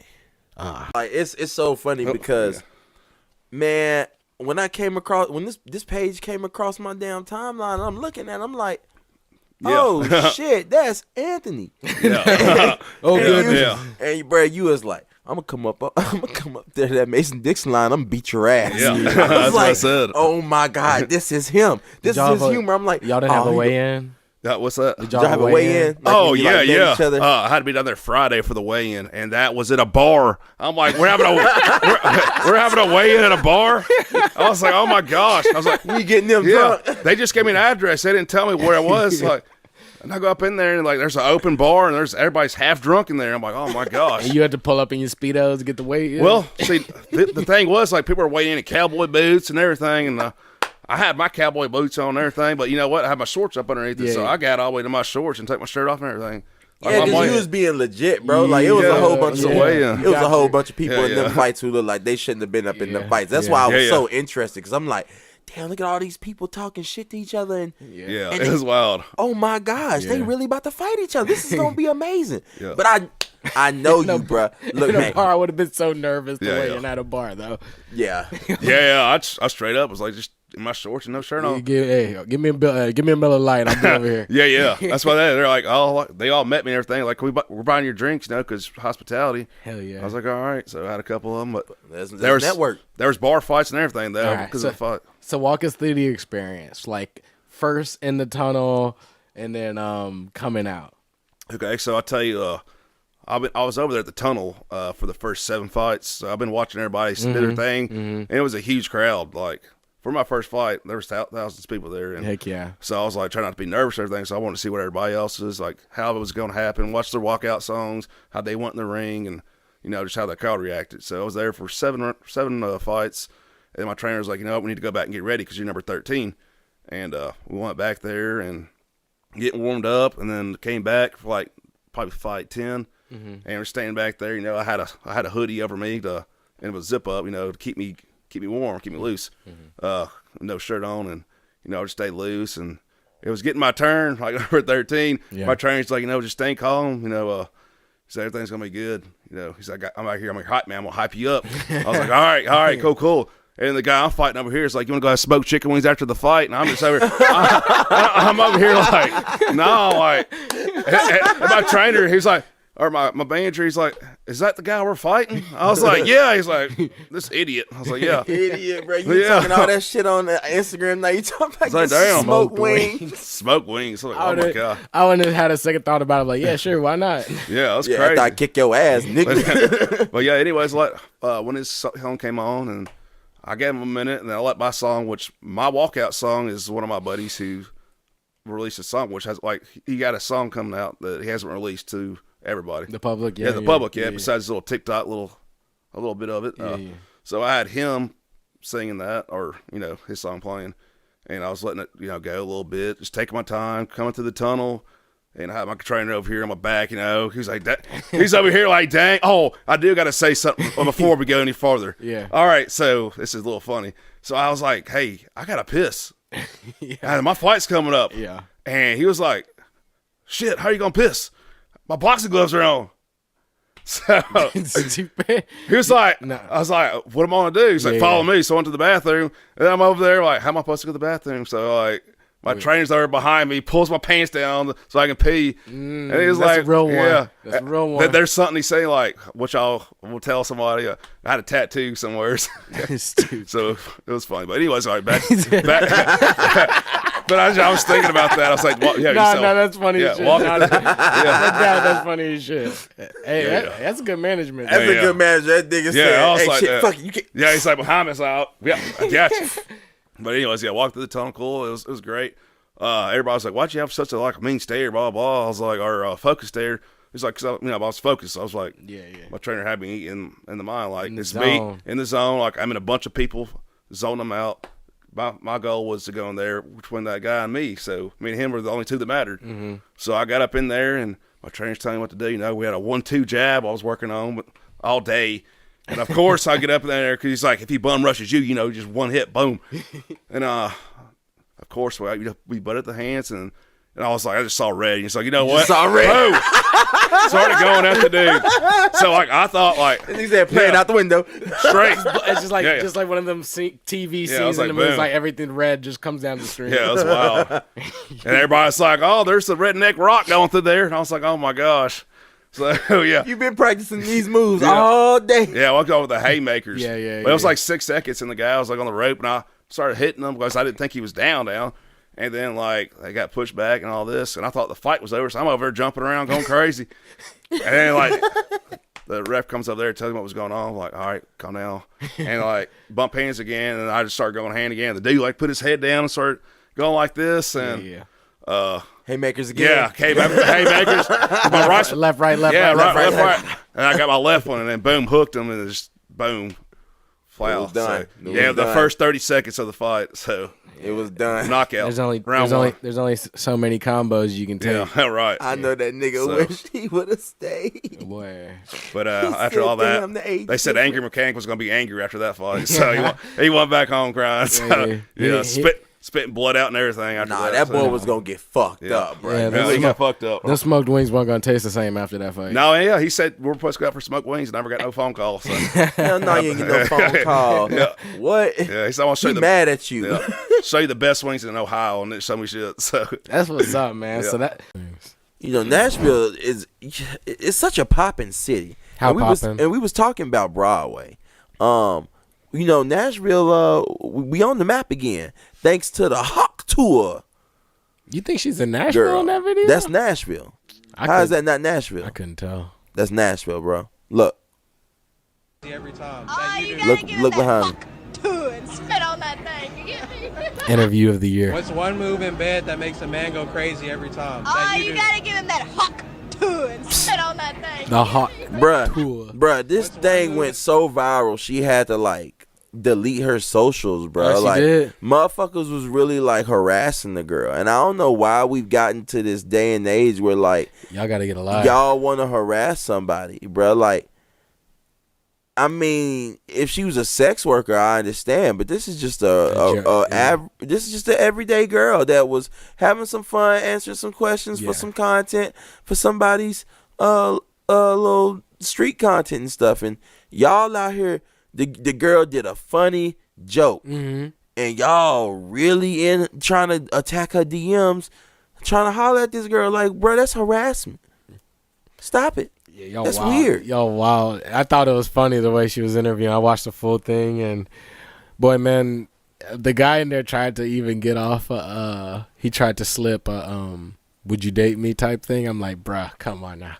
In the interview process, I saw that shit. They be doing that. They be doing that. Is that a wave now, bro? Bro, that's what you can do when you single, bro. That's what you can do when you single. You gotta get it off. You gotta get it off in the middle of the interview. Because Megan saw that shit, right? Mm-hmm. Megan saw the Hawk Tour video. I showed her, and bro, she was it's gone. It's gone. I don't know, man. I love some of the memes. There was one with the. It's great. There's one with the Tony Hawk and Tua Tagovailoa. I love that, man. All of them are great. Tua. But once she started seeing it, she was like, "Oh, why don't y'all do some stuff like that?" And I was like, "Baby, yeah, we definitely get crucified. You know, we cannot ask the same questions that them dudes is asking. Oh, you single? These dudes is out here. Oh, would you date me? They're flirting with every girl, trying to fuck every girl. I was like, dang, how'd he slide that in an interview? It's smart as fuck. If you a man all about getting some bodies, that's smart as hell. Because I mean, they're finding attractive women. But so he's serious. I'm a bullshit. So how many you got on your roster right now? Maybe 4. At least she didn't put her man's stuff out there. None. You trying to add one to it? Add one? Yeah, you trying to add one Is more that you? to it? Yeah, that's me. Maybe, I don't know. So I can get your number? Yeah, you can. Okay. It works. It works. Would you rather have back shots for the rest of your life or missionary for the rest of your life?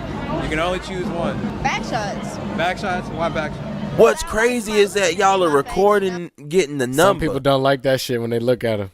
But what's I don't know like that eye contact. I know that's how they get in the content because like that's tough content. I know that's how they're getting the views and everything because like people are watching them. You can't say that they ain't not getting the numbers. They getting the numbers. But bro, man, like motherfuckers don't have decency no more, man. Do that off camera. Like, yes, you got your funny question, you got your funny answer. Man, do that get the number off camera. These girls, yes, you hear them, they got rosters. Y'all fucking up their personal lives. But do you agree with her? Is the Hawk Tua the move? Is the Hawk Tua the move that drives a man crazy? No, but it is a move. I say she ain't lying. It might get a guy going. You never know. I mean, look. The Hawk. Look.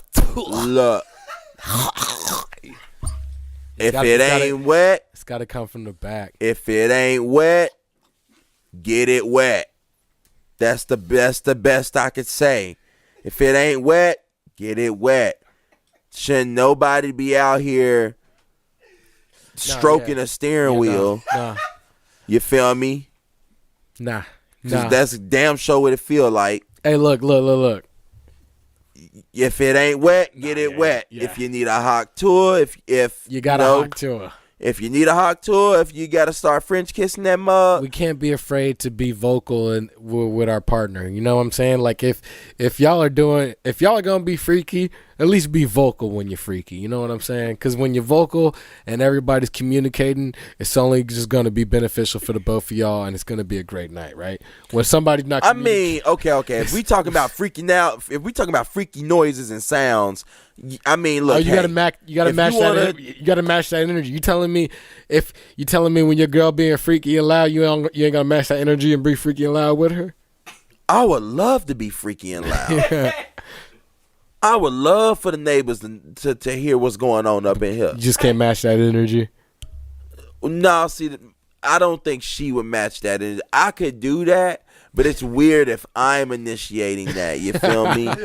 Like, she's not that kind of person. So no, I understand. No, I understand. No, I'm talking like hypothetically, like right in the past. You could try to give me trouble. Hypothetically. Go ahead. Hypothetically, in the past, like if somebody was loud and freaky, would you be loud? I'm like, let me match that so you don't. You damn right, bro. I love the dirty talk. You're not alone with this. Suck his dick. What the fuck? What'd you pull up? Did you put on? What is this? In your mouth. What You're gonna did you twist put up on? and down on his shaft and suck the head at the same time. No.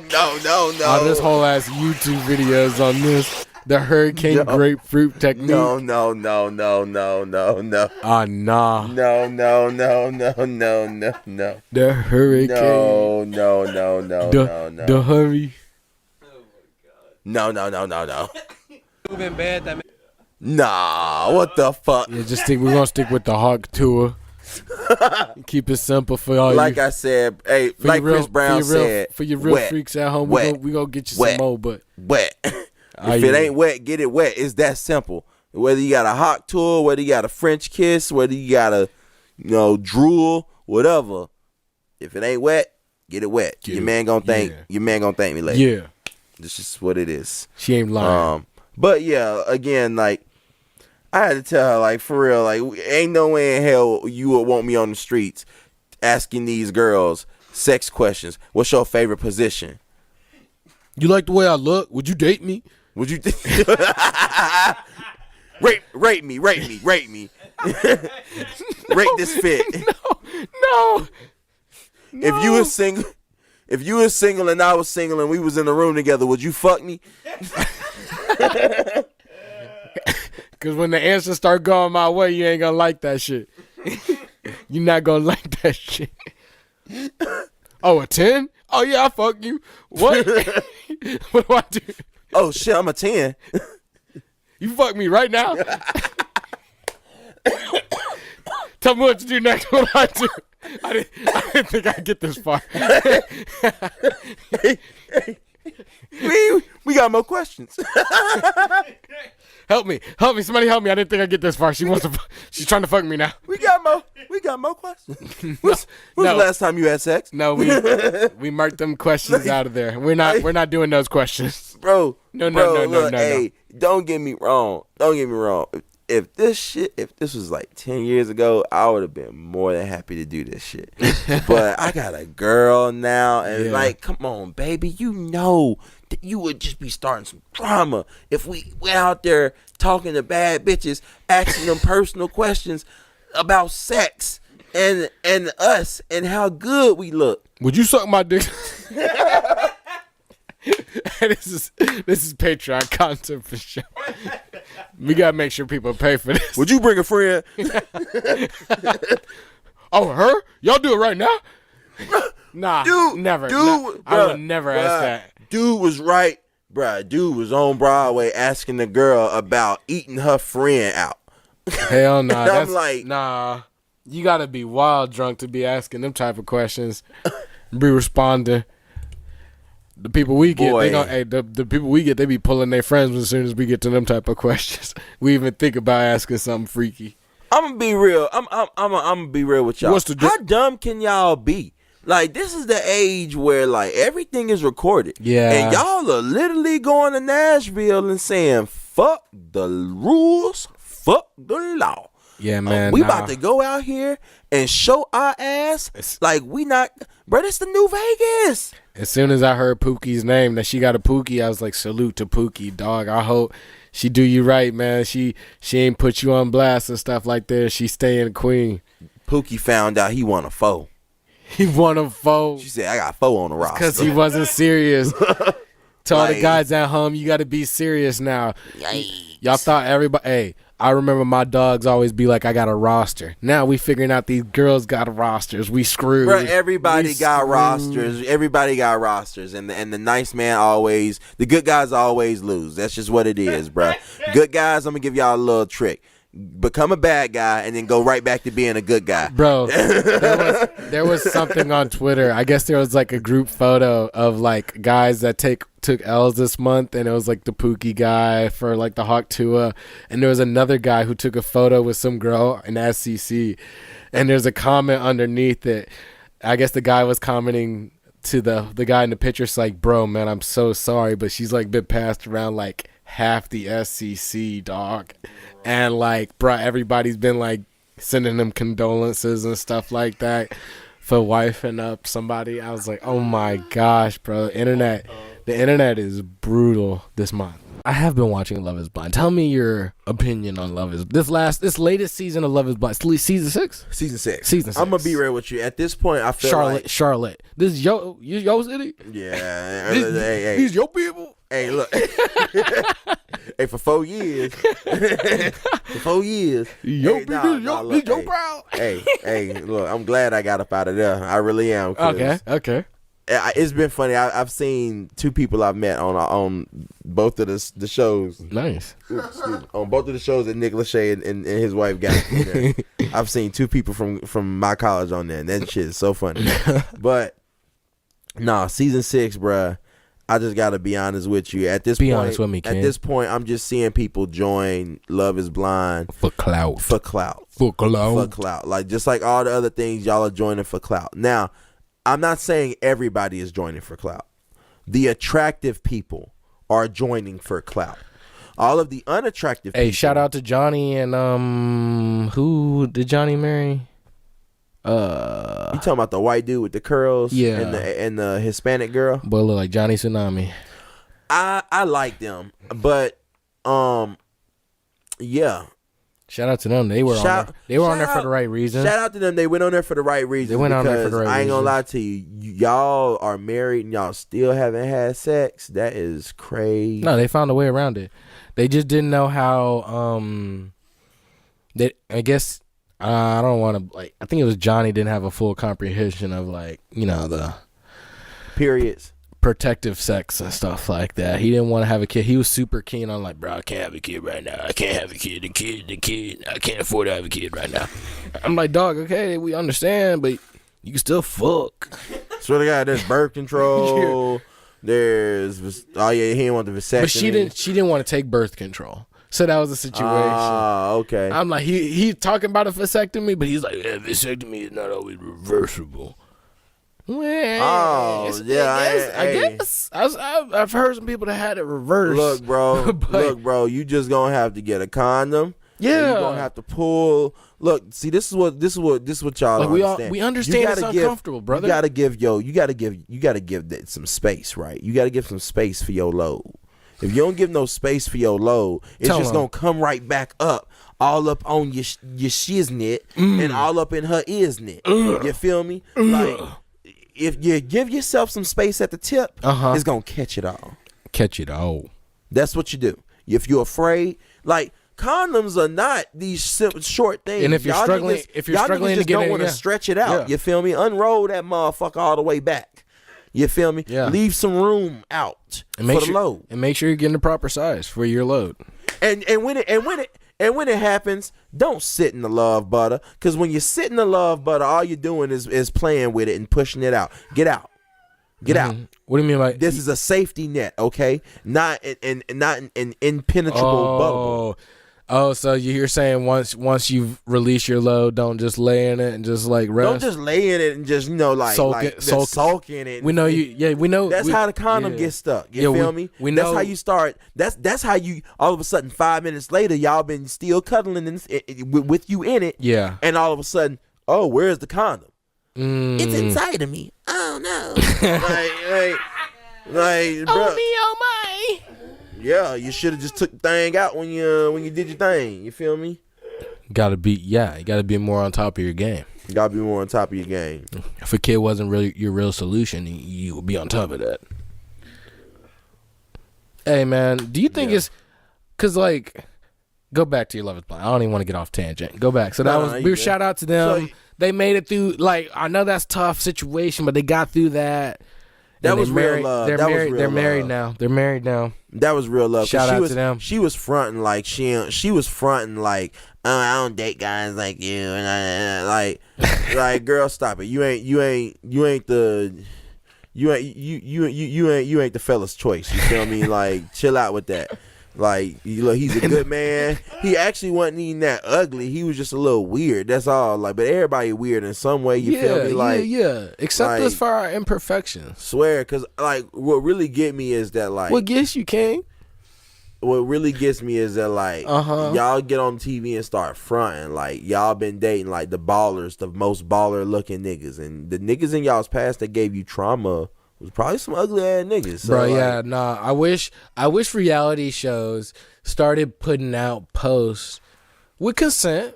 Give the people. Ain't nobody doing that. We want to see history, so we know what these people working with. The exes ain't doing that. Some of them might for clout. They not doing that.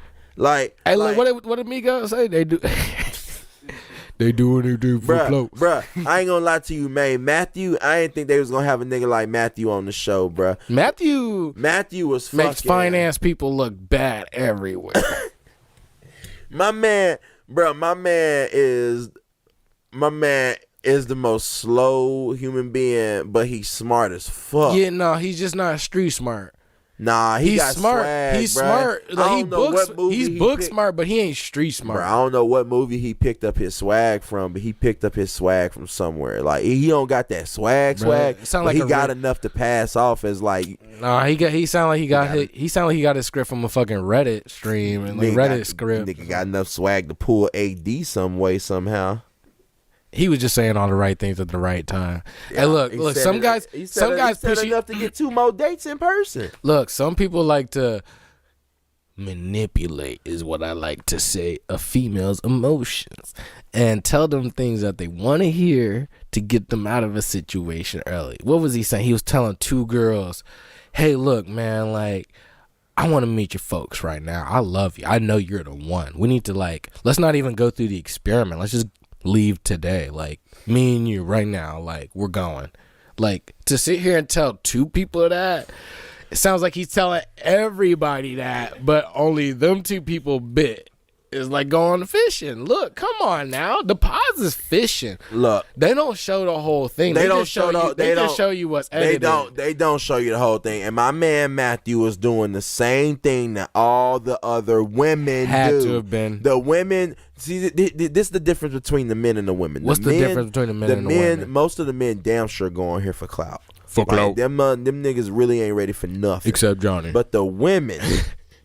The women get on here, and the women just be so emotion driven. They just be so, you know what? Yeah, I'm going all in. Yeah, yeah. Some of them are on there for the right reason. I think all the women are on there for the right reason. They're really on there for love. They there for love and clout, nigga. They not stupid. At the end of the day, I'm gonna be famous, and if I find my forever, then that's a fucking A++. Yeah, you true, feel true, me? True, like, true. Like, come on, bro. Like. Cause here's my thing, old girl. Who's old girl? Jessica, whatever. Jess. Yeah. She did not need to be on Love Is Blind. Why did she not need to be on Love Is Blind? You could go find you a man. Oh yeah, in the streets. And you can go find you a man, easy peasy in the streets, even with that kid. No doubt. You did not have to come on this experiment.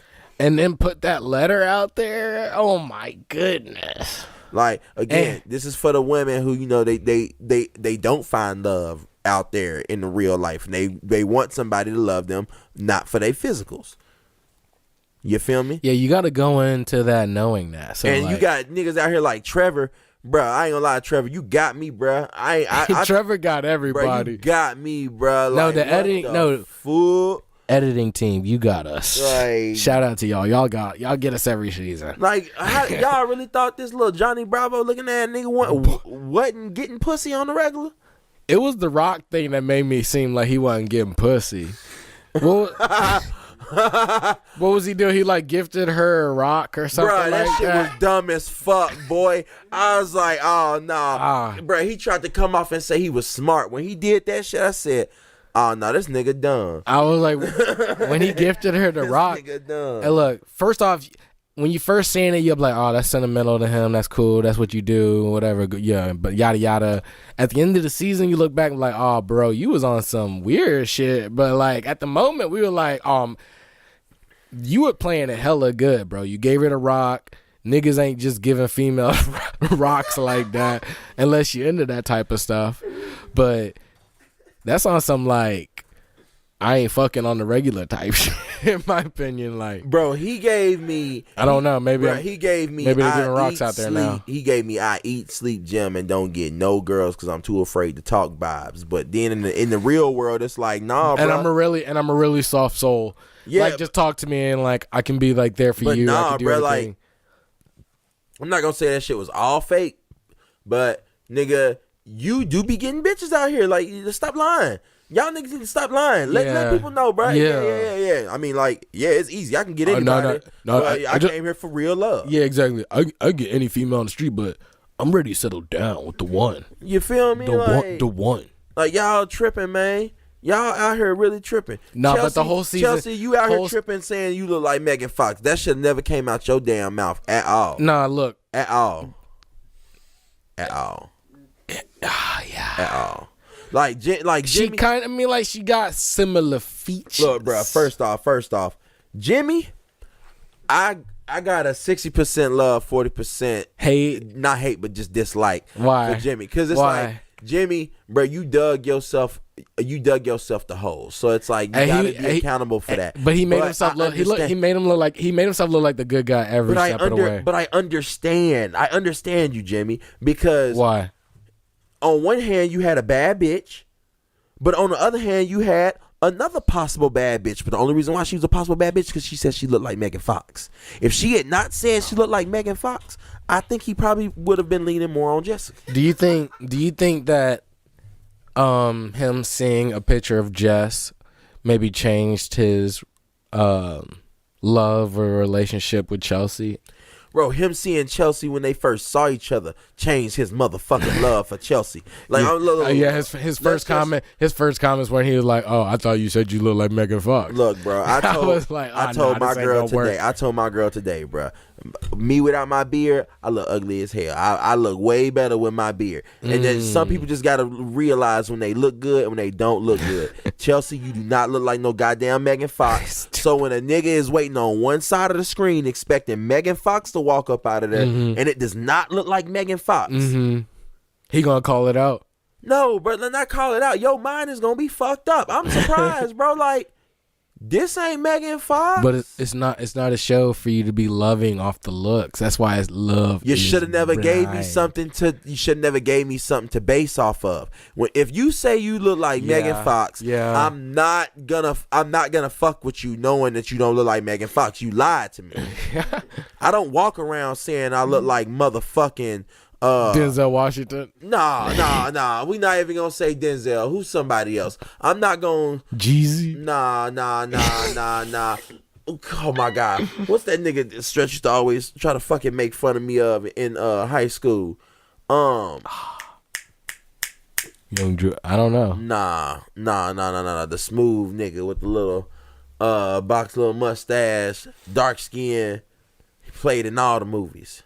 Oh, did he play in Like Mike? I don't know. Oh my goodness. Let me look. Look up dark skinned male actors. This dude.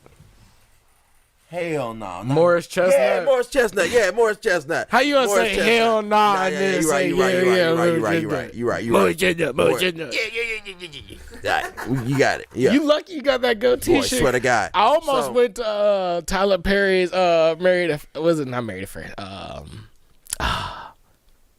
Medea's Family Reunion, Meet the Browns. No, the very first movie he came out with. Why they get Angry Black Woman? Oh, Diary of an Angry Black Woman. I thought I was gonna pick him out, the bald dude. I don't know if he had to go to. Bruh, nah, like Morris Chestnut, nigga, like Mike. If I went out here on Love Is Blind, telling every female, yeah, you know, my nigga call me Morris Chestnut sometimes. No way. Bruh, and you actually know, and you Morris Chestnut on the other side. Yeah, no doubt. And when she get this. Yeah. How do you think she's gonna feel? How would you feel? Lied to. How would you feel if I told you Morris Chestnut is on the other side of this motherfucking screen and it's me? Nah, that's crazy. Like, I'm sorry, bro. You broke my trust from the first fucking moment we saw each other. I don't trust you. I don't like you. This is like, that's why he was like, you clingy. No, bitch, you are clingy. You clingy as fuck. Like, so so in your opinion, why do you think Jimmy didn't go for Jess? Jimmy didn't go for Jess because Jimmy wasn't ready for that. Jimmy cannot handle no. But Jess was the right person for him. Look, some niggas can't handle somebody talking back to them. Some niggas bitch out. You feel me? Some niggas can't handle the heat. You feel me? Some niggas can't handle a strong woman that you know is gonna tell you like it is and tell you what you want and be direct with you. He didn't like that because he felt like he didn't have the power. Exactly. You feel me? And he just wanted to have the power. Jess was like, nah, I'm gonna like speak what's on my mind. Sometimes you gotta have a woman that speaks on your mind. And Jimmy, I ain't gonna lie to you, bro. You was slow walking the fuck out of this. Yeah, he milked the whole opportunity. The whole thing. I get it. He's like, we about to propose tomorrow, and I ain't trying to get up on the stage and act like a fool. I ain't trying to act like a fool. He had to have known that there was one final day in the pods for them, because that's what he. And don't get me wrong, I would have taken advantage of that too. But my brother, you're watching all these men go into their feelings, and you haven't gone into your feelings yet. My dog, you got to think this is also competition, bruh. These other niggas dating your girl too. Hey, look, the comment when they were talking about when they got into their argument, and he was like, you know what? I think you fucked me too much. I lost it. He's like, sometimes I don't want to fuck. Sometimes I want to have sex. I was like, okay, bro.